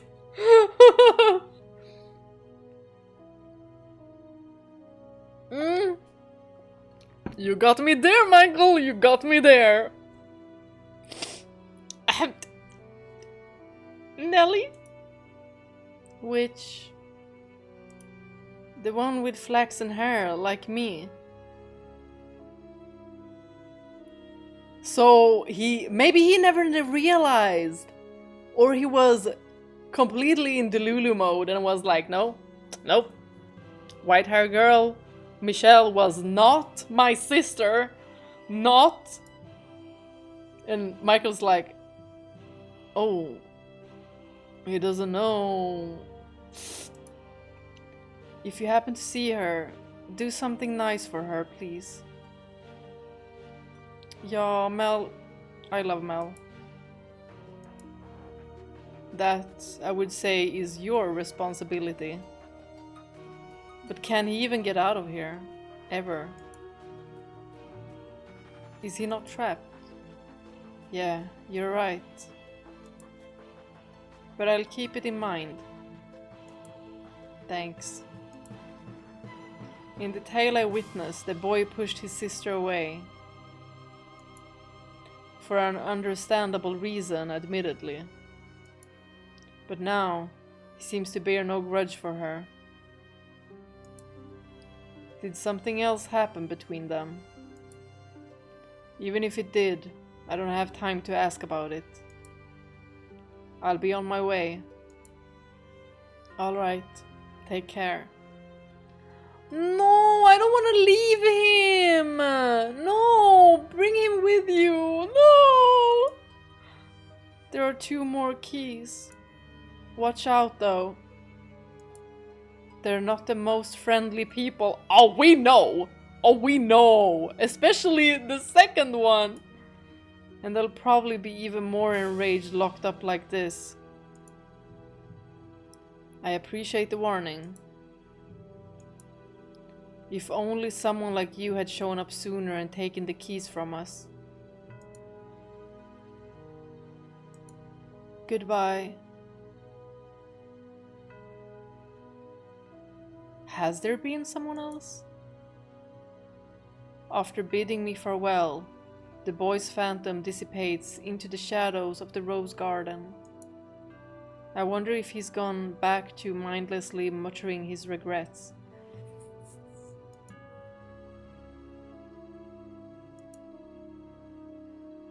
I should get going.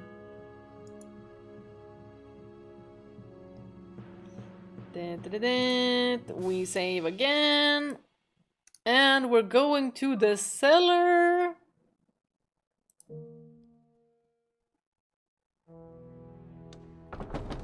Yeah. I don't feel good about this. I don't want to be near Yukimasa. I descend the stairs, opening the cellar door. The first time I visited this room, the smell of blood from within was nearly suffocating. Now the entire house reeks of it, and I've started to go numb to the odor. There's no one here. Oh, believe me, he's here. I'm scared. He's gonna jump scare me. Am I in the wrong place? I begin exploring the cellar, hoping to maybe find the key hidden away or abandoned somewhere. As I reach my hand out to investigate one area.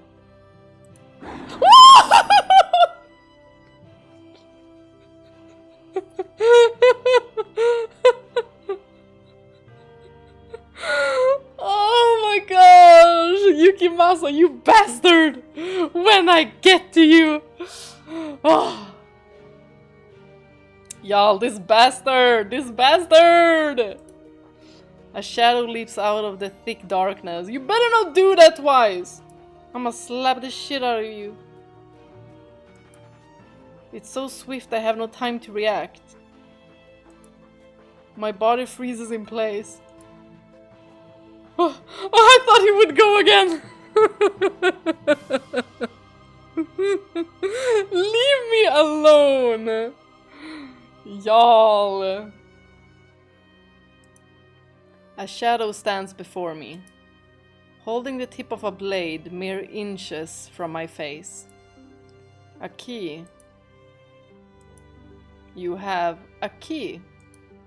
I do, yes. Cold sweat trickles down my back. Michael's like, yeah, we know what this guy can do. My voice is shaking and there's no hiding it. The shade appears to be glaring at me, though I cannot make out its face. After a few seconds, it withdraws its blade. Let me see it. The boy's key.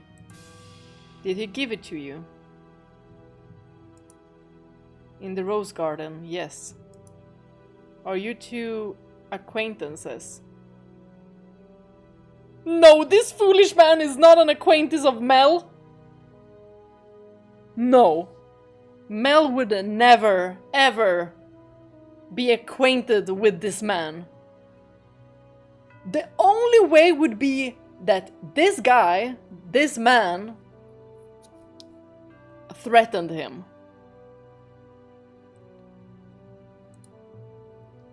How could that be, though?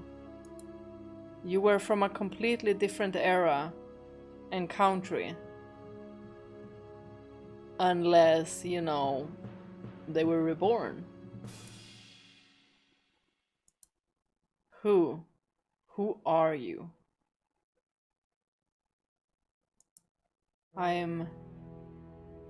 Just tell him you're Michel. The white-haired girl, and you just grew out your hair. No, never mind. Who you are is irrelevant to me. Yeah, this man does not care. He would kill anyone. Are you human now? Never was. If you are speaking of my nature, then no is the only answer I can give you. And that would be true! Ding ding ding ding ding! Bingo. You didn't kill me though. Yet. Or maybe that's what happens if we come here without the boy's key. Without Mel's key. If you wanted to, you could easily skewer me where I stand. If that's what you want, I'd be happy to oblige. Nope. What did you come here for? Duh. A key. For your key. I came to ask if you would give it to me. Y'all, I cannot see Yukimasa giving us his key. And Mel told us that it was gonna be a little bit difficult. You mean to open that door? I need to get into the tower, yes. I see. Take it. What? What? Really? Really? No. No. No.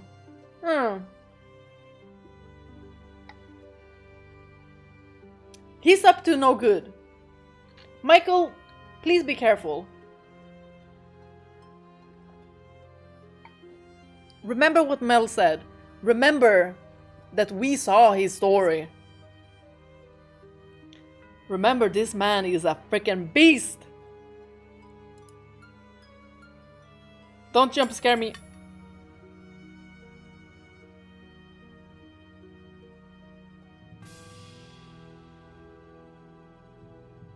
The man's shadow tosses the key at my feet.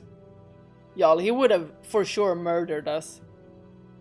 If we would have come here before receiving Mel's key, right? I'm not quite sure what to think. Oh, watch out, Michael, because I think he might have a swing at you. I didn't expect him to give it up so readily. Don't put your guard down. What? Take it. Don't tell me what to do, mister! Back up! 15 feet, if you can. Please don't jump scare me. Oh my god, Michael, be careful. I won't stab you in the back while you're bending over. That is exactly what I think you'll be doing! That is exactly... Y'all, this man... Oh, now I'm even more worried. Like, oh, I won't stab you in the back while you're bending over. Like hell you will! Y'all... Oh, he's spewing so much bullshit. I don't trust you for a second. No. And Mel said to be cautious. I thought you were supposed to hold on to this at all costs.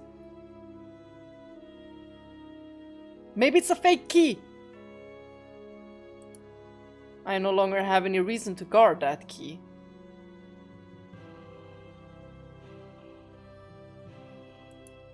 In the past, I might have severed your head from your shoulders the moment you mentioned it, though.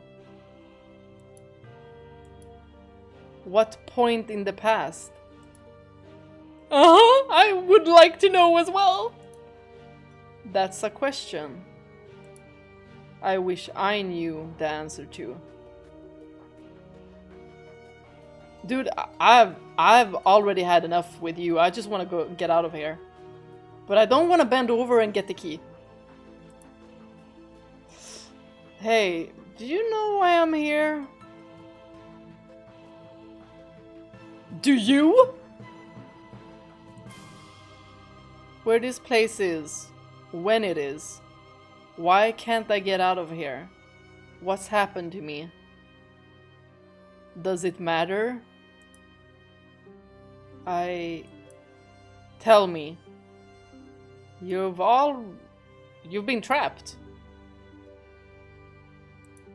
I have no idea what's going on. Y'all, I do not want to help this guy with anything. Not a single goddamn idea. Neither do I. Get out. Take the key and get out of here. Gladly, but can you just move 15 feet away? Thank you. Michael, oh my god, please be careful. I don't trust this demon. Get out. I can't bring myself to say anything to the enraged shadow, so I follow his command, picking up the key and departing the cellar. Oh, are we safe? Continue sprinting, Michael! I was worried. I thought I was dead for a second. Me too! This makes two, though. Jacopo's turn. What could have happened between these people? But they seem to have known one another.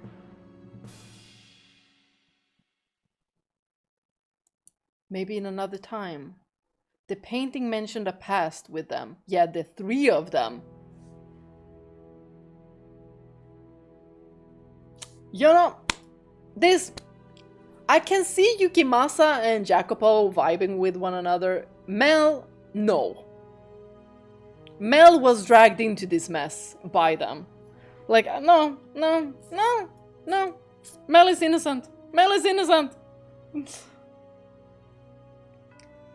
The painting mentioned a past with them. And Morgana spoke of the wicked men she cursed. Yeah. The two of them are wicked. But Jacopo, I would say he quite redeemed himself in the end. Does that mean they did something awful enough to earn Morgana's spite? Yeah, I refuse to believe. I refuse to believe Mel did anything. Maybe he was the scapegoat. And Morgana was like, well, F this. You're going down anyway.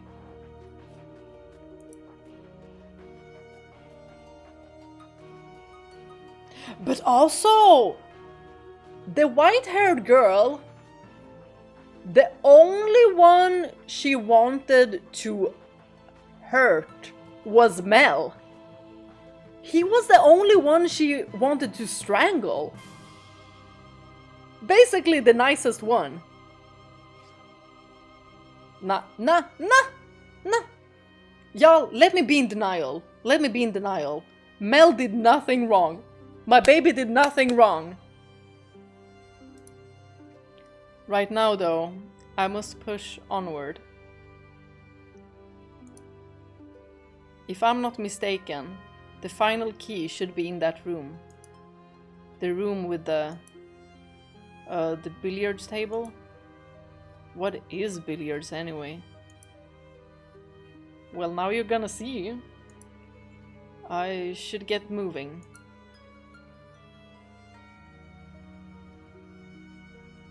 Once I have this key, I can get into the observation tower. I'm almost certain Morgana is waiting for me there. With Giselle. So I gather up my resolve and hurry to the last room, not wanting to take even a second longer than necessary getting her back.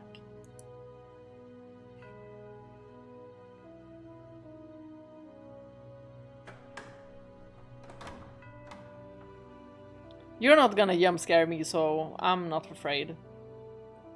I can hardly believe my eyes when I step into the den. Smoke filled or what? In the middle of the room is a large rectangular table. Ah, the billiards table. Now he's gonna be like, oh, so that's how it looks. Several balls roll across its surface and perched on one corner. Looking down at the floor is her. Is her? The white-haired girl? Giselle. Oh, Giselle. The question of why she's here never crosses my mind. All I feel is elation to see her once more. There's no room for anything else in my mind. Is it Morgana's trick? I run over to her, but put my hand on her shoulder. Thank goodness you're all right. And turn her toward me. It's like she's gonna switch appearance or something. Oh! Oh! Whoa. Giselle? Giselle! I shake her, causing her head to droop lifelessly. No, no, no, no, no! Y'all, if this is some kind of omen, like if this is some kind of... No, nope, I refuse to believe. We're gonna have a happy ending. We're gonna have a little happy ending. There's not a trace of light in her unmoving eyes. Oh my gosh. Why, Giselle, why? Say something, Giselle. Say anything, please. This can't be. You can't be. You can't be. My mind goes blank. I can't catch my breath. The only one who died in this story was Maria in the third story. Maria and then Jacopo.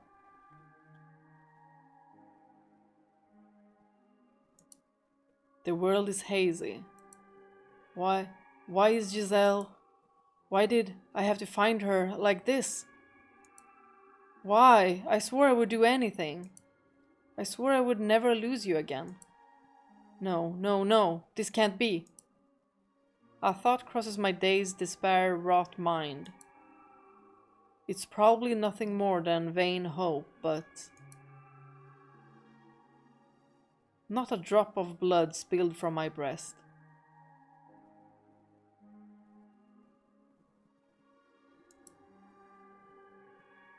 That's right. She doesn't bleed. Yeah, that's what she said when Yukimasa had skewered her. So this can't be her. This isn't her. Or maybe Morgana has the power to alter Giselle's very nature, kill her with the flick of her wrist. No, I don't even want to think about it. There's no hope to be found down that path. All I can do is pray. Beg for her to still be alive. Or if alive isn't the right word, herself.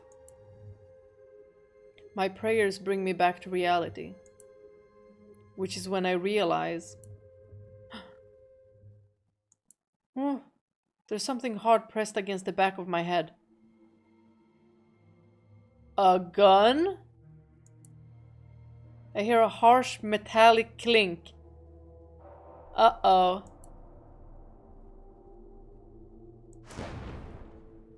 What? What? Did Jacopo just...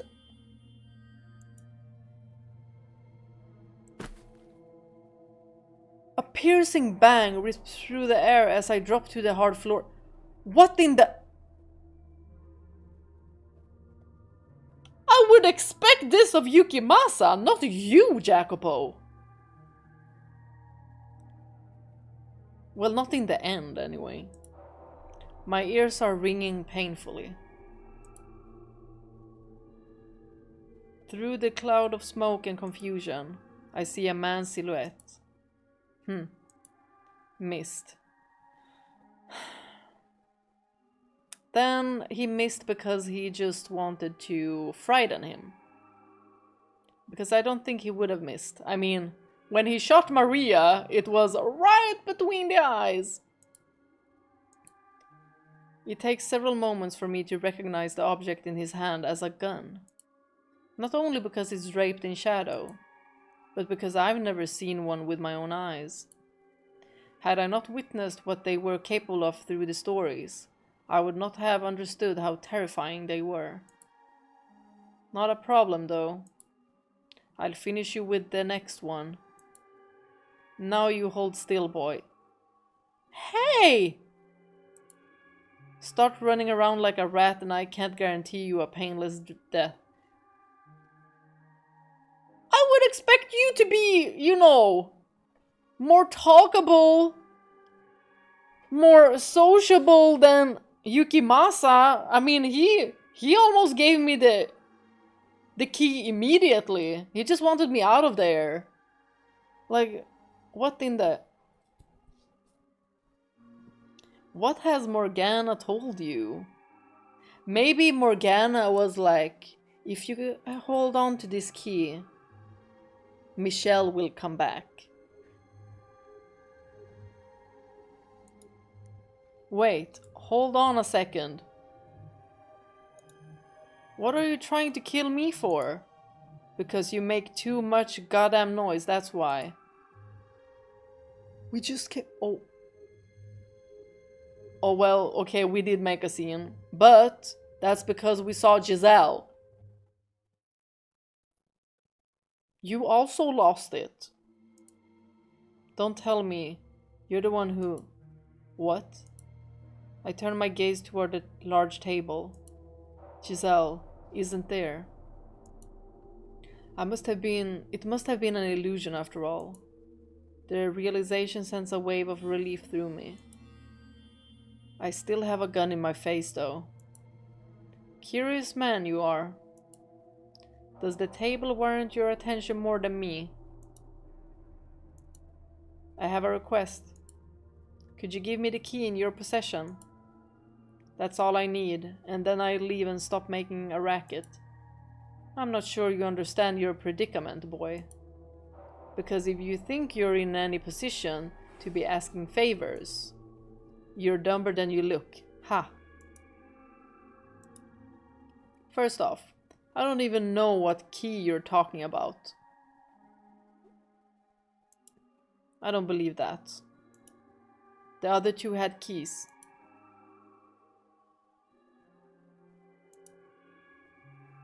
Yeah, you're not fooling anyone! You telling me they gave you their keys? Yeah.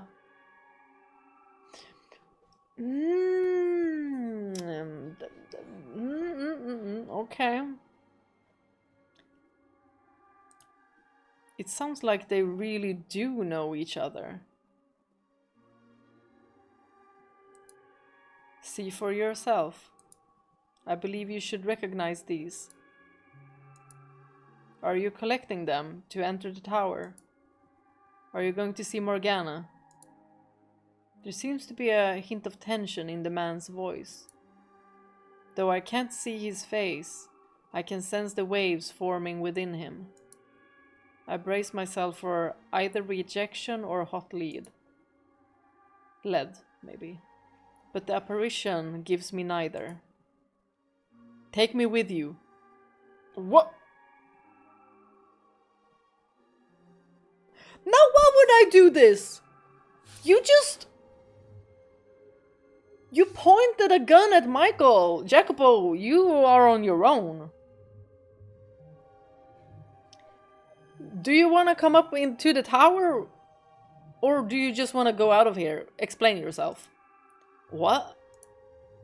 You have the other 2 keys, don't you? Then you can open the door. Yeah, with your key. Bring me to the witch. Why, you wanna pew-pew her? Wait, slow down. What are you planning to do when you see her? What do you think? Oh, it is to pew-pew her. She has to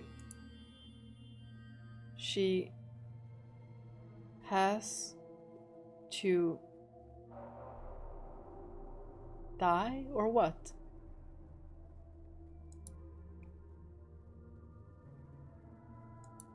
He's gone. She has to what?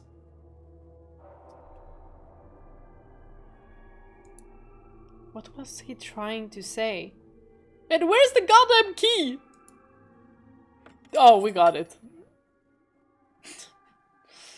Morgana was like, oh, you speaking too much.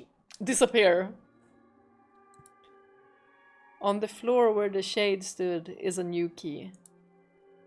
Curious though I am about his last words. Me too. Super curious. This makes 3. I have all the keys now. Oh my gosh. Oh, that startled me. Are you trying to rile me up, Morgana? Are you enjoying yourself up there? Showing me these phantoms and watching me squirm? Just you wait, I'm on my way. I give the room a brief once-over before making my way back to the chapel.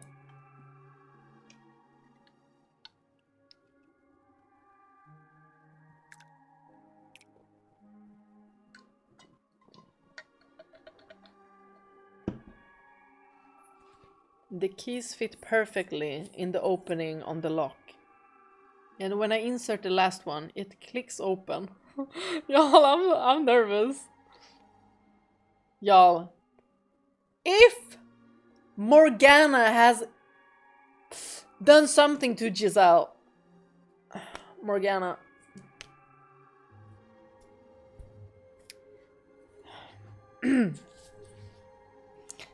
you're gonna be in trouble. The chains sealing the door falling to the floor. They're waiting beyond this door at the top of the stairs.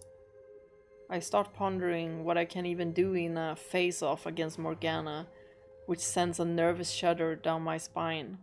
Yeah, what can we do? I'm not going to back down regardless, but she is a witch, and I'm a mere human. Formerly human. That can still feel pain, mind you. I'm not a master swordsman, nor do I wield a gun. Maybe we should have taken one of those, huh? Maybe the gun, because, you know, long distance. You know what? I think that he'd be more familiar with a sword than a gun. Yeah, too much technicalities.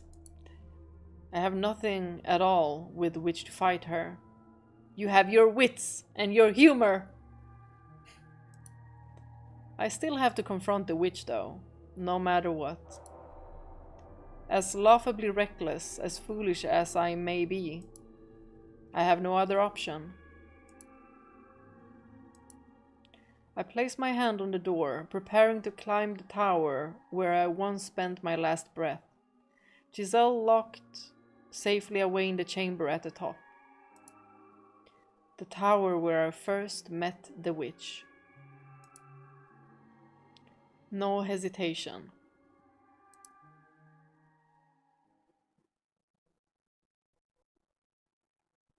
I'm scared. Oh, please don't jump scare me. Oh my god, no jump scares. Oh, new music. Oh. The sound of blood streaming down the stairs echoes off the stone walls. Although I have begun growing numb to the house's otherworldly ornamentation, the sight of a seemingly endless river of blood flowing down the spiral staircase sends a chill through me. It's like, you know, the falls door where Michael's blood just went down the stairs. Every step I climb makes a splat noise. When I reach a window, I look out to see a churning reddish-black fog. Now this brings me back. You climbing these stairs alone, just like old times. Is this how Michael found her?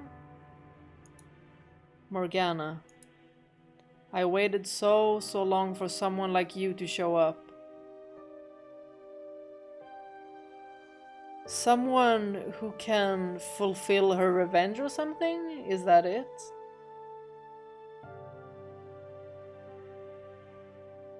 And then it switched to Giselle. Someone with enough despair to resurrect me. Give her back. But now I don't see it in you. I don't feel one bit of that intense hopelessness anymore. Was it that resurrected her, or is it just metaphorically speaking? Give her back. And here I had thought we were cut from the same cloth. Morgana. Yes, I'll give her back. If you can make it to me without losing yourself. I will not give up. It doesn't matter what you do. Hehe. Looking up, I can't see how far the stairs extend. It's just a gaping blackness, so I have no way of knowing for sure whether I'm getting any closer. Around and around, around and around, around and around. Beneath me, the blood river traces the same path in reverse. I start to wonder if the staircase even does end. If I'm not just eternally retracing my own steps. But I continue climbing regardless. It's all I can do.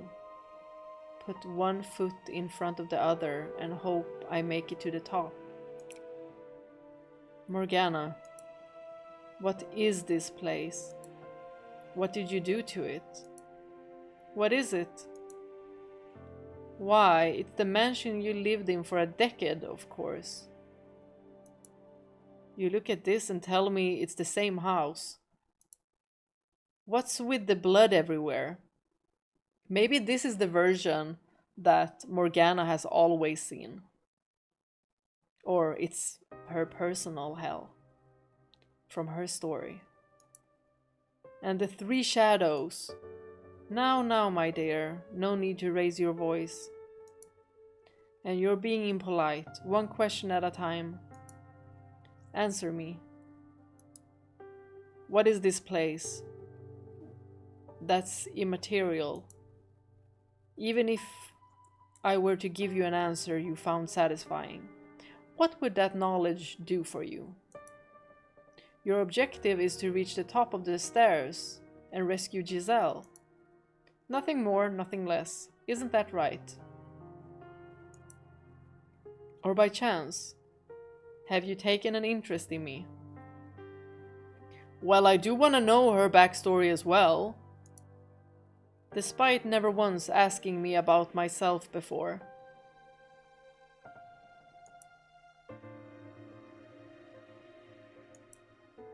My gut tells me that without knowing what this place is, without even the briefest glimpse at its nature, I won't be able to safely get her back. Without knowing what I'm up against, I don't stand a chance. Please tell me about this mansion, Morgana. About yourself. What are you, Morgana? A witch? No, that's not what I'm asking. Why do you have the powers you do? What are you? Yes, I get it. Humans feel the need to attach names to things and phenomena they don't understand. I understand that feeling very well, which is why I'm sure you'll be rather disappointed when I reveal the truth.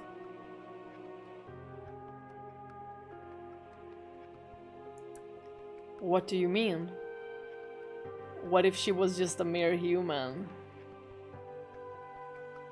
And then she turned into this because of her despair. And then Michael's despair resurrected her. So it's just a circle of despair? What I mean is, I am an ordinary human.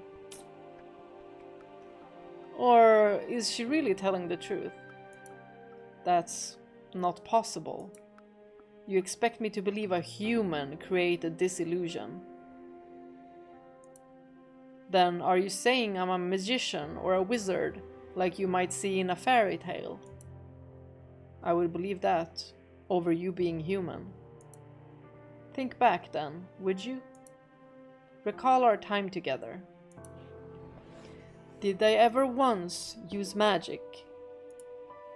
Did I control fire or wind? Did I create illusions? Didn't we just see Giselle? Wasn't that some kinda... No, I did none of that. Because I could not. To you, when you were alive, I suppose you could say, I was not but a simple ghost. But when you were alive, a rather mischievous but otherwise powerless spirit. And I was nothing more to those three men either. The witch Morgana was never anything but a wretched phantom haunting this old house. But then, how do you explain this? Michael, my dear, we're not the same beings we once were. We're different than we were in the realm of light, the era of the living. You figured that much out, though, haven't you? That you're already dead.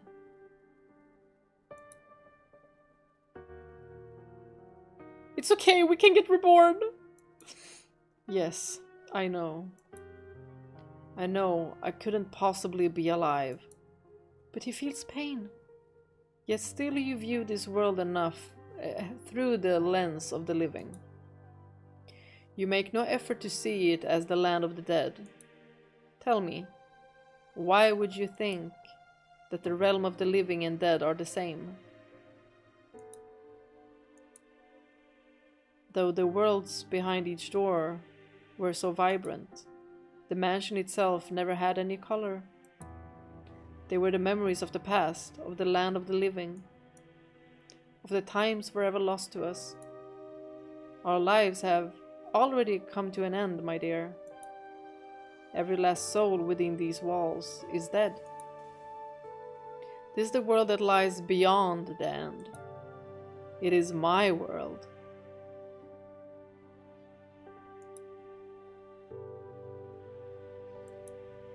This is the afterlife. Why get caught up in the minutiae? How do you say that? Minutiae. I don't know. None of us has a future.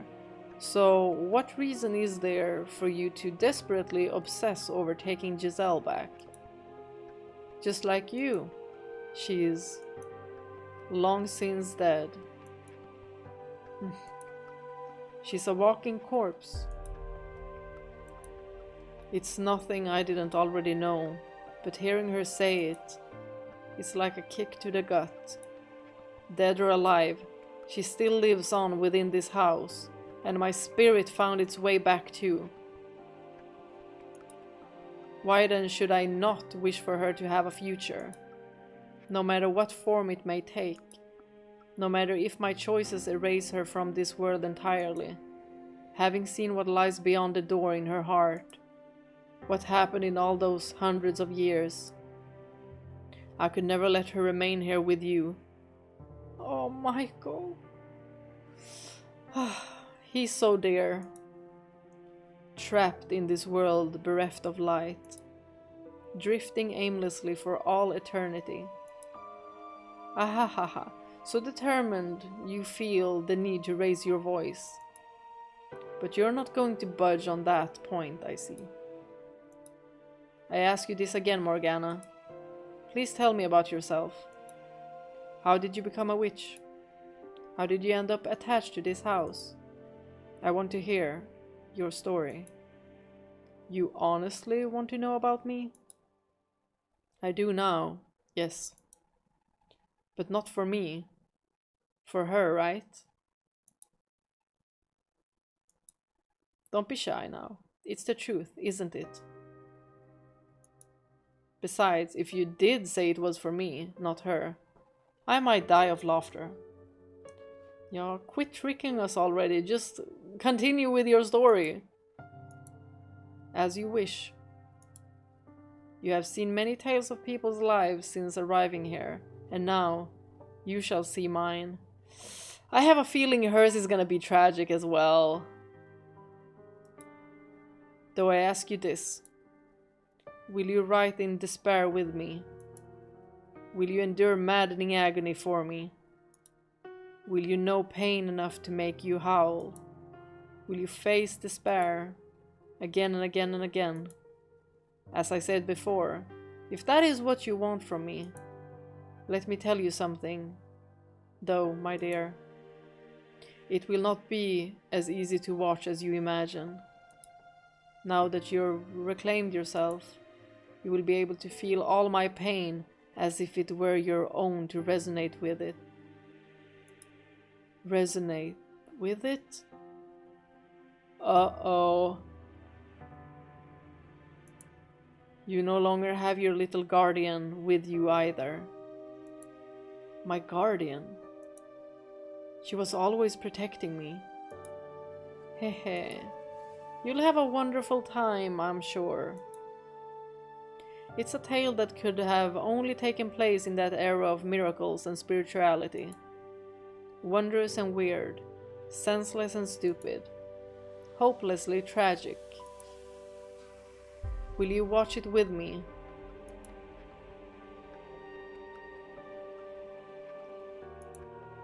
As soon as the final word leaves her mouth, I'm engulfed in darkness, not even given a moment to brace myself.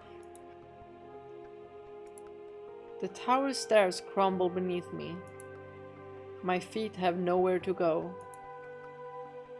As I'm being battered by the roaring blood river, my consciousness melts with another.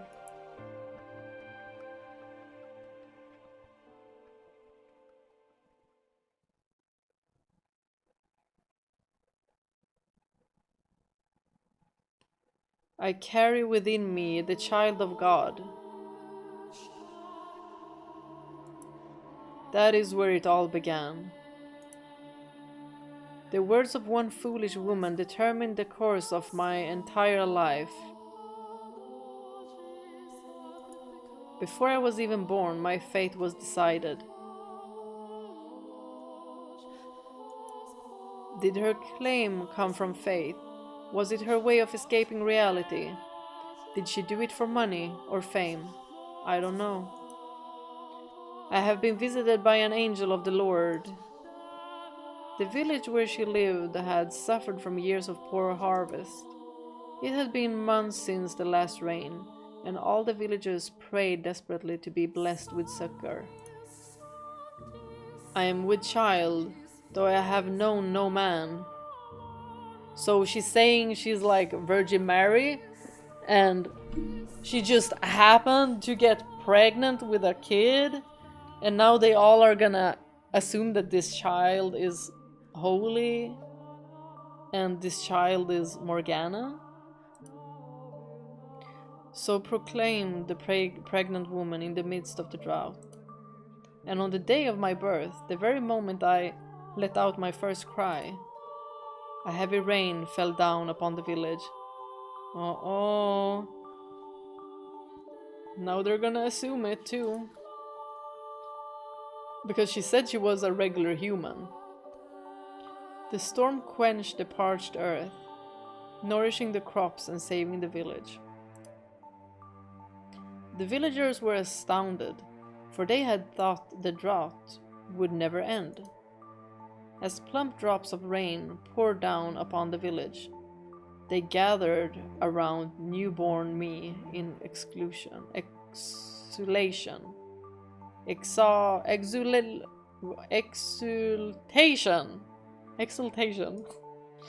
Ah, she is the child of God. Perhaps there would be more wonder in claiming I had magical powers. Perhaps it would make a better story if I were to stay there where higher forces involved. But all these years later, here is what I truly think. It was nothing more than a fluke.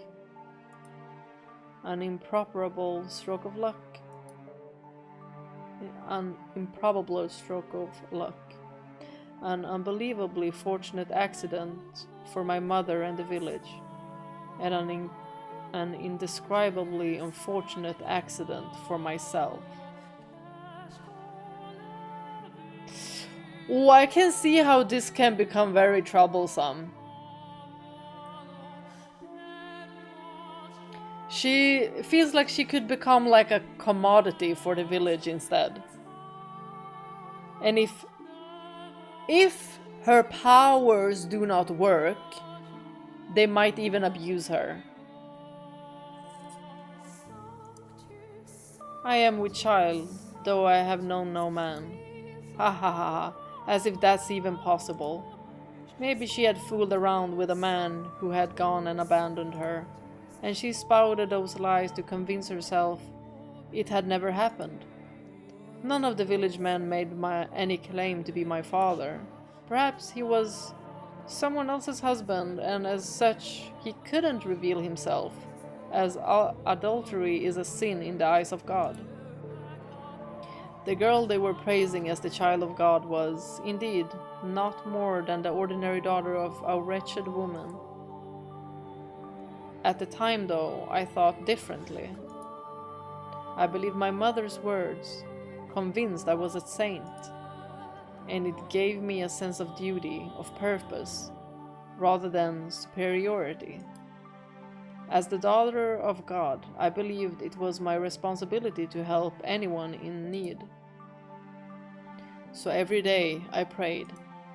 I asked my father what I could do, what I was meant to do.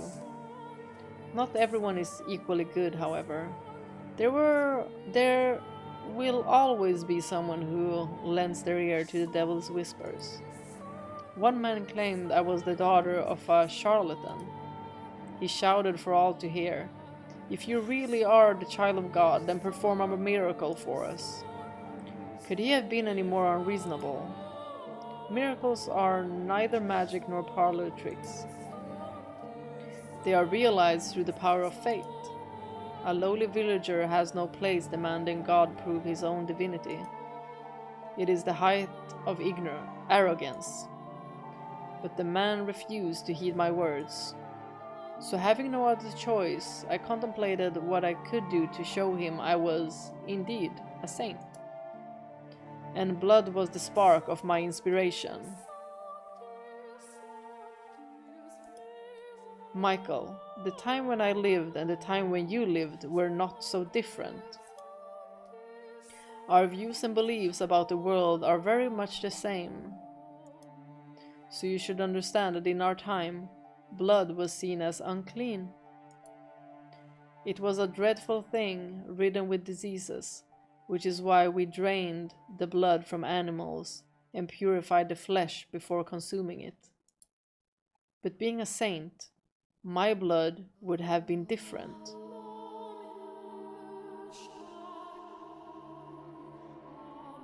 This is starting to sound a little bit vampiric.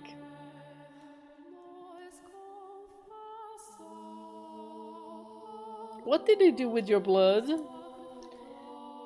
Like the blood of the saints who came before me, mine would be blessed.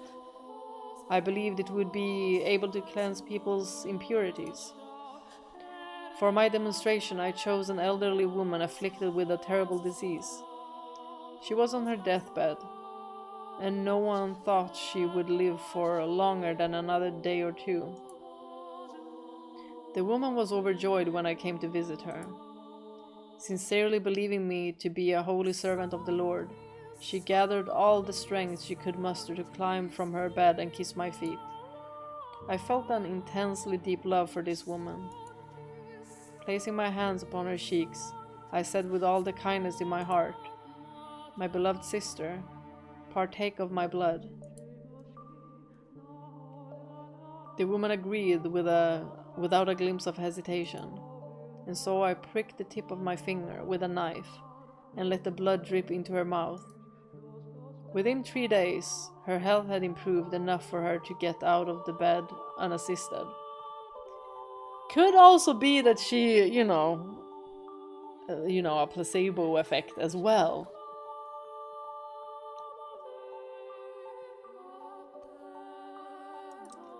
Seeing that no one in the village doubted my powers any longer. In fact, the man who had accused me of being the daughter of a charlatan was subsequently punished for his sins. He received much deserved retribution for challenging the daughter of God, for mocking her. But of course, being a saint, I forgave the man. He in turn repented and changed his ways, worshipping me as the true child of God. Now I'll be honest with you. I was ecstatic, utterly elated. I felt like I was on top of the world and I reveled in it. The villagers showered me with adulation. They revered me, the daughter of God. Anyone who didn't was punished. And on top of that, my blood could cause miracles. Maybe she felt really elated because she felt wanted. Tell me, do you look down on me for feeling the way I did? The actual child of God would never let herself be consumed by such base emotions, would she? But if you would give me a chance, I would like to explain myself. I was but a young girl at the time, and to a child her mother is the world. Anything she says is the absolute truth. So when my mother's claims so happened to coincide with a lucky miracle, my young mind was set in stone. That checks out. I was a saint. My blood could heal the sick, and nothing would convince me otherwise. After all, I was but a girl of 6 years old. It is not my place to decide whether my blood truly had miraculous powers or not. If you think it did, then it did. And if you think it was all happenstance. Happenstance?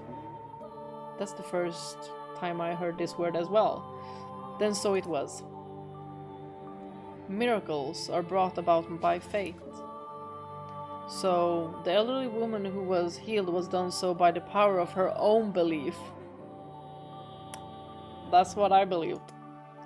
Baseless hope and desire can, at times, make the otherwise impossible reality.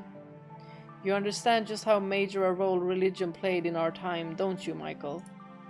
Especially as someone whose life was taken from him in the name of God. And you understand how powerful word of mouth can be as well, don't you? It didn't take long for word of the miracle-performing child of God to spread. Travelers from faraway lands came to our village, all in search of aid. Driven by a mixture of elation and duty, I gave my blessings unto every pilgrim who sought them. I gave them my blood, yes. My young hands were perpetually covered in wounds, running out of skin on my fingers. I cut the back of my hands, my palms, my wrists. What the? She was just 6 years old too, like what the frick, this is sick. Before long, they had turned into swollen, carved up black and red horrors. And so I kept them wrapped in cloth at all times. The only time I uncovered them was to give blood to those who sought it. My lacerated hands were, in no uncertain terms, gruesome and unsightly. But the believers who came to see me all wept at my selfless sacrifice. And so I came to cherish those wounds. There were some for whom no miracle took place, but whenever that would happen, the villagers would come out and say, "The daughter of God is not to blame, you simply lack sufficient faith." Thus, such incidents had no negative effect on my reputation as a saint. For 3 years, I continued dueling out blessings. One day, while I was offering a prayer, my mother let slip her discontent. "Why must you hand out miracles for nothing? Why must you give strangers grace? We should be getting compensated. We deserve remuneration. If we charge just a little bit for each blessing, we could be living so much more comfortably." I was dumbfounded. How could the mother of a saint say such things? Helping people was my divine calling, and she expected payment? I nearly wept, hearing my mother preoccupied with such worldly desires. So I explained to her how important this work was. I taught her that we were not to covet material wealth, that we were to dedicate our lives to the service of our fellow man. Y'all, the way I think the mother is gonna be like, "But you're no saint, I lied!" "You're right, my dear saint," she said, understanding. And I believed her. I fell asleep that night convinced she truly understood and that there would be no more problems. But the next day, I was sold off.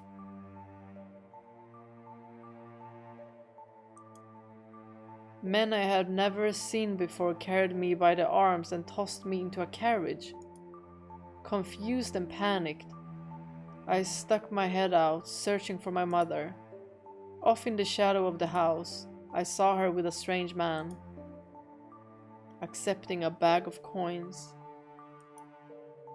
The carriage rocked back and forth, as it rolled along a dirt road. Shaking and bouncing within it, I struggled with overwhelming grief and despair. It was, perhaps, the first time in my life I had felt such a powerful emotion. I didn't know what I felt so much despair over, though. Obviously, it was over my present predicament, but I wasn't sure what about it hurt the most.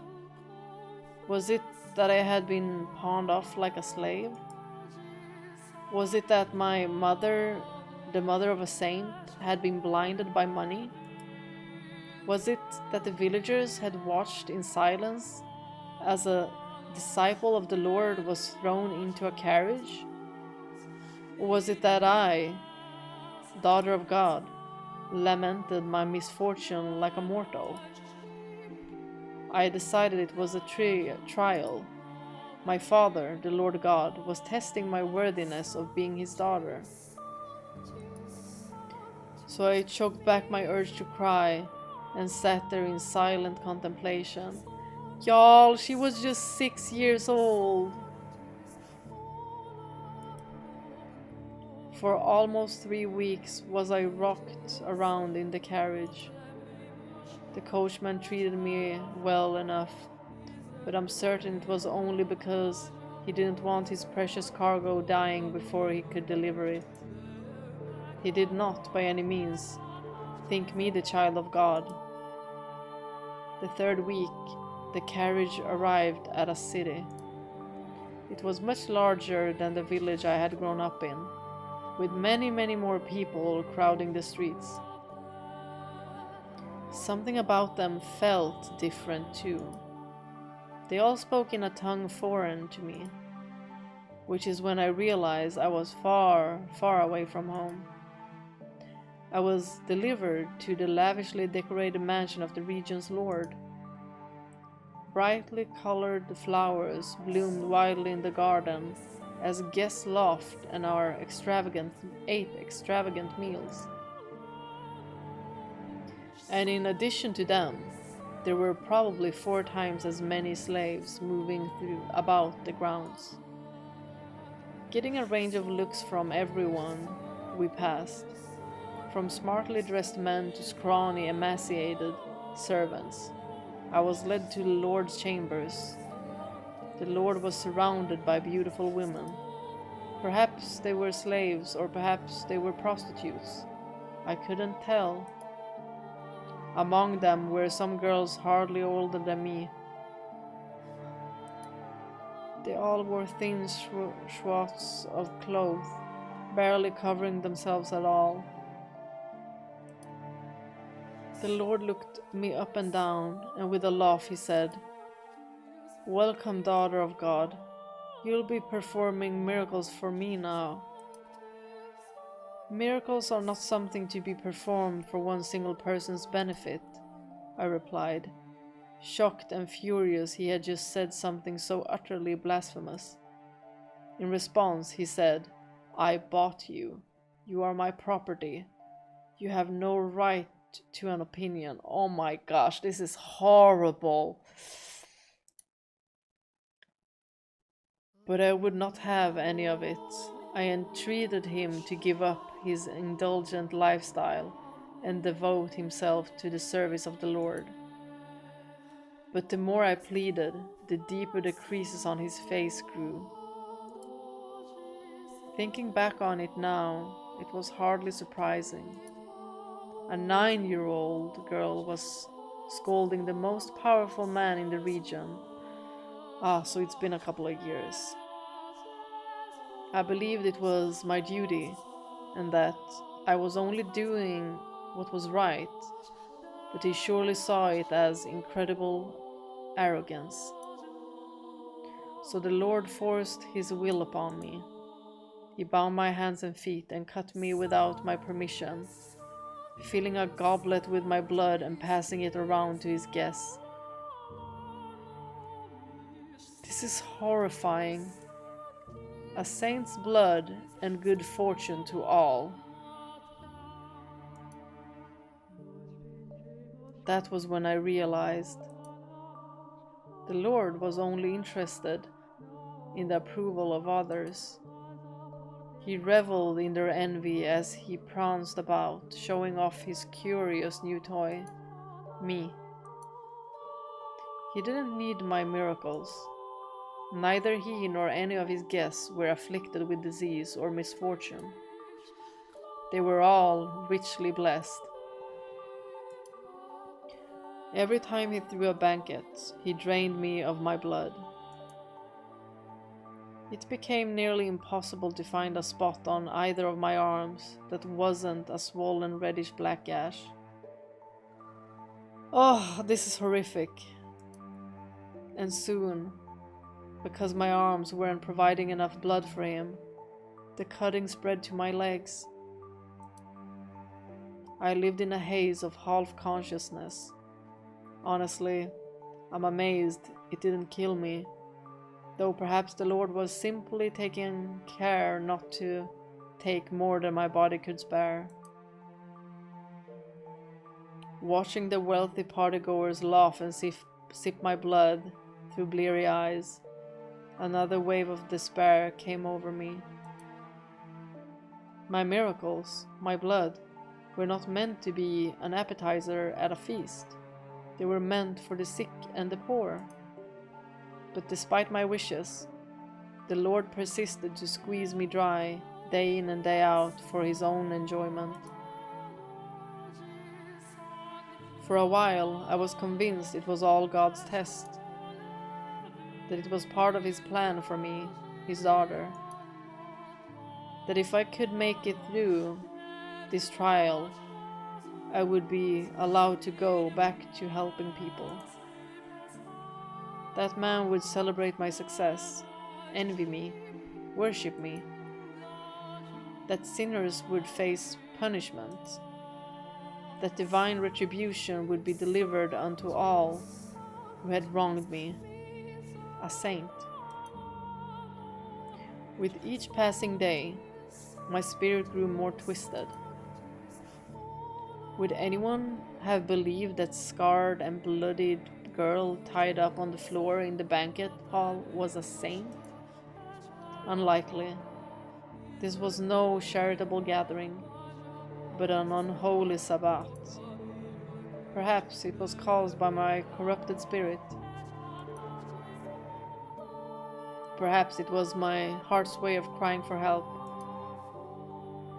Or perhaps it was the devil giving me my witch's mark.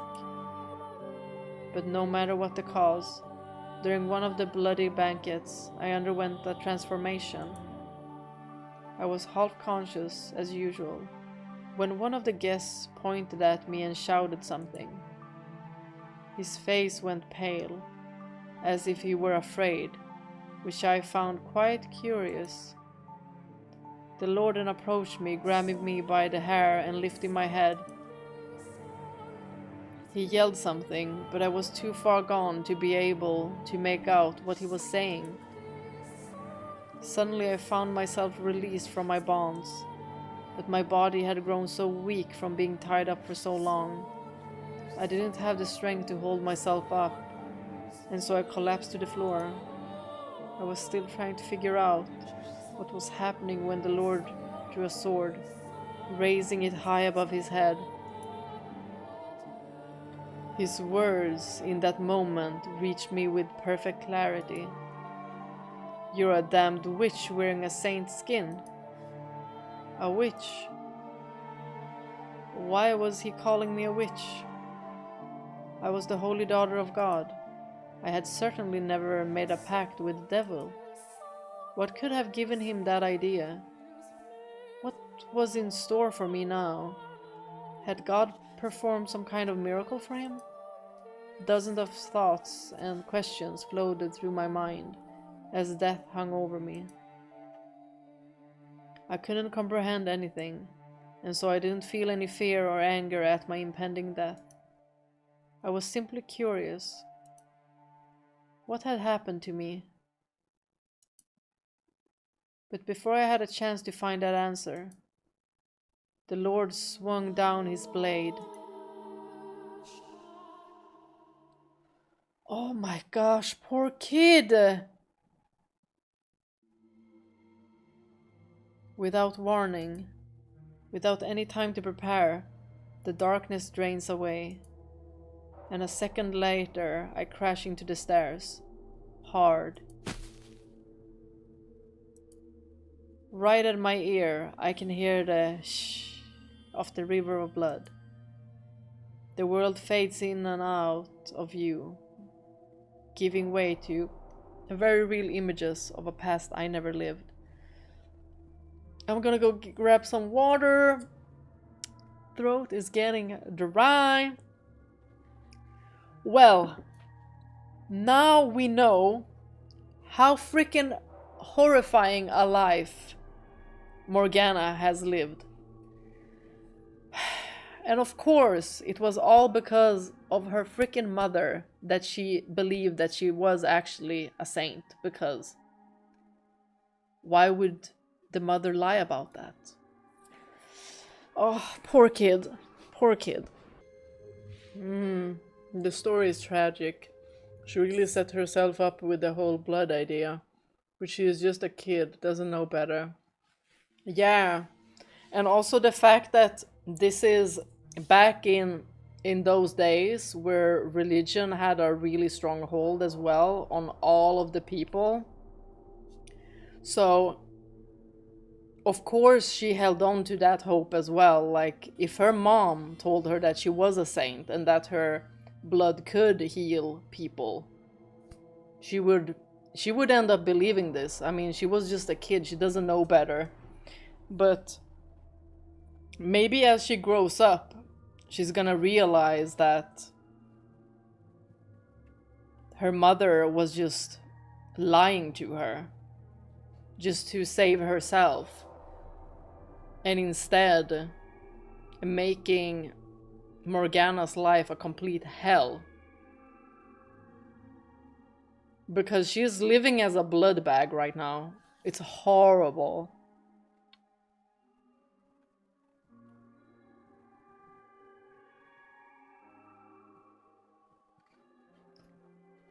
I don't think it's gonna end here.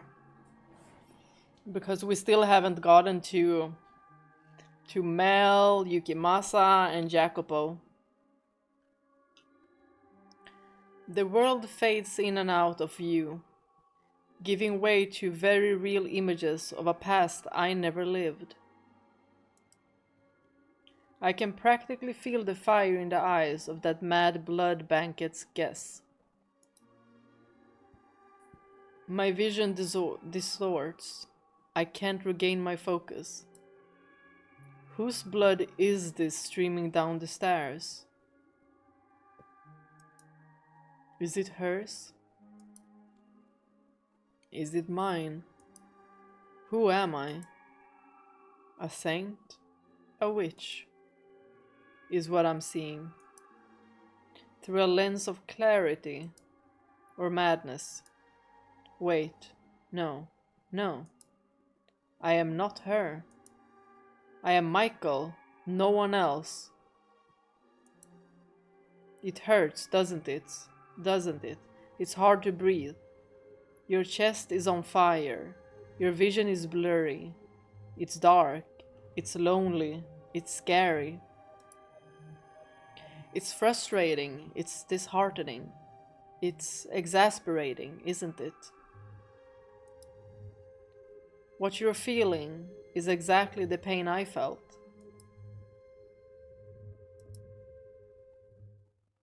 I reach my hand out in a plea for help, which is when I see something I can hardly believe. What? Oh my gosh.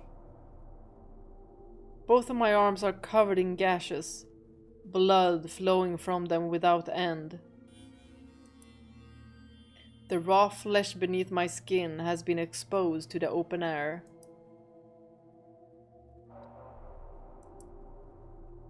All I can bring myself to do is scream. That pain, her horrible past, is doing everything in its power to break me. That 9-year-old girl's sickening experiences are twisting and constricting and crushing me. Why is this happening to you? Are you really that slow, my dear? You're empathizing with my pain. You're just that kind-hearted, Michael. Oh, you said you wouldn't give up, didn't you? That you would make your way to me. Then surely this won't be enough to do you in. Of course it won't. Y'all, Michael loves Giselle so much. Ahahaha. Mustering up every last bit of strength I can, I begin crawling up the stairs. The red river beats against my open wounds, stinging painfully. The simple act of lifting an arm or a leg is almost unbearably agonizing. The blood dripping from my lacerated arms mixes with the blood already soaking the tower. So this is the pain Morgana suffered. Do you despise everyone, Morgana? Did your resentment at your mother's betrayal at the people who came seeking your blood, at the Lord who took your life, turn into a hatred for all mankind. Your perception of me is still incorrect, Michael. My grudge is only against a select few. Think about it, my dear. Of the thousands, millions, billions of people living on this planet, my world is comprised of but a minuscule fraction of that. Hatred for all mankind? No. What I feel is not nearly so nebulous. Although, if I had died, still believing I was a saint, maybe I wouldn't have such a well-defined mission. Are you saying the Lord didn't kill you? Oh my, did you actually think that was the end of my tale? Ahahaha. Despite all your big talk, you're afraid of having to suffer through any more of that, aren't you? But you're the one who said you wouldn't give in. So go on. Know my pain. Without losing your mind. Oh, now I feel bad for Michael as well, to have to feel all of this. Oh. Once again, my surroundings crumble. I have no say. I have no chance to object before I'm dragged back to that repulsive banquet. I reach out, stretching my hand as far as it will reach, but all I can grab is darkness. My bloody body sinks back into the abyss. The pain becomes more than just a memory, eroding away at my consciousness.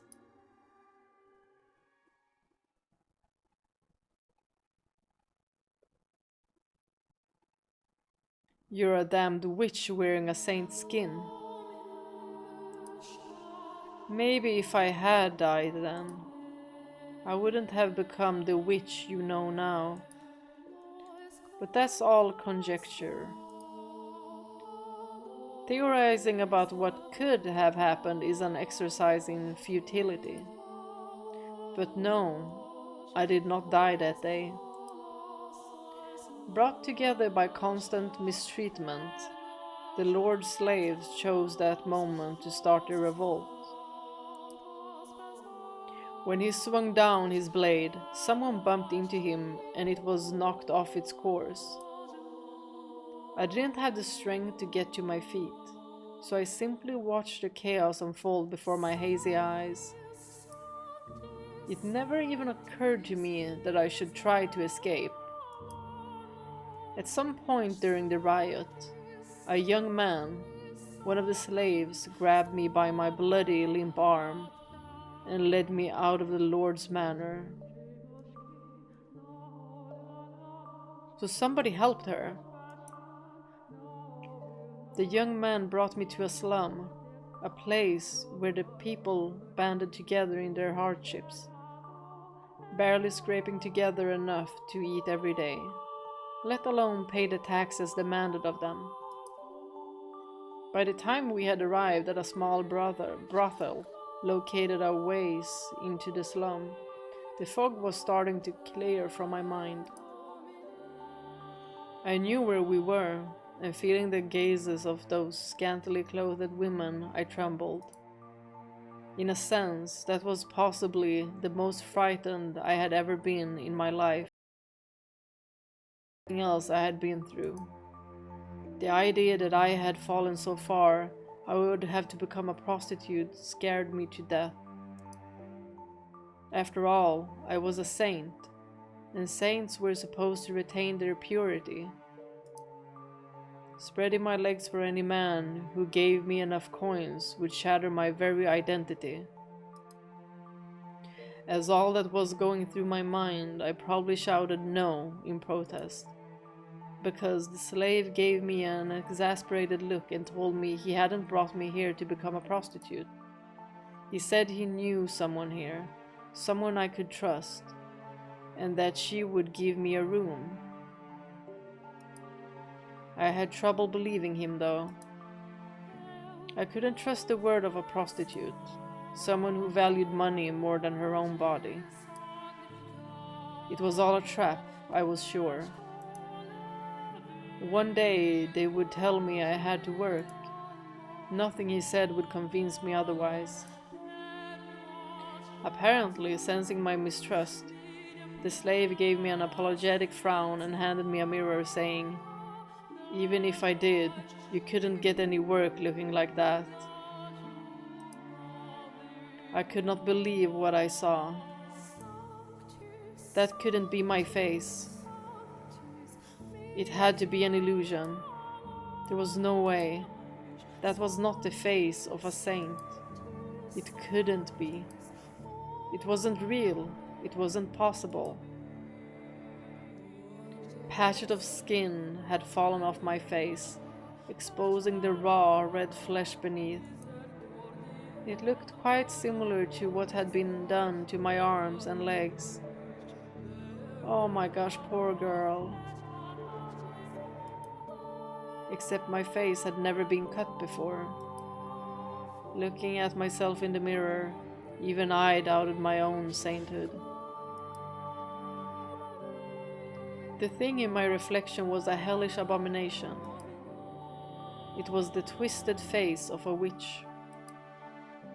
And although I was shocked by what I saw, at the same time, it answered several lingering questions.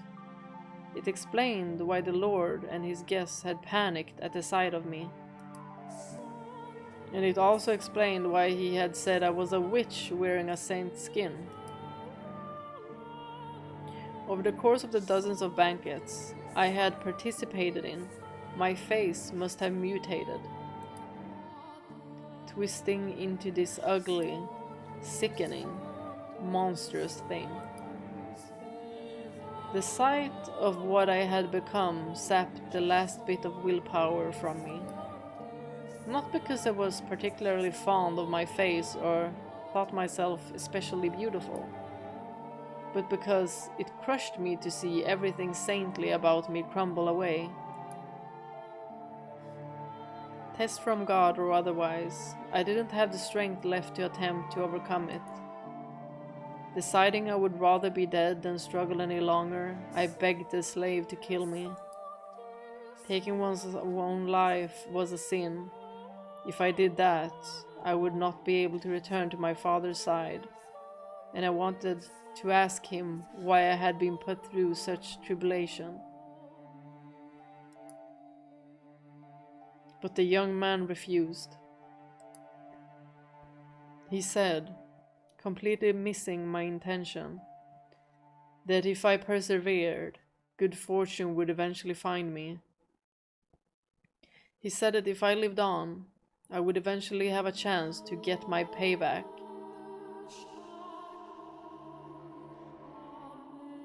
I hope we meet this guy again. I had no such worldly concerns, though, but if no one would take my life, I had no choice but to live. I despised life at the brothel. The men who came to buy their services were disgusting buffoons, the kind of people who would think they could deceive God, and the women fawning over them were just as repulsive. That said, I had nowhere else to go, which meant I was forced to suffer that sickening place. But by the time a year or so had passed, my feelings about it had changed. The woman of the brothel took good care of me, treating me like a sister. At first, it was just irritating. I was a saint, and how could a saint have prostitutes for sisters? But over time, I got to know them better, grew to appreciate their circumstances and hardships. Despite barely having enough money to keep food on the table, whenever they had a little to spare, they would use it to purchase medicine, ointments to apply to my arms, legs and face. and as a result of their generosity, my arms and legs started looking almost human, but nothing had any effect on my face. Occasionally, the slave would drop in to check on me. The other man thought me ghastly and wouldn't get anywhere near me, but he was different. And every time he visited, he would say, "One day, I'll show you the world."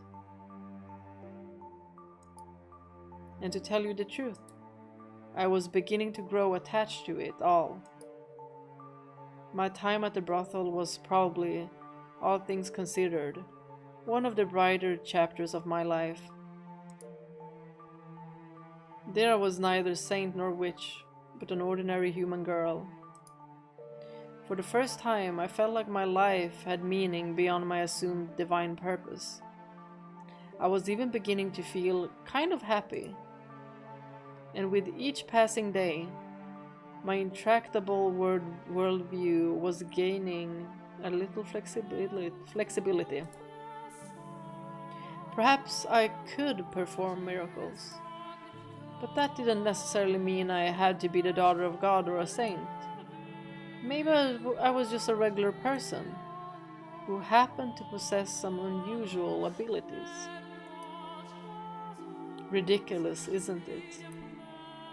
Despite coming to accept my humanity, I refused to let go of my miraculous powers. They were the last thing protecting what I thought of as myself. And maybe this incredible will to have this kind of miraculous powers, this belief, maybe made her have these. But to me at the time, it felt like a very dramatic change of heart. 3 years after a revolt at the Lord's Manor, I had my 12th birthday, for which they threw me a little dinner party. The women all pitched in to bake me treats, and the young slave man was there too. I was happy. I thought that if life could continue on like this, I was fine with not going back to being a saint. But for some reason, happiness always seems to slip away as soon as you've got your hands around it. No one sincerely wants to lose it, so why must they? I certainly didn't mind not being miserable.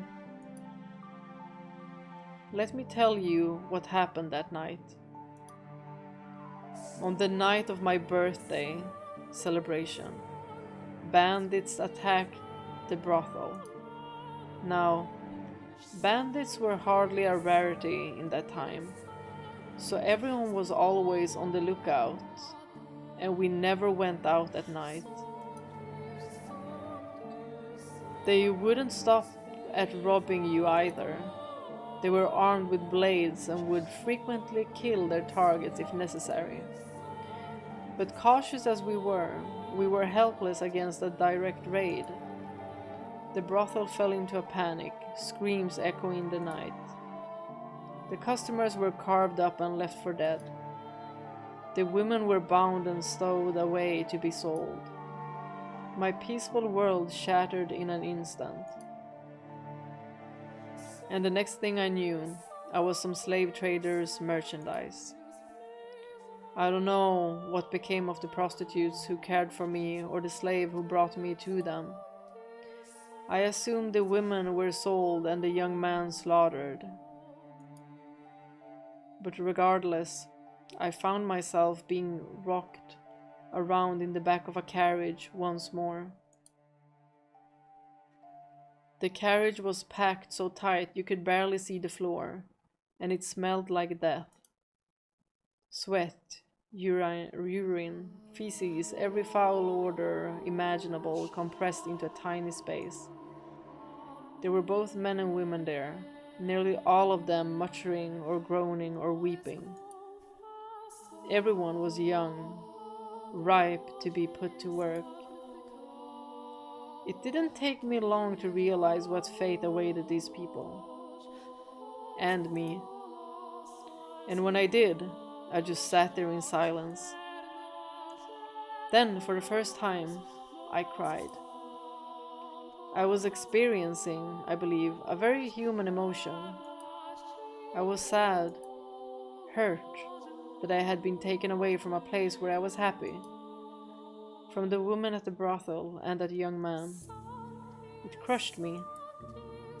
And no longer did I wonder why such a thing was happening to the holy daughter of God. Something about my tears must have seemed strange to him, because one man saw me and said, "Why are you crying?" He was a curious man.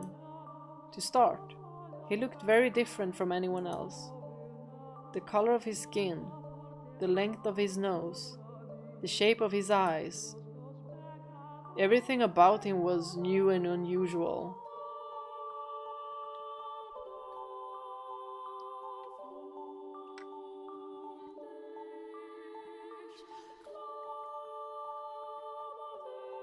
I don't know why I imagined Yukimasa.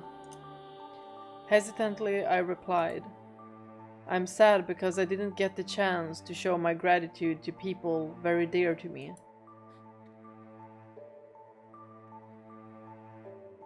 The man fell silent, looking as though he was deep in thought.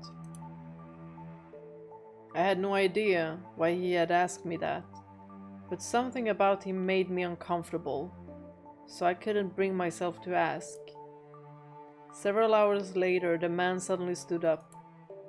The guards had no patience for anyone stepping out of line, and they didn't look like they would hesitate to kill us either.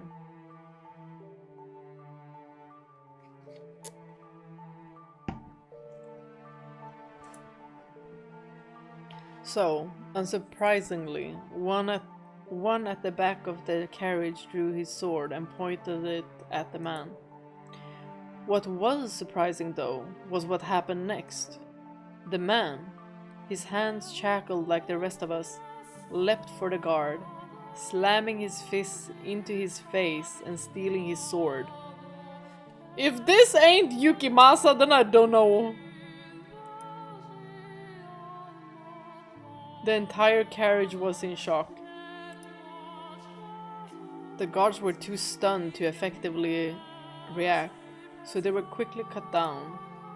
And because the one-man uprising had taken place between cities, there was no one the slave traders could ask for help before they were slaughtered. In the blink of an eye, it was all over. And there was nothing human about what I had witnessed. Nothing human. If I had to describe it, I would say it was as though a wild beast had attacked. Y'all! I knew it! Yukimasa!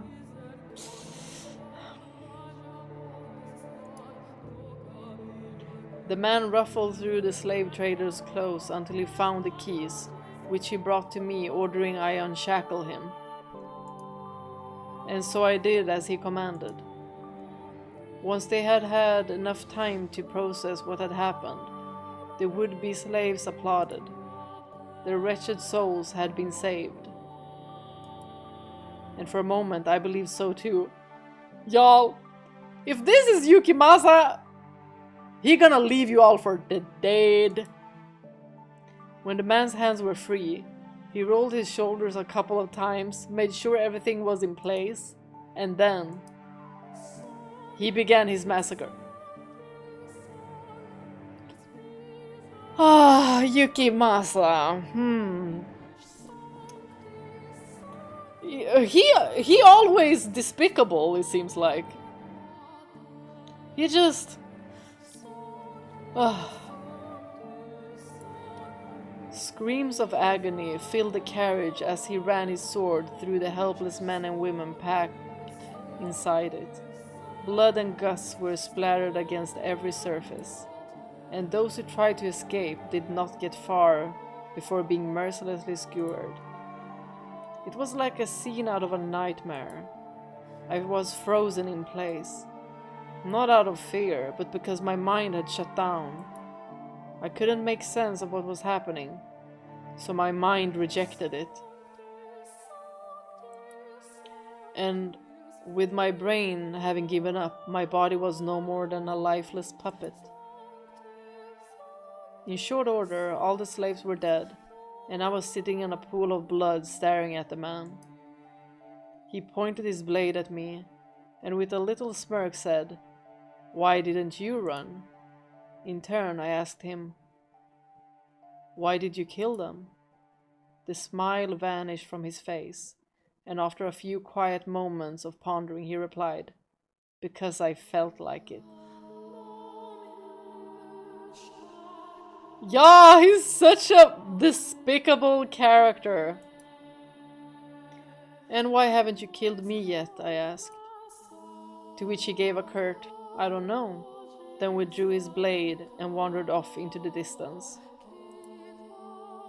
And then I was all alone, surrounded by corpses. I glanced down, and half of someone's face was looking back up at me.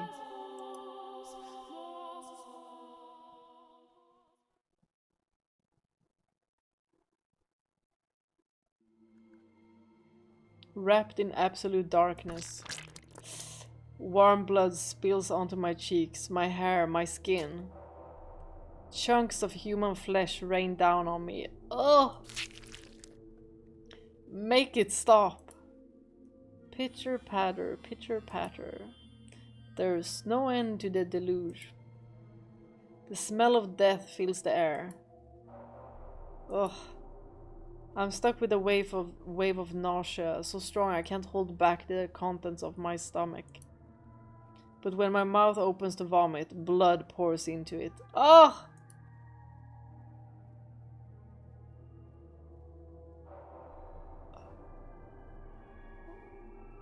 Let go of me. Dead bodies grab at my ankles, dragging me down. To where? Hell? Or to the mountain of corpses? Now do you understand that there was a time, if but briefly, when I was happy, when I felt human emotions? But I wish I never had.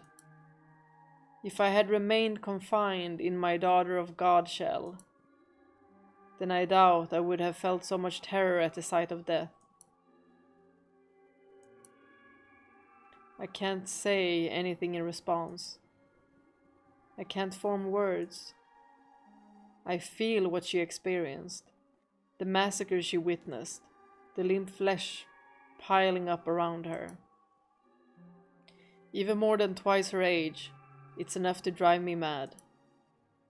The fact that a 12-year-old girl had to experience something so unspeakable devastates me. Tell me, my dear, do you pity me? Do you sympathize with me? If you feel bad for me, then you'll remain with me. You'll feel my pain and my despair with me, won't you? The witch's cackle echoes through the pile of bodies. There's not a speck of light, and hideous death lingers everywhere. Helpless to resist, I'm dragged down into a deep, dark ocean.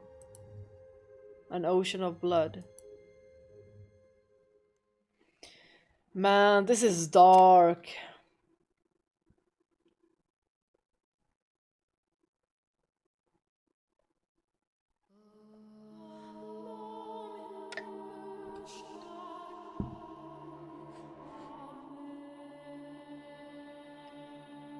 Now on with the story.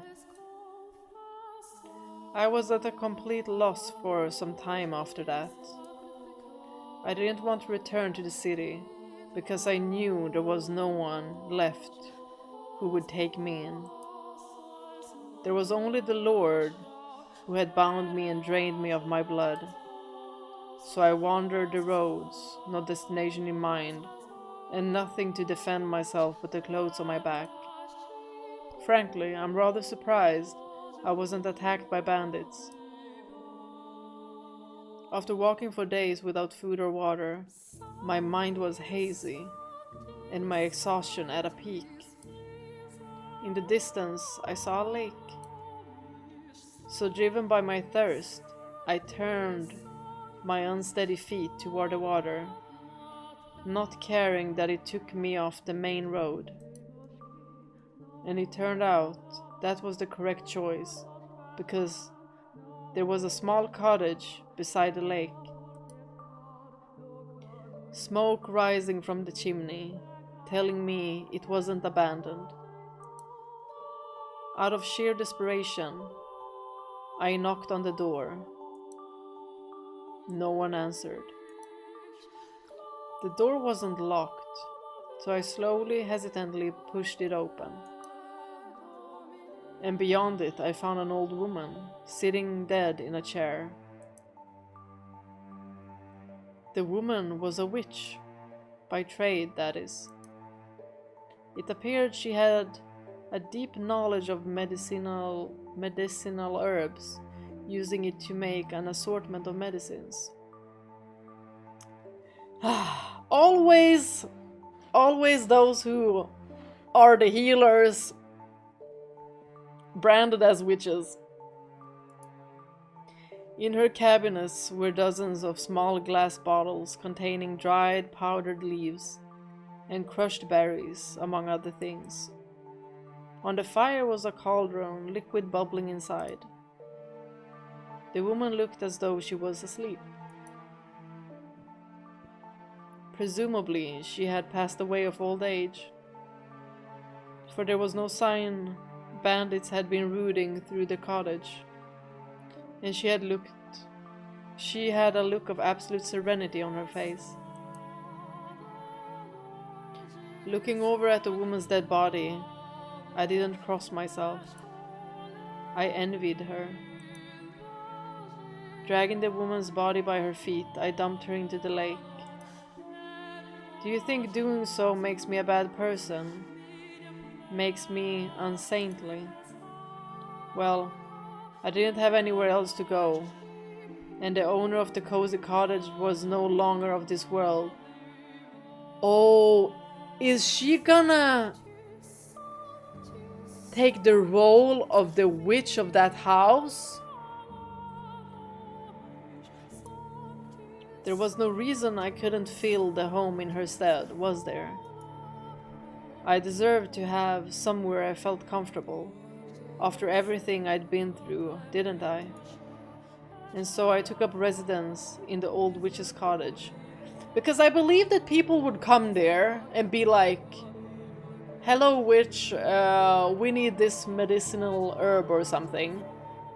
And she's gonna have to be like, "Yes, that's me, yes, let me have a look in my book."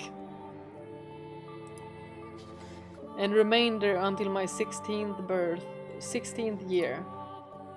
By 16, a terrible cynicism had taken root in my heart. I had no trust for people. I shut them out, building high walls around myself.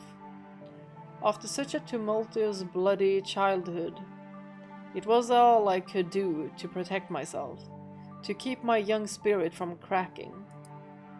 Nevertheless, travelers would, on occasion, pay the old witch's cottage a visit, seeking her medicines. Whenever someone arrived, I would cautiously crack the door open, telling them they could trade for whatever they wanted with food, and never showing my face. One day, a young man showed up at the cottage. "My sister has fallen very ill, and she desperately needs medicine." He was very soft-spoken.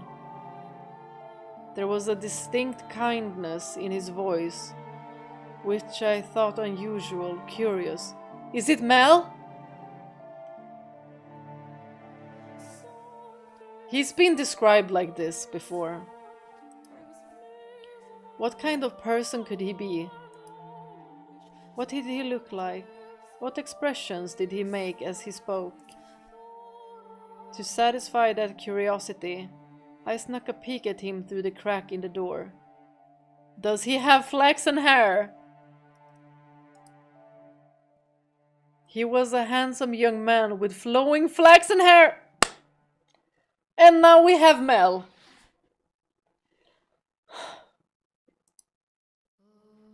And upon seeing me, he didn't flinch back in disgust. He smiled. According to him, his younger sister had fallen gravely ill, and though they had tried a number of remedies, she was still bedridden. The medicines I gave him too had no effect, but he persisted in his quest, visiting me again and again for new combinations to try. He wanted nothing more than to relieve even the slightest bit of his sister's suffering.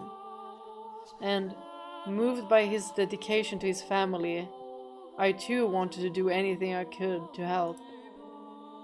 For the first time in years, my world encompassed more than my small cottage. When the young man came, he would ask not only for medicine, but to go on walks with me. He volunteered to spend time with me, despite my horrifying appearance. It's not healthy to stay holed up inside all the time. You've got this beautiful lake right here. What do you say we take a little walk around the shoreline? He said with a smile, taking me by the hand. We spoke as we circled the lakeside. His voice was always soft and pleasant, like a ray of light shining through a crack in the walls. When I was with him, I felt like I could be an actual person, an ordinary girl. He talked about his sister more than anything, and whenever he did, he was at his brightest and most melancholy. The young man had been a member of a noble house, but disputes over who was the rightful heir had forced him and his sister out. Shortly after that, his sister had fallen ill and was now bedridden. I'll take anything at this point to make her better. I'll even take a miracle if I can get one. That word, muttered beneath his breath, sparked my memory. I was a saint. My blood had healing properties. I had no reason to hesitate. Someone needed my help, and who deserved it more than this kind-hearted young man's sister? So I decided to tell him what I really was, that my blood had miraculous powers, that it had saved people, that the moment I had been born, the drought plaguing my village had come to an end, that I had been known as a saint, the daughter of God. I told him everything, and he believed it all. He led me to his house, where a pale, sickly young girl lay in bed. She was a sweet little girl with the same flaxen hair as her brother, who looked like she would have been quite spirited if not for her ailment. It was touching to see the two siblings sitting there together, quietly holding each other. I would gladly give my blood for the two of them. And so I made a new cut on my arm, which had healed considerably thanks to the slave and the woman of the brothel, and let the girl drink of my blood. Neither of them had any doubts about my sainthood, and because they believed, a miracle occurred. The flaxen-haired girl recovered enough to get out of her bed. I was extremely proud of myself. I felt like, for once, I had actually saved someone's life. The only issue was, she didn't make a complete recovery.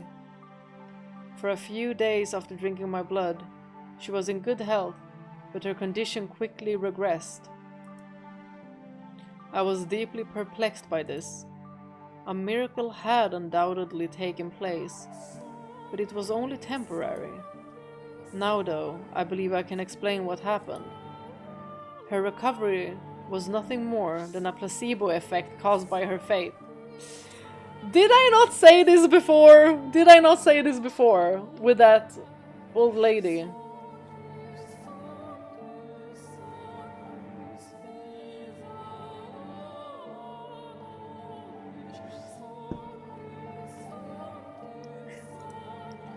But that's something I couldn't have known at the time.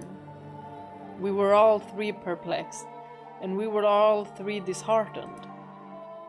Nevertheless, I was prepared to give her my blood as many times as needed. Whenever her condition worsened, the young man came to request more, and never once did I turn him away. On the contrary, I enthusiastically offered her my services.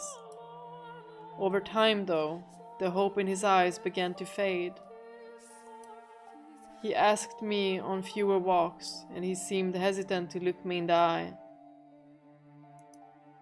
I assume it was out of discomfort, out of guilt, out of shame about asking for blood.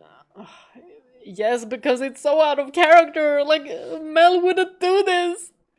But for his sister... he would go through a lot for his sister. Oh my gosh. What a disaster.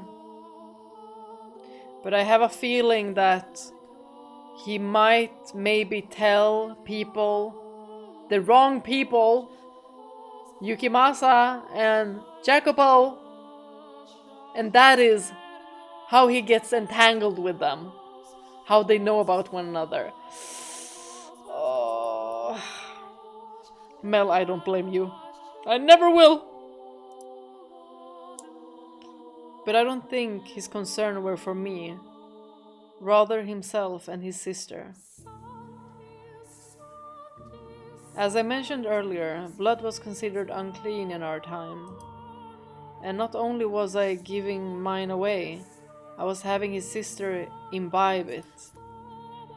Looking at it that way, it would hardly be a surprise for him, or anyone else, to think what I was doing depraved. As time passed, the flaxen-haired young man seemed to grow more and more disturbed by me.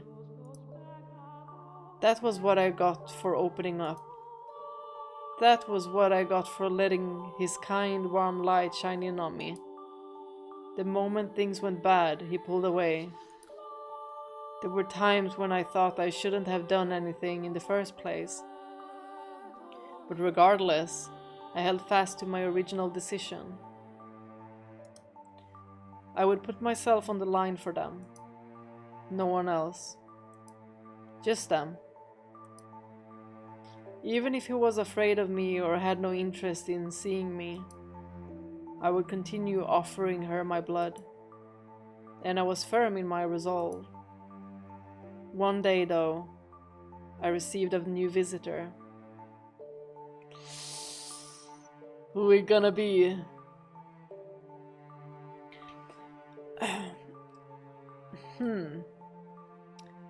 So she must have felt really betrayed by Mel. Like, she did everything she thought she could do, for the two of them.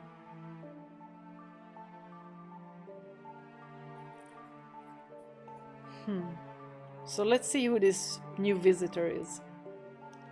The young man was still the only one I would show my face to, the only guest I had let into my walls. So as usual, I took the man's request from behind the cottage door. But I could hardly believe my ears when he began speaking. Are you the witch with the miracle blood? Oh, First, how did he know my blood had powers? Second, why had he called me a witch and not a saint? Third, why did he sound like the man who had slaughtered the slave carriage? Oh, it's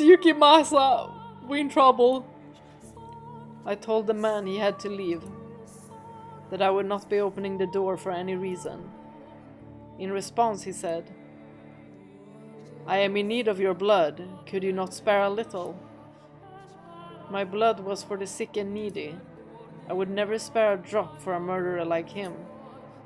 And I told the man exactly that, demanding he leave. All I could think about was the pile of bodies, the fountain of blood, the man drenched in crimson, wearing a ghastly smirk. I trembled behind the door, fearing he may go on another such rampage. Y'all, he's gonna break down the door and take her with him. But instead, he gave a simple "as you say" and went on his way. That's not gonna be it! No, I refuse to believe Yukimasa is just like, oh. Nope, he gonna come back. I let out a deep sigh of relief, which is when I realized tears were rolling down both of my cheeks. Like an ordinary girl, 3 days later, the flaxen-haired boy showed up at my cottage. "I'm sorry for being so distant lately. I want to talk things over." Those 2 sentences were like a light shining from above. Why do I feel like Yukimasa is with him? Like holding him by his collar. Oh my gosh, oh my gosh.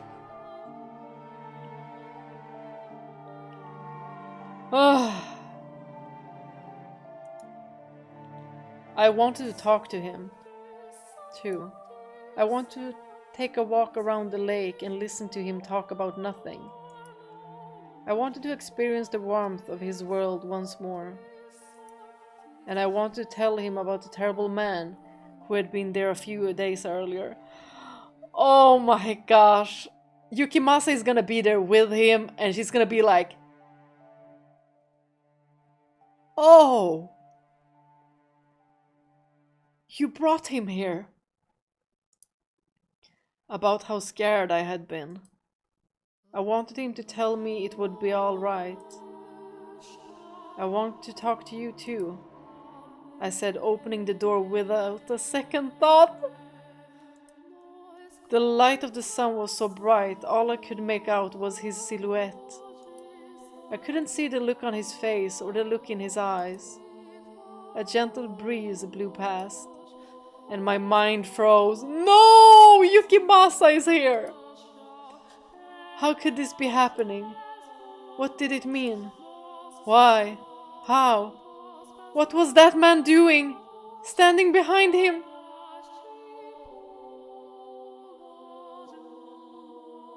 Y'all, I refuse to believe little baby Mel had anything to do with this.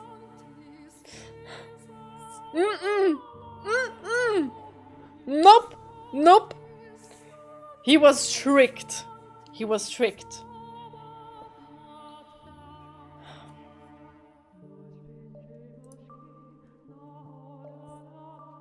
Why was he carrying a sword? Why was he coming into my house? And why did he swing it down, severing my arm?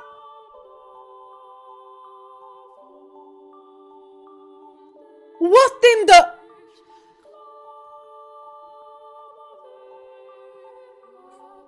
Y'all, Yukimasa is despicable. I was in a daze. I couldn't make sense of anything. I didn't want to. My left arm fell to the floor before I even knew what was happening, and then my legs gave out. The pain, searing and unbearable, came a few moments later, as I was lying in an ever-expanding pool of my own blood. Oh my god, this is horrible. Y'all, this poor girl.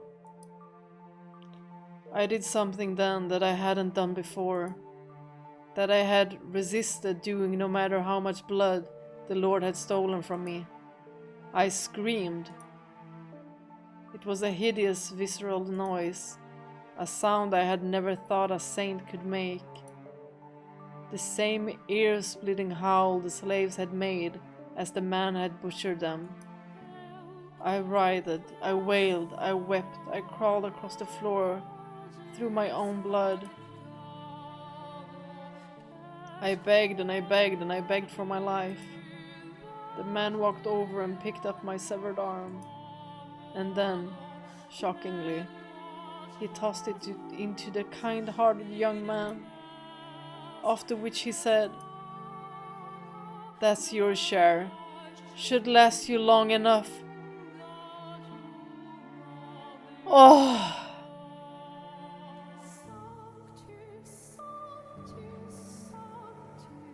Y'all, this demon! This demon!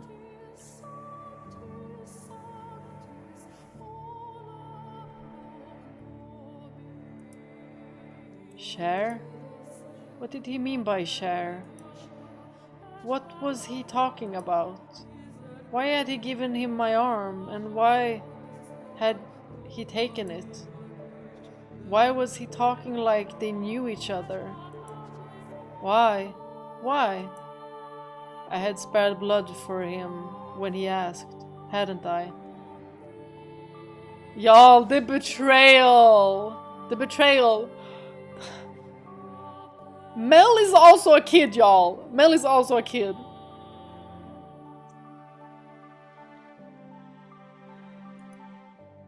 So why was he doing this?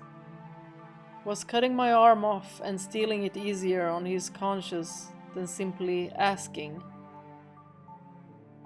He met with the wrong man. This is not Mel. You understand how I felt, don't you? You can put yourself in my shoes, can't you? The young man refused to look me in the eye.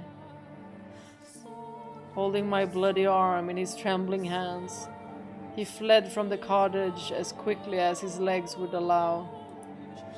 The man then walked over and picked me up. I had neither the strength nor willpower to resist.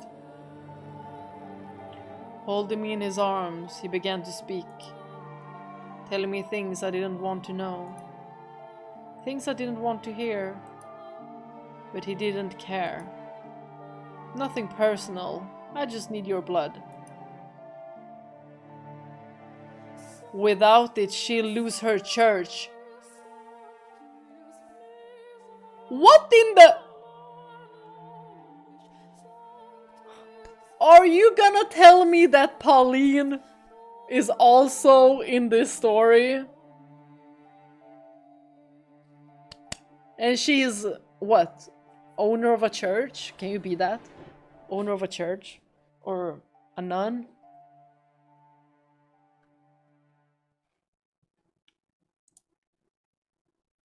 Don't take it personally. Tell me, is there anyone in this world who wouldn't feel a bit of spite after being put through such torture? How was I supposed to let that slide? No one's that much of a saint. My trust had been betrayed, and I was supposed to turn the other cheek. A man had barged into my home uninvited and cut off my arm, and I was supposed to smile and take it? Is there anyone, anywhere, who doesn't feel even the slightest bit of hatred ever? Is there anyone in this world who could just laugh and brush off this level of abuse? Tell me, is there? How could I not hold a grudge? How could I not despise them? How could I possibly forgive them? Tell me, please. Tell me, how could I? She needs the money.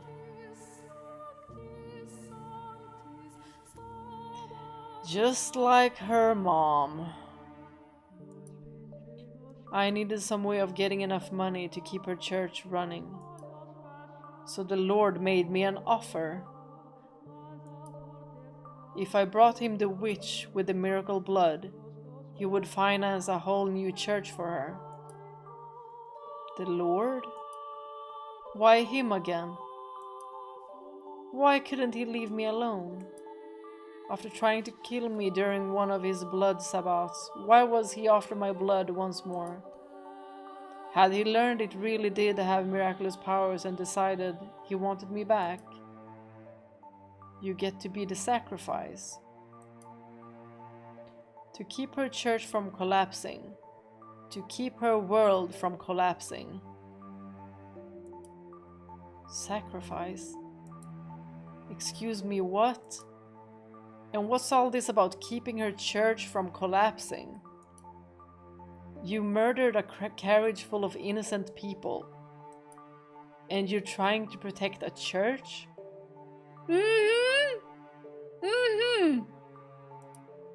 You? Yo, this would also be would like make sense.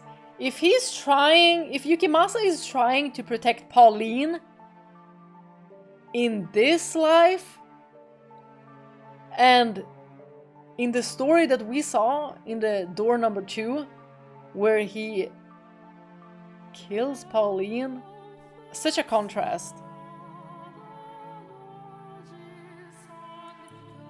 Are you out of your mind? Churches are where people go to commune with God, to speak with my Father. How dare you soil those sanctified grounds with your filthy hands, you beast. It's insulting, sacrilegious, repulsive. Just what do you think we are? So don't take it personally, witch. I'm not a witch. I'm a saint. I was a saint. My blood exists to do the Lord's work, not to satisfy the avarice of men. Why is this happening to me? The man brought me back to the city, but instead of taking me to the Lord's manor, he brought me to a church on the city's outskirts. Though, to be honest, it looked more like an estate than a church. The church also served as a hospital, offering free care to less fortunate children, the poor, and the infirm. That was when I learned why he had said they needed money. The owner of the church offered unconditional assistance to anyone who came.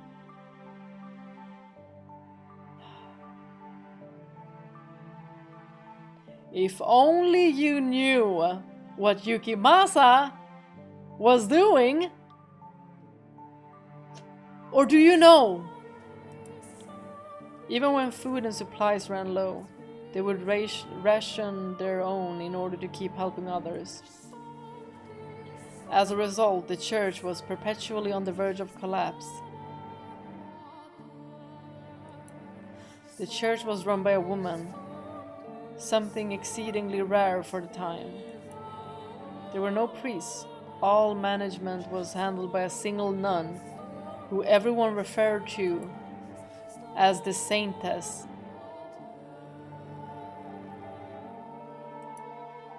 I was the saint.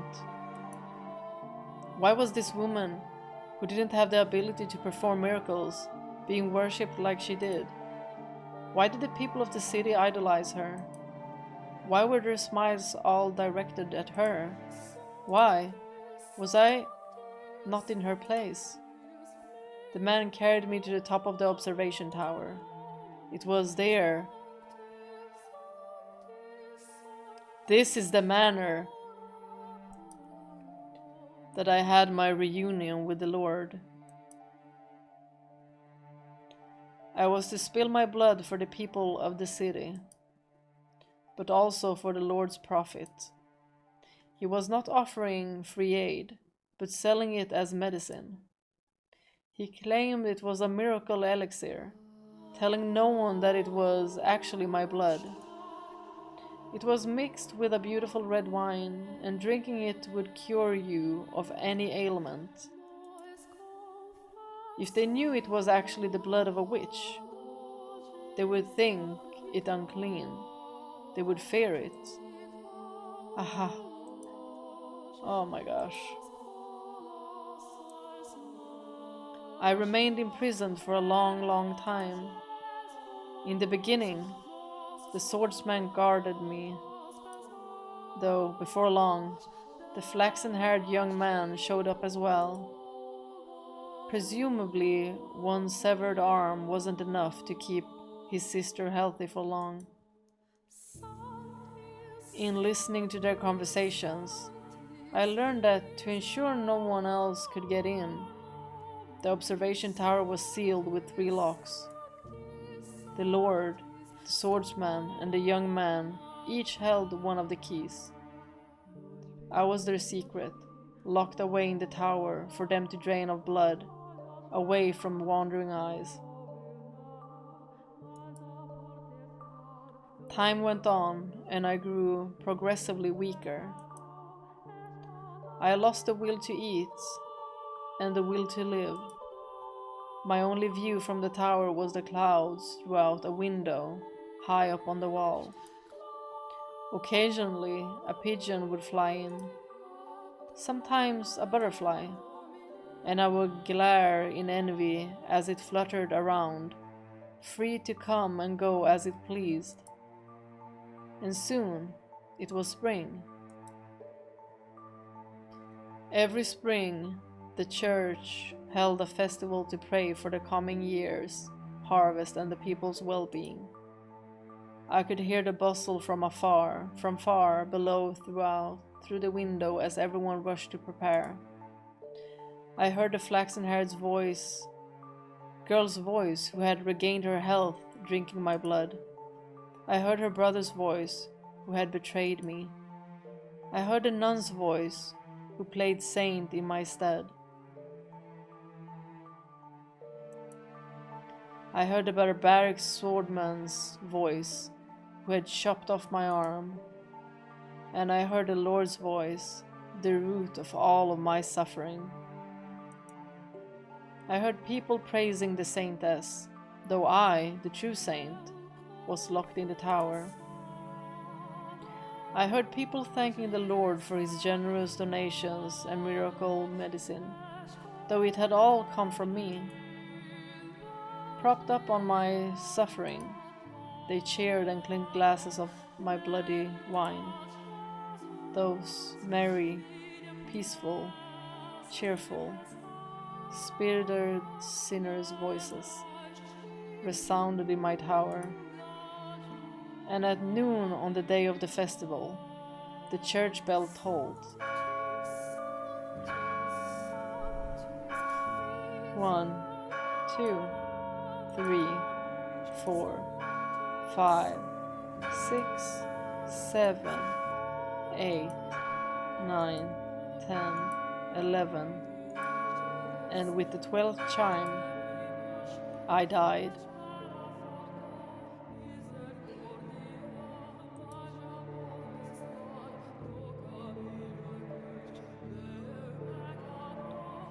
As the bell's last pealing faded into silence, the tower door swung open. Standing on the other side of it were the 3 men.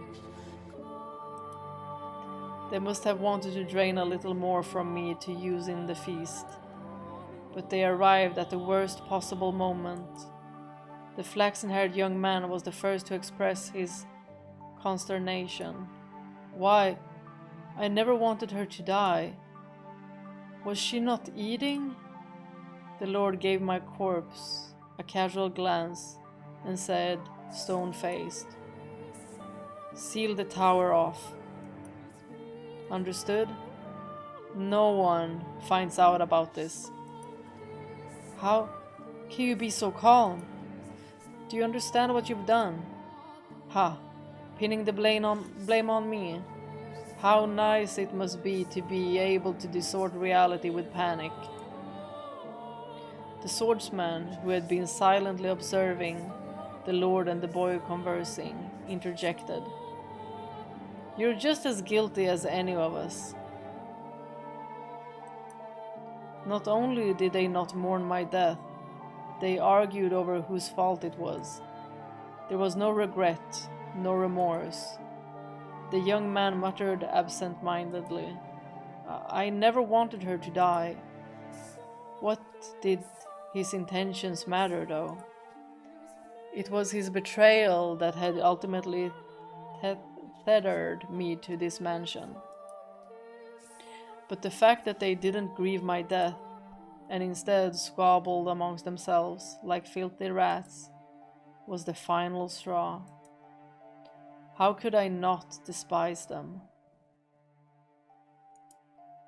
I don't believe I actually had the power to perform miracles when I was alive. It was all faith. The illusion of belief. I was neither a saint nor a witch.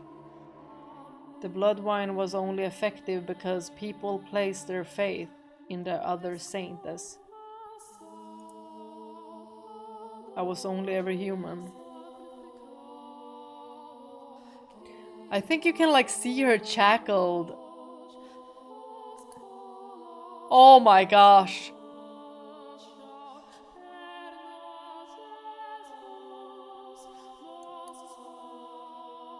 She has like a butterfly necklace thingy, like Mel's little sister Nellie. I was only ever human. But then, in that moment, an actual miracle occurred. My father bestowed upon me his power, or perhaps it was the devil who lent me his strength. I was looking down upon my own dead body, my own wretched self. There was nothing beautiful about the pile of bones I had become. I could almost smell the rotting flesh. That was once a saint? I laughed at the thought. It was absurd, ridiculous, and infuriating. They would pay. Those who had cast me into this hell, who had mocked me, who had done this to me, who had made a witch out of me. Hatred coursed through me. Revulsion at everyone on these grounds still smiling. They would know just whose dead shoulders their little party was resting upon. If they wanted so badly to call me a witch, then a witch I would be. I would kill them, every last one of them. Place a curse on their souls. And so I made my wish. Most people might consider it a curse, but to me, it was most certainly a wish. And my father, or maybe the devil, granted that wish. From the garden, there rose a scream. The flaxen-haired young man knew that voice better than anyone. He went deathly pale, darting down the spiral staircase until he reached a window. A young girl was on her knees, vomiting blood in the grass. The young man let out a yelp as he descended the remainder of the staircase. As soon as he reached the garden, he lifted the girl in his arms. But she had already perished. Realizing this, he cried to the heavens, saying the one thing he should have kept to himself. The witch killed her. The blood of the witch killed my sister. That wine you're drinking is no medicine. It's the blood of the witch. You're all drinking witch blood. Crushed by the loss of his only family, the young man picked up a silver fork and plunged it into his own throat, ending his life. Naturally, there was an uproar. Goblets of wine crashed against the earth in rapid succession, as the people holding them fell to the ground and vomited or convulsed. The nun was the first target of their outrage. What she had claimed to be medicine had turned out to be blood, an unclean substance. The blood of a witch, no less. A servant of the church, a servant of the Lord, had given her followers blood to drink, and at this, their indignation surged uncontrollably. The people surrounded her, tying her up and throwing her to the ground. As they prepared to inflict righteous justice upon her, the swordsman soared down the stairs and into the garden, plunging his blade into anyone standing near the nun. The cries of agony ringing through the church grounds were ear-splitting. It was no longer a place of God, but hell on earth. Hell built up by the hands of man. Hell painted red with the blood of their brothers. The people armed themselves with anything they could find and went after the man. As much of a beast as he may have been, he stood little chance against such numbers. It is the fate of a beast to be exterminated by those he terrorizes. And once he was gone, the nun had no one left to protect her. She too was consumed by their frenzy. All that remained was an inextinguishable inferno, hysteria and despair, madness and outrage, and no outlet for it. It was a revolt that made the slaves' uprising at the Lord's Manor look like a game. Eventually, their rage found a new target, the Lord. It was only natural, for he was the true villain. He was the one who had given money and the witch's blood to the church. He was the one who had profited off of it. And above all, people often resented those who stood above them, particularly in times of unrest. The city resounded with cries for the Lord's head, and he looked down upon it all from the safety of the observation tower. He could do nothing but watch as his domain burned. I can only imagine how painful that must have been. But before long, having seemingly have made his peace, he began descending the spiral staircase. He opened the door at the bottom, revealing himself to his people.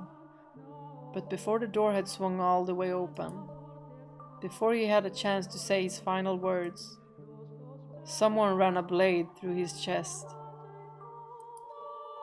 With that, the raging furor mostly settled down, but it was hardly the end of the destruction. Was the Lord Jacopo then? Mere days later, a plague befell the city. Dreadful black spots covered the flesh of the infected. They writhed in pain, screaming and vomiting blood. Ghastly howls echoed through the streets, as though the whole city had been possessed. It became a cursed land. In their diseased haze, the people muttered again and again, "We have been cursed by the witch." In less than a week, the entire city was dead. My body was left abandoned at the top of the observation tower. And as if to seal the curse away, in their final days, the people shuttered all windows, wrapping the house in darkness. It's possible that was no miracle either. You can easily explain what happened to them. Locked away for so long in that dirty tower, maybe I caught some kind of disease. And then, when the people drank of my blood, they too were infected. Hardly anything out of the ordinary about that. The first to die, the girl, had already been ill. Her body merely chose the worst possible time to yield to her ailment. That was all that had happened. Indeed, it was nothing more than a fluke, an improbable stroke of luck, an unbelievably unfortunate accident for the city and those 3 men, and an indescribably fortunate accident for myself. But I wish to believe it was a miracle. That even if my blood didn't have healing properties, and even if I wasn't a saint, my wish, my curse, was what caused that uprising. That was my miracle, granted to me by God or the devil. I chose to believe that, and that my miracle took on its true form thereafter. My curse had brought death upon the 3 men, but for whatever reason, my rancor was far from sated. They had died, so what? Death is but a transient agony. It's nothing compared to what I went through. So I made my next wish. I wished for their reconstruction. I wished eternal suffering on their souls. I wished to trap them in a never-ending cycle of pain and hatred. This was my wish for the flaxen-haired young man. He treasured his dear sister, and he desired a quiet life. So I wished for him to have just that. And I wished for his dearly beloved sister to love him more than anything in the world. Oh, for his world to be destroyed by love gone too far.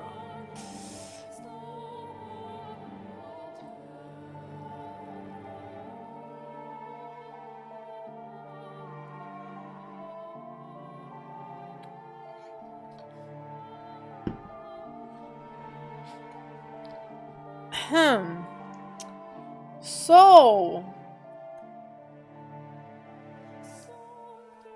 all this time, Morgana has been present. I'm thinking. Morgana, white-haired girl, I'm thinking right now they're the same. This was my wish for the beast-like man. He was conscious of his tendency for violence, and he yearned to be more human, so I had his inner beast toned up just a little. I saw to it that he would never be human, so he would never have the peace he so desired. That would actually be a good revenge. If Morgana and the white-haired girl are the same, and she was the only one who could, tone it down a little bit. And then she was like, nah, go berserk. Lose every single minuscule human point you have left. My wish for the Lord was more straightforward. He seemed to have great affection for wealth and authority. So I ensured those were the only things he could ever have. Who needs love or friendship when you could be drowning in power? And so he did. Once he had lost everything, his solitude would be his only companion. Yep, he died alone. Wishes can come true, as long as you always hold fast. Never stop wishing. Never surrender. They can come true. Eternal suffering on all their souls. An endless cycle of reconstruction and unavoidable tragedy. So they were all reconstructed and not reborn. Tell me, my dear, do you sympathize with me? Will you curse them with me? Will you take my hand? And revile them with me.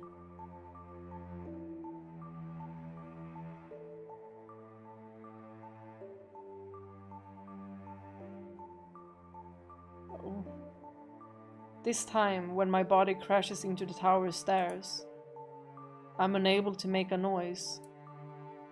The obstruction is less mental and more physical. The excruciating pain. It's so intense I can't even eke out a scream. My vision is disordered. My mind thick with fog. I feel like I'll fall into a bottomless pit if I loosen my grip on my consciousness even slightly. Through the haze, I see my own severed left arm, reflected in a pool of blood. I see my face, large chunk of flesh peeled off.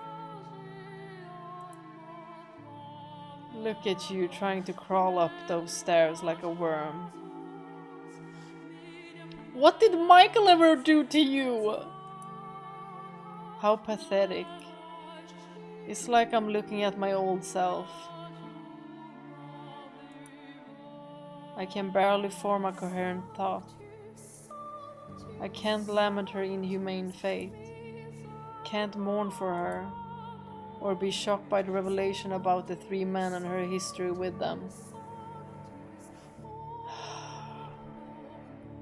I understand why she cursed them all. I do. But I still feel bad for Mel. He was just a kid, and I'm assuming tricked by the adults. Pain. It fills every corner of my mind, every nook and cranny of my body. You've figured it out by now, haven't you, my dear? You'll never make it to me. It's not possible. But it's not your fault. It's not because you're weak. There's simply no one who can bear this pain. You're allowed to give up, to rest. There's nothing wrong with that. The pain, the crushing weight, it's miserable, isn't it?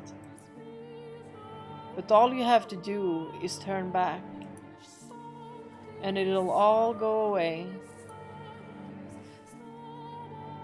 He's not going to. The witch whispers her sweet temptations. You put in a fine effort. There's no shame at all in throwing in the towel. Her voice is soft, gentle, pleasant, saccharine. Concede defeat. If I do, it'll all go away. The searing pain spreading from the stump of my left arm. The sensation of being perpetually drained of my blood. The miserable solitude of staring at a door that never opens. The laughter I can hear through the window. My miserable wailing and this maddening hatred. I can end it all.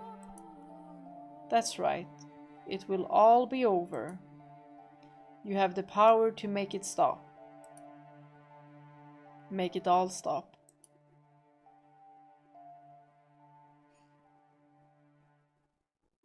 No. I can't let that happen. No, I have to get her back at my side. Oh my gosh, Michael! Y'all, the lengths he will go for Giselle. Mind-blowing.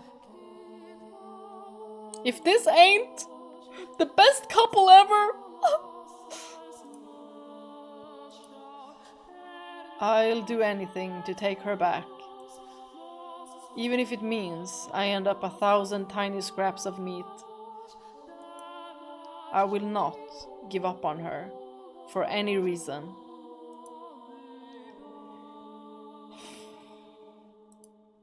You won't, will you? Oh, such beautiful resolve. Willing to sacrifice yourself to save the girl. Like a hero of legend. Or maybe a fairy tale prince. No, I am no hero, and I am no prince. I am a human, an ordinary man. I don't have any extraordinary potential. I am not a courageous leader or a charismatic general. I'm just a regular man, in love with a regular woman, who refuses to lose her. I don't need any other accomplishments, only that. That's all I need. Because I'm just a regular man. My one act of resistance. It doesn't matter what you say. It doesn't matter how much you cut me up. Nothing changes what I have to do.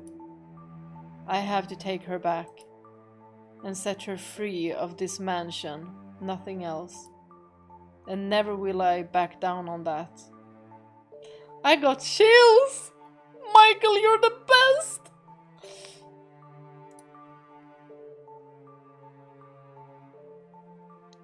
Arms or no, as long as I can move, I must push forward. I must make my way to the woman who waited for me for so long. Up, to the top of the tower, forward, ever onward.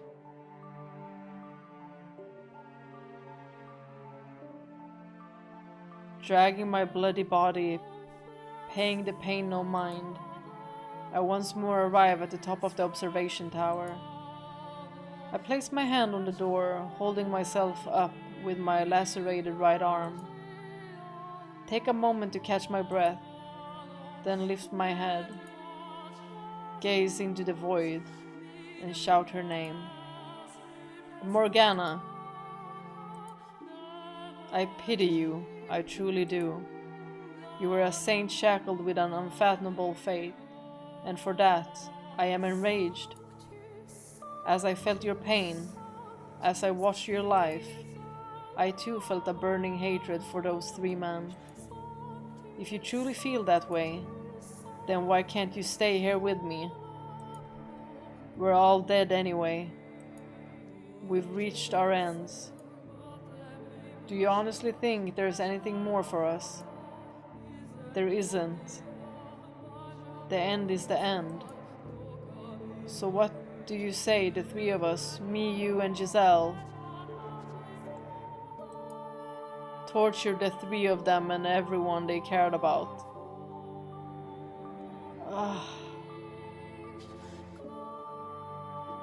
You do that. We'll head out.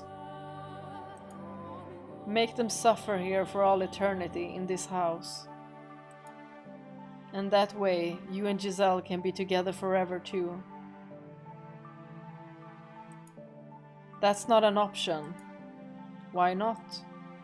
Because hatred only brings you pain. Ha. Oh, that's brilliant. You spouting dumb, stupid platitudes at me. I can't believe my ears. Save your nonsense moralizing about how hatred does you no good. I won't hear it. I'm doing just fine for myself, my dear. In fact, I've never been better. I feel wonderful. Did you think that would be enough to persuade me, really? Ah, how disappointing. And here I thought you understood me. Morgana, why don't you say what you really think? Go right on ahead, hate them as much as you want. But keep me and Giselle out of it. Why didn't you just say that? I do feel bad, truthfully. For all the time we spent together, never once did I ask about your life. I was so focused on myself, and in the end, I pushed you away. That you did. You wanted to be with Giselle, so you pushed me out. I wish I had asked you sooner. It wouldn't have changed anything, though. One puny man knowing what I went through would hardly be enough to erase the loathing I bear.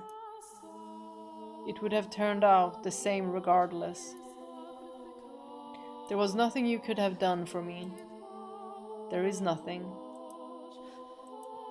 Still, I would like to apologize. Had I known that you carried in your heart, perhaps I could have chosen my words better.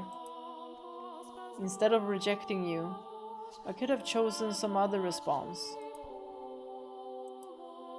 I cannot remain in this house, nor can I allow her to stay either. So I would like to apologize for both my past actions and my present.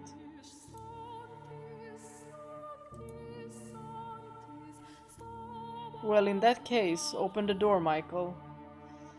Y'all, why am I scared?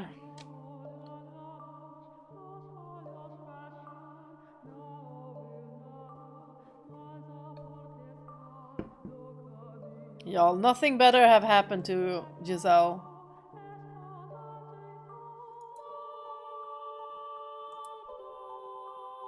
I take another moment to catch my breath, and then I gather my strength into the hand on the door. Blood seeps from my fingertips, slowly trickling down the rough surface. It reminds me of my death. I'm coming for you.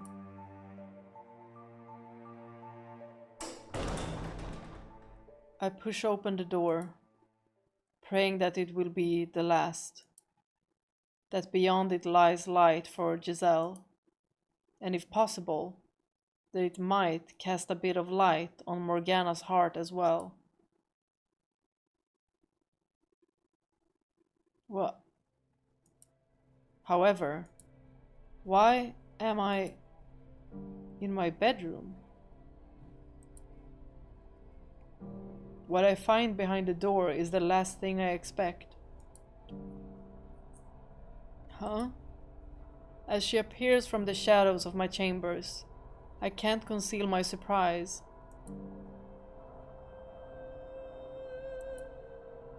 Giselle? Is this another illusion, Morgana? No, it's not. I'm the real me. Thank you for coming all the way here for me. Is this real? I don't know. She's thanking me. So why isn't she smiling? Is this Morgana's tricks?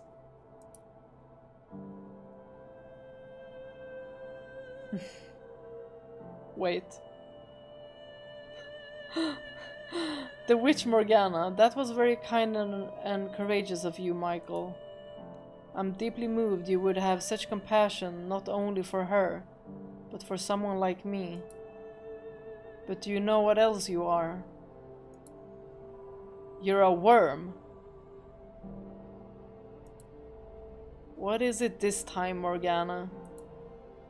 What do you say we pull back the curtain, my dear? What curtain? It's about Michael? Or... There's one detail that hasn't yet come to light. This isn't your first return to the mansion, is it? You've been back numerous times. Each time, not remembering her, and each time, hurting her even more.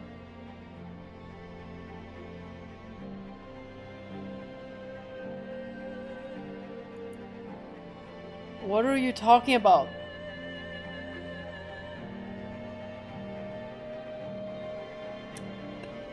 Wait, what? Michael has actually been the white-haired girl as well? What? Is that? What am I talking about? Oh, you know good and well, my dear. Or do you honestly believe that all the other pieces were in their rightful places, and you alone were some exception? I never... Tell me, how was it? Or... He's also been reconstructed, is that it?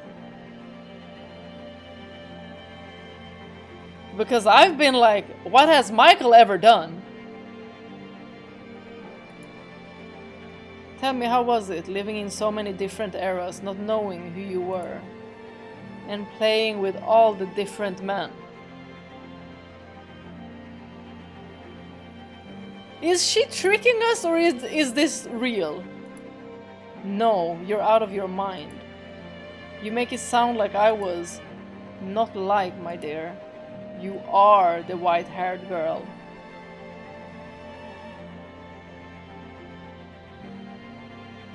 But I'm also like, why would Michael want revenge on them? Because it felt like a revenge plot to me. Like every single time the white-haired girl would come.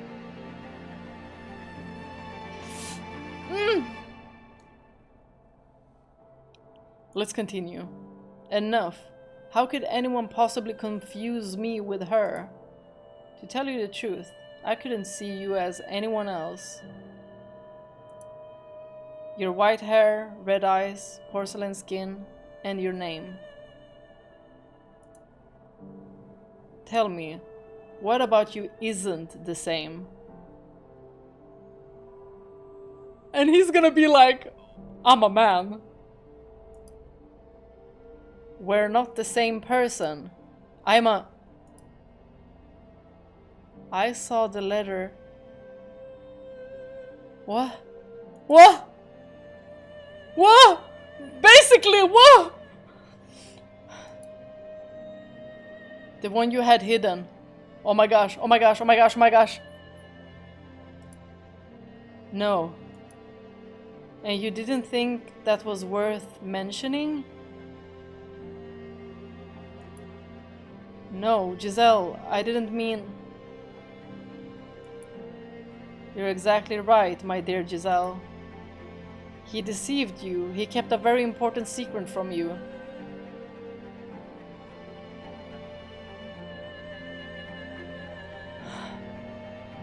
Are we about to find out? Or is this a trick? Despite showing up before you multiple times, he cast you aside again and again. No. No, that wasn't me. It wasn't. It all makes sense now. Nothing you ever did was for me. No! No, Giselle! No, this is a trick! This is a trick! This has to be a trick. This can't be Giselle. Like, she wouldn't believe Morgana before she would believe Michael. Michael, this is a trick. Giselle, I... Go on, Giselle. Tell him exactly how you feel. Michael? Michael, this is not Giselle! Don't. Please don't. Don't say it. Not that, please. I'm begging you.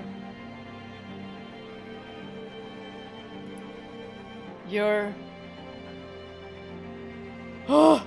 My heart is pounding out of my chest. You're... Stop. Please don't, Giselle. Not actually.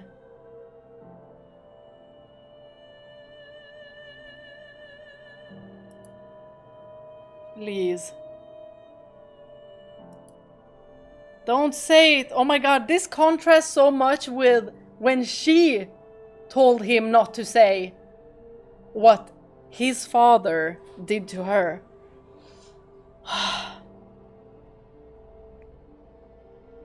Oh my gosh. Is everyone okay? Don't say it. A man at all, are you?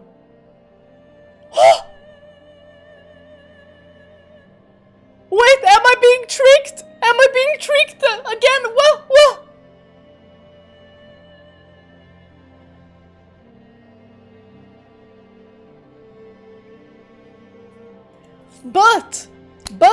But. This was also one of my theories, so...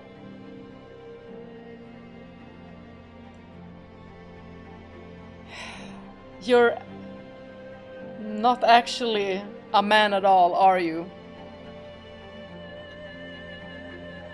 And now it makes... That would make sense, because...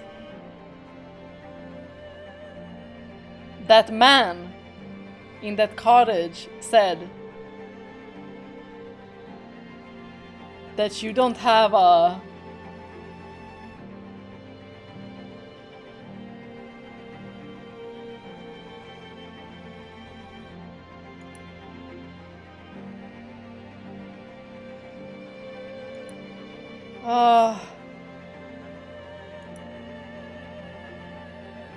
Michael, it's okay! No! No! No! This is not Giselle. This is not Giselle. Morgana, stop this. Stop this crap. Giselle would not. Nope. Nope, nope, nope. Giselle didn't even care. Giselle didn't care when the white-haired girl came by. She thought that was Michael. And she went with it. No, she does not care. You're gonna tell me? No, this is not Giselle. No, Michael, don't believe it.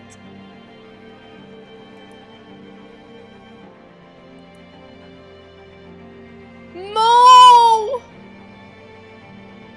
You're the only one it could have been, my dear.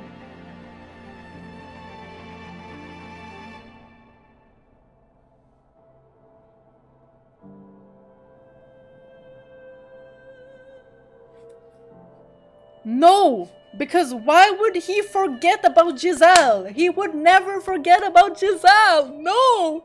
Even if he was a different person.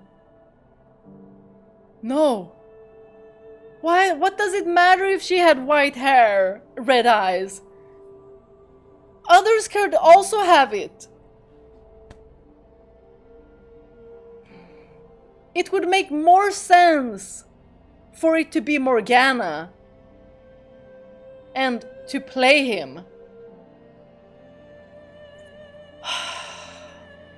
We have been tricked before. We have been tricked before.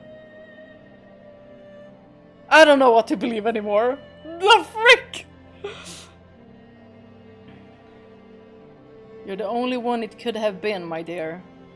The only one who could have been the white-haired girl.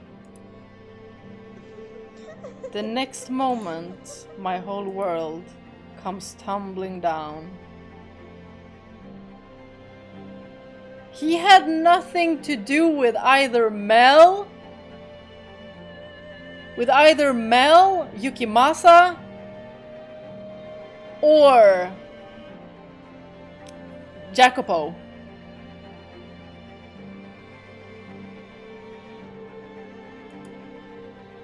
I could have borne anything. Losing my arm, having my face torn off.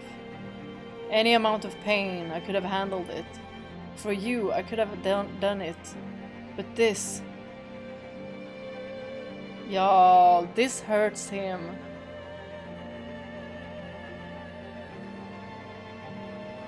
To be able to go through excruciating pain, but for this to happen and be the most painful. Hearing those words coming from your mouth. No, that is not our Giselle, it's not. Being rejected by you. That I cannot. No, no, no, no, I refuse to believe. No. Those words. They bury me alive. Michael, don't believe it! It can't be her! And you're the one person I never wanted to hear them from.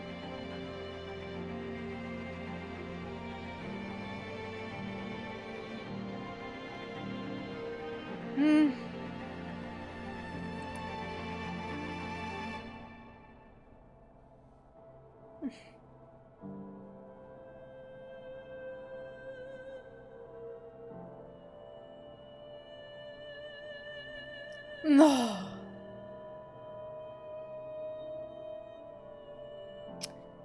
Oh, I need to get more water. Right? That is not Giselle. Like, Morgana, you cannot gaslight me into thinking that is Giselle. She would never. She would never. We saw Giselle. We saw Giselle when every time she saw the white-haired girl, she thought it was Michael. And she would not care if Michael would have come back as a woman. Like, biologically a woman. Like, would not care. She was so in love with Michael. She waited 1,000 years. Like, they're soulmates. It does not matter. Okay, let's continue.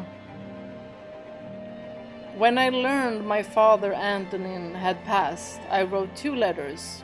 One to my brother and one to my mother. Oh, so he only wrote for one of his brothers? It was the first time I had found the courage to face my mother, to open up to her. I wanted to show her who I was, convince her that I wasn't cursed, so I could be myself when I returned to the capital with Giselle. Dear mother, there is something I wish to tell you, something that means a great deal to me. So I ask of you, please hear me out. And I ask of you, please accept it. Mother, I no longer bear any resentment for my present lot in life. Nevertheless, I would ask of you to concede one thing, that I was never cursed, that I was always your son. That I am Michael, not Michel.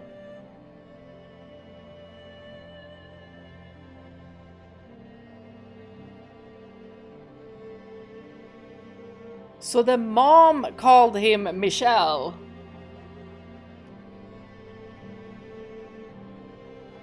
But that does not mean that the white-haired girl all this time was Michel. We need to also remember that Morgana knows about this. She knows about this.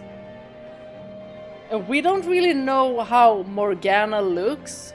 It looked to me in that scene where she was shackled and when she was grabbing onto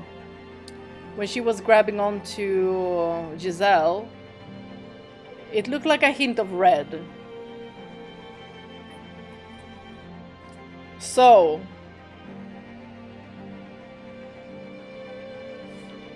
I still think that Morgana is playing us.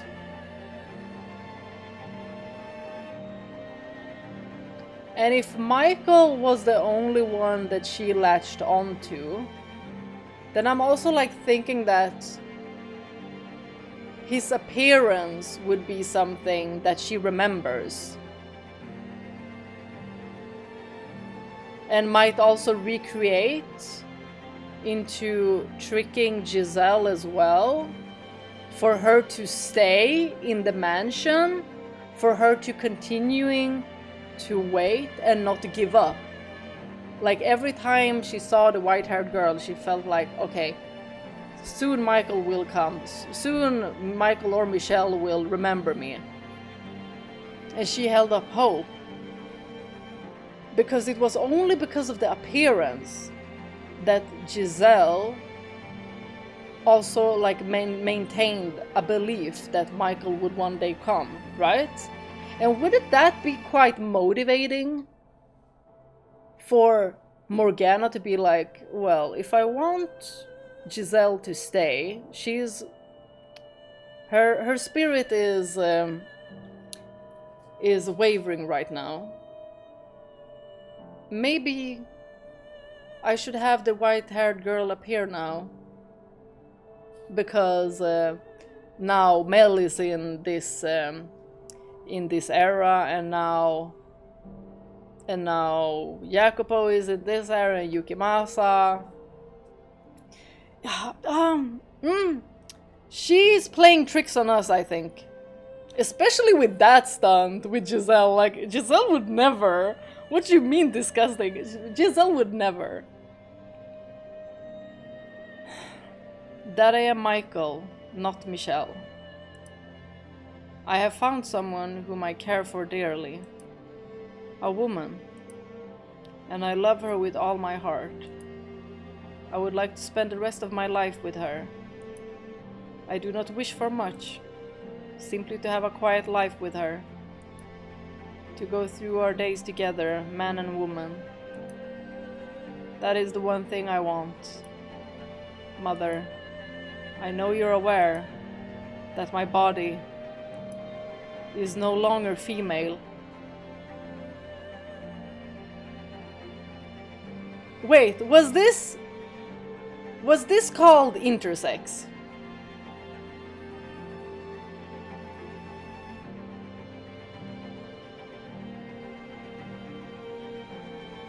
So he went from like having female reproductive organs to it becoming male, and that's maybe why the mother went cray-cray. She was like, no, you're supposed to be a girl, why do you have...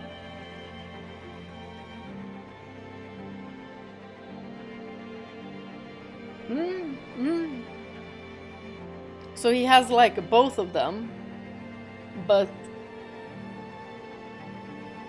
yeah, they must have seen something when he was growing up. And that's why he's labeled as cursed. I am a man. My heart is male. And I ask of you. And this is also what he identifies with, so beat it, mother. And I ask of you to please accept that. I have no grudge with you. In fact, I am incredibly grateful to you for bringing me into this world. With love, your dearest son. Why do I have a feeling that if the mother would have just read this, she'd be like sending people after him to kill him?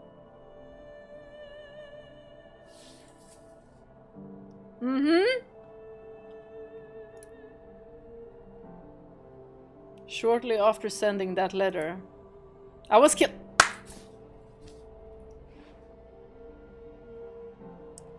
Yep.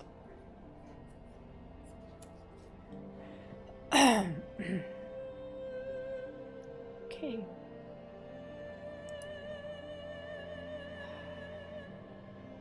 That they couldn't just let him and Giselle be. I'm dragged down, against my will, into the darkness. Beneath me spreads my own past, my door, the door I swore never to open. But despite all my efforts to resist, the door sucks me in, into a world I never wanted to see again, a history I never wanted revealed.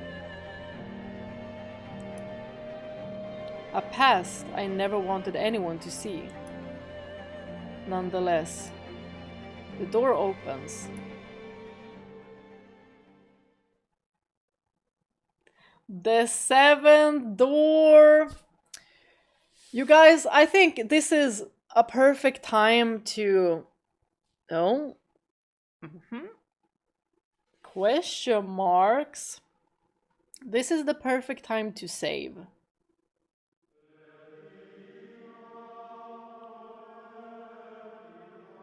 Time to save. Bam.